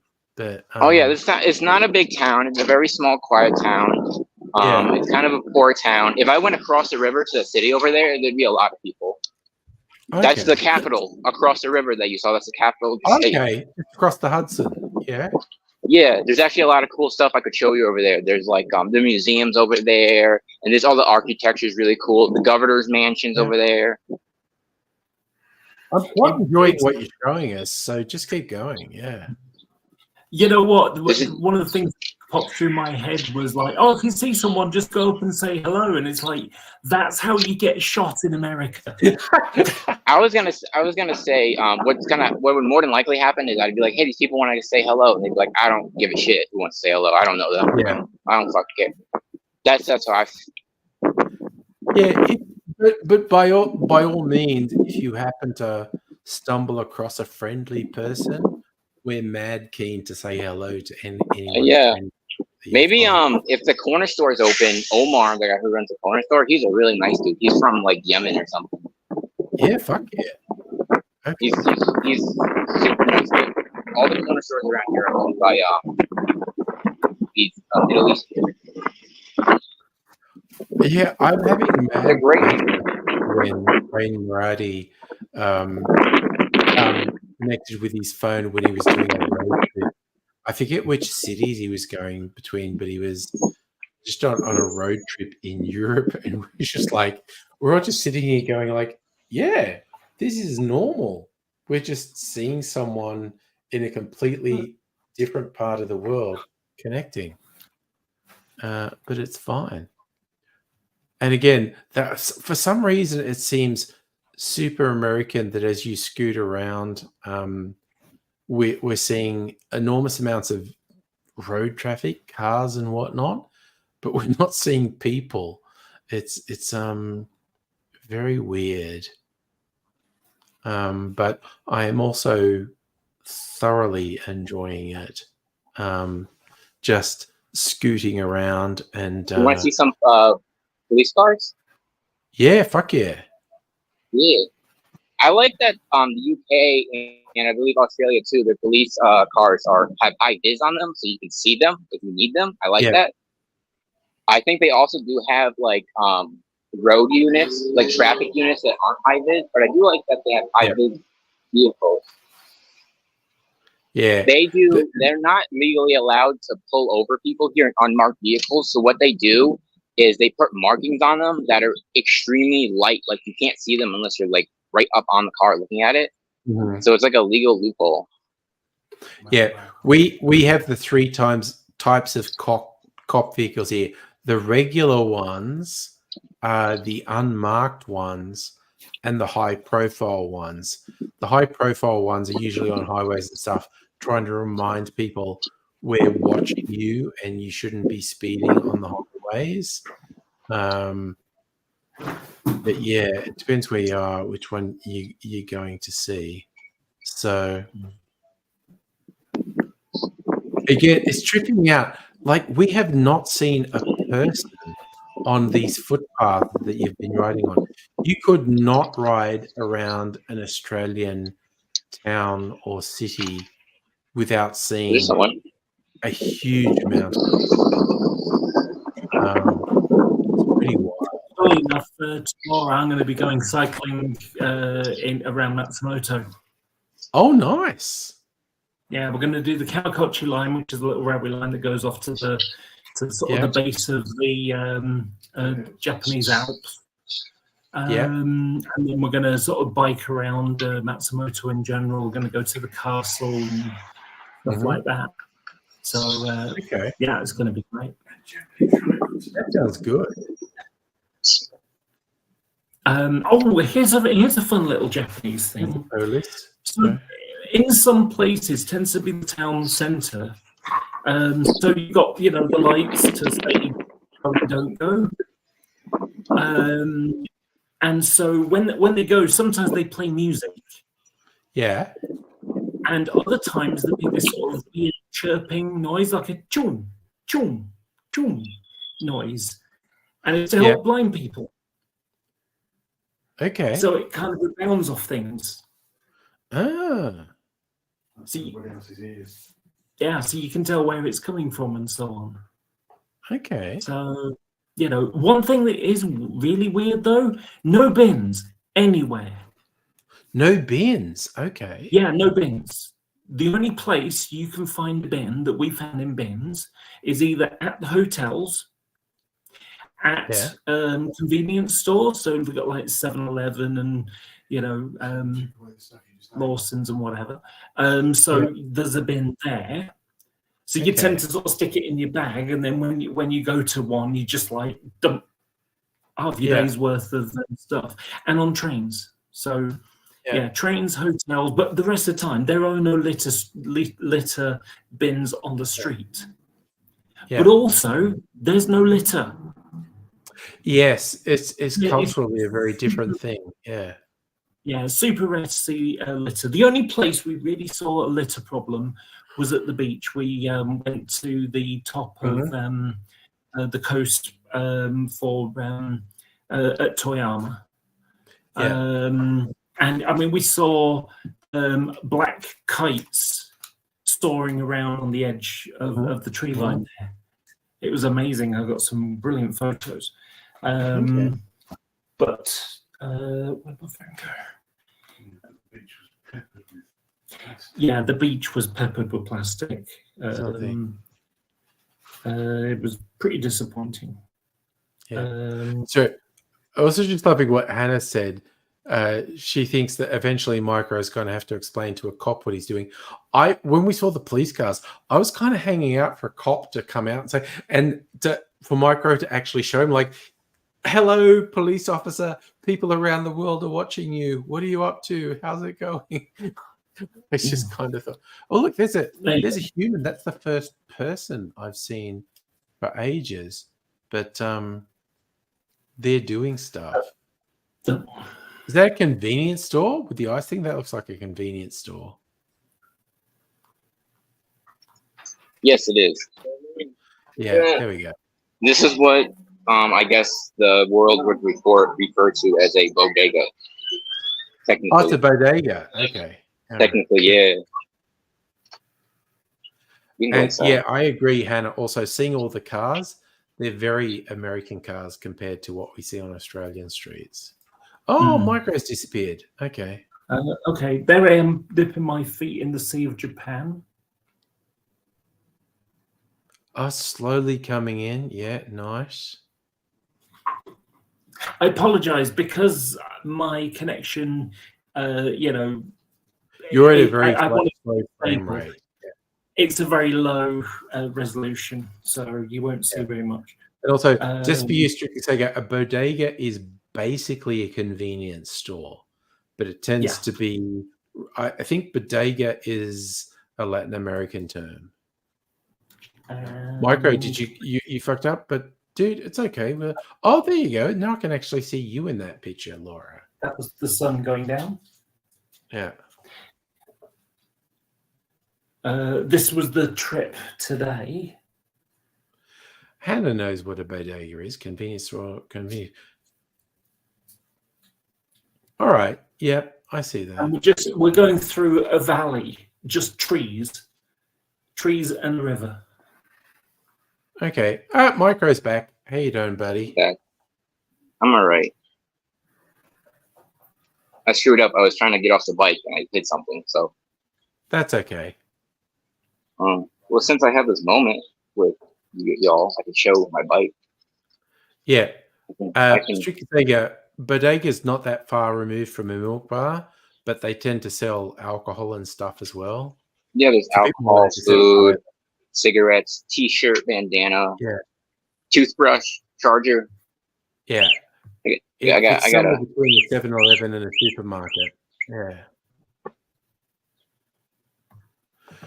Oh, there you go. Hannah's loving your hair color, Laura, as well. So there you go. Thank you. Yes, I had it done just before I left home. Oh, Micro's actually showing us the inside of the bodega now. Yeah, there we go. Which I love. Oh my God. Dr. Abigail fell asleep in the chair, now in bed. Good night. Hi, Abigail. And Hannah, I'm only an hour time zone away from you. Yeah, I was really tripped out by alcohol in convenience stores in the US, and also how cheap it was, because without the Australian tax rates, alcohol in convenience stores in the US was about a quarter the price of what it is in Australia. It's wild. It's very state dependent.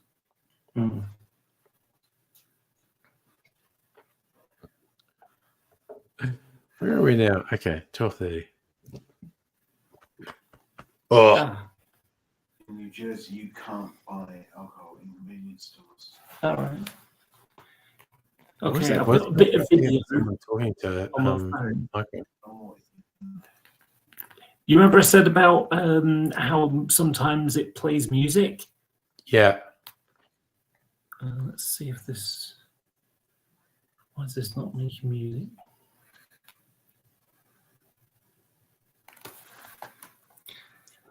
Sorry, we're losing stuff. Why is there no sound? I was just loving the angle from Micro. There we go. I was checking it out. That's okay. It's all good, man. Yeah, Hannah, we were all collectively waiting in line quietly with Micro there at the bodega. Yeah, you can go in and get like subs. They have beef patties. I can't really describe. Jamaican beef patty. Just Google Jamaican beef patty. That's what it is. Oh god damn it! Sorry. That's okay. That's your e-bike, yeah? Yeah, I forgot to unlock it. That's okay. But it's cool that a bike can do that, right? I mean, right? Yeah. When you were a kid pedaling a bike, someone's did you ever think stealing your it. bike would do that? I wish I could figure out why this isn't playing the music. You can also go inside and buy a bong. Yeah. If you need a nice bong, it's a little.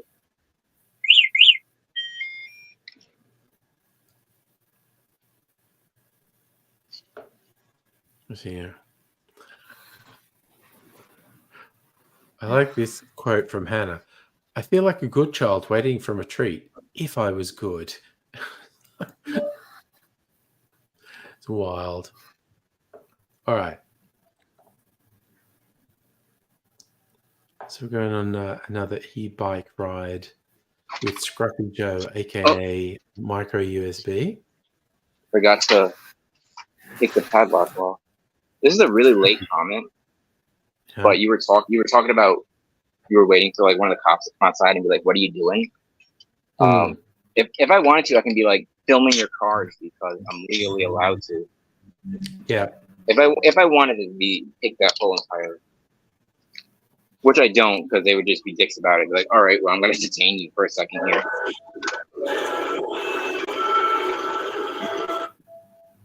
Okay, finally got it working. Okay. You remember I said about some Japanese crossings playing music? Yes. I hope this will come through.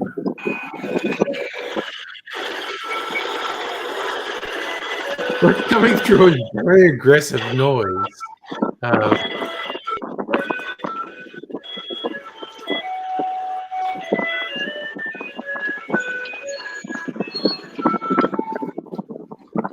Yeah, now it's kind of playing almost like ice cream truck music. It was. At first you're like, where's this music coming from? Oh, Okay. Also, this is a funny thing, like Micro's gone onto the street a bit. Every time there's like a car or something, I find myself wondering what the people in the car would think if you said to them, you know, video of your cars just being transmitted to people on the other side of the planet. People are just randomly seeing you. I think it depends on how paranoid they are. I think if they're paranoid, sorry, you go ahead. I'm just saying that music-wise, there's So when we're in Hakodate in the north part, they have when you're on the street and you get like the boxes, that have like the cables for the phone or junction boxes. So they have them with speakers in, some of them in certain areas, and they like played music and someone was talking. And it's like, and it's like, where's this coming from? I thought it was some kind they'd just be like boxes speaking. and music playing and stuff, and it's like, it's kind of funny and quaint and stuff like that. But could you imagine living there with that going on all bloody day? Yeah. So, like I said, it's really interesting. There's a cultural difference. You can see that difference, the respect kind of stuff that goes on. People, I don't think I've had, I haven't had the weird stares that I get in the UK. You have different weird stares. Yes, that's true. Different weird stares. But maybe, I get people look at me and hear me or whatever, and it's like, yeah, they're trans, But I'm not sure that I've had that here. And I think part of it might be because I'm tall. So if you imagine when you're living around people who are generally tall anyway, then someone like me, when I see someone who's taller than me, it's like, wow, they're tall. Yes.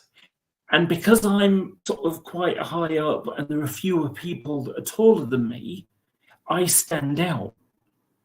But when you're in a country with lots of small people, maybe they don't notice me being like a really tall woman because that's what Western women are like, if you know what I mean. I don't know. Maybe I'm guessing. Maybe they know, they're just too polite to say. And that is one of the things that I've seen, that you go to a convenience store and they're just like so polite, like, these really lovely, nice sort of terms, things like that. And, when they give you a receipt, they don't just like hand you a receipt, they sort of hold it, sort of like hold it in two hands and offer it you like they're offering you, a Ferrero Rocher at the ambassador's mansion or something. Yeah. So I had to Hannah's heading off, got stuff to do. But you did do Toad Loaf, which I appreciate. Micro's buying kitty food. I'm honestly, it's like sneaking up on 1 a.m. here. And I'm going to apologetically say I'm really fucking old and I can't last much longer. So I'm going to finish with one last thing then. So yeah, I made a little. Yes. Yeah. So I made a little video, and I'll post it later. Actually, no, I made 2 videos for you, but one of them, the first one was I was in London, and there was a place with really expensive, whiskies. The Whiskey Shop, I think it was. Oh yeah, a Japanese whiskey shop. Yeah. No, it wasn't. It was in London. It was in London. Sorry. Okay. Yeah. So I basically went around with my video camera and I recorded it, on my phone. Anyway, so I've gone and saved that. The problem is I can't exactly upload it because obviously I've only got a certain amount of data available on this thing. So I don't want to waste all my data just posting the video for you. Sorry. Sure, that's fair. Absolutely fair. Yeah. You're gonna have to wait, another 20 days. Wait till you get home. Yes, wait till you get exactly. home. Anyway, but the second one, when we went and had some dinner, and it's like rather than going to a chain or something, it's like just go to a local restaurant, and sort of a lot of the time just go in there. I have no idea what I'm eating. Probably good job, because I don't know if I've eaten squid. I might have, but it all seems to taste all right to me. But anyway, so we went to this place and they had sake, and it's like, okay, I will try some sake. And I was expecting they'd just bring me, one of those like little cups, little ceramic bowl cup things with some sake in it. No, they brought me a bottle, like the kind of stuff that you'd get, at a cafe that has, that has like vinegar in. So it's like a bottle. Anyway, so it was like 3 good-sized glasses to get through this. I could only make it 2. Oof. Because I got my friend to video me giving you a message. And unfortunately, I kind of blubbed the first one. Yeah. So as someone who has made loads of videos, and I'm sure you go through like 10 edits before you get the right one. I sure do. Yes. So it took me 2 edits to get this, and I'm drinking sake. I'm not really good at drinking strong liquor, So and obviously I'm doing this one after another in a short succession. So I didn't get drunk at all, but I did know that as much as I could have drunk that 3rd glass that was available, that 3rd cup full, I couldn't. I knew I wouldn't be able to walk down the street. So I decided not to. So it's like, you have a lot to answer for, basically. So I made a little message for you. So I'm looking forward to seeing it. That's cool. Yeah. Also, just randomly, Loogie popping in. You've just awoken, my friend. I'm about to sleeping. I appreciate Shadowfax calling me Sigma Aussie. I appreciate that. Micro, someone tried to steal your bike. They slashed you. Has someone slashed your tire? That's fucking bullshit, man. Oh, god damn. Okay, that's terrifying noise that's coming out wherever you are, Laura. That was me doing the video for you. So, and thank you, Shadow Foxy, for saying I'm the Jack Black of Twitch. I think we established earlier Jack Black's kind of cool, but honestly, oh my god, someone slashed your tire. That's fucked up. It's like edging up on 1 a.m. I'm going to crash. And thank you, everyone. Thank you, Laura. Thank you, Micro, for joining in. Hi, Loogie, for the brief time we get to say hello. Thank you, Shadow Foxy, for hanging out with us on Twitch. Thank you, everyone who hung out on YouTube for the whole fucking night. So be a while before I'm on. Tomorrow night is a date night, so no stream. So maybe Tuesday is the next time. And the end of the week, the Thursday, Friday, Saturday, as I keep kind of teasing because I'm doing a thing, either there won't be any streams at all or there will be special streams. Who knows? It's a surprise to see what happens next Thursday, Friday, Saturday. Either nothing or something interesting. So we'll leave that as a mystery until then. But I'm going to go sleepy bobos. Bye-bye from Japan. Dropping in, Laura. Continue to enjoy your Japan trip. We are the nearest we will ever be. We are literally like time zones only about an hour apart. But yeah. Yeah, and the distance between us isn't that far. And then the actual physical distance is actually comparatively smaller. Yes. Yeah. So unless you come to the UK again, which I might at some point, who the heck knows? But I'll tell you with some warning if I'm going to, because it won't be a spontaneous thing. It will be very much a planned thing if I go to the UK again. But 18 hotels. Yeah, it's everyone very planned. You all take care. See you. Oh, look, I'm going to ceremonial eat the cherry. Bye, everybody. You all take care. See you another time. See you soon. But bye for now.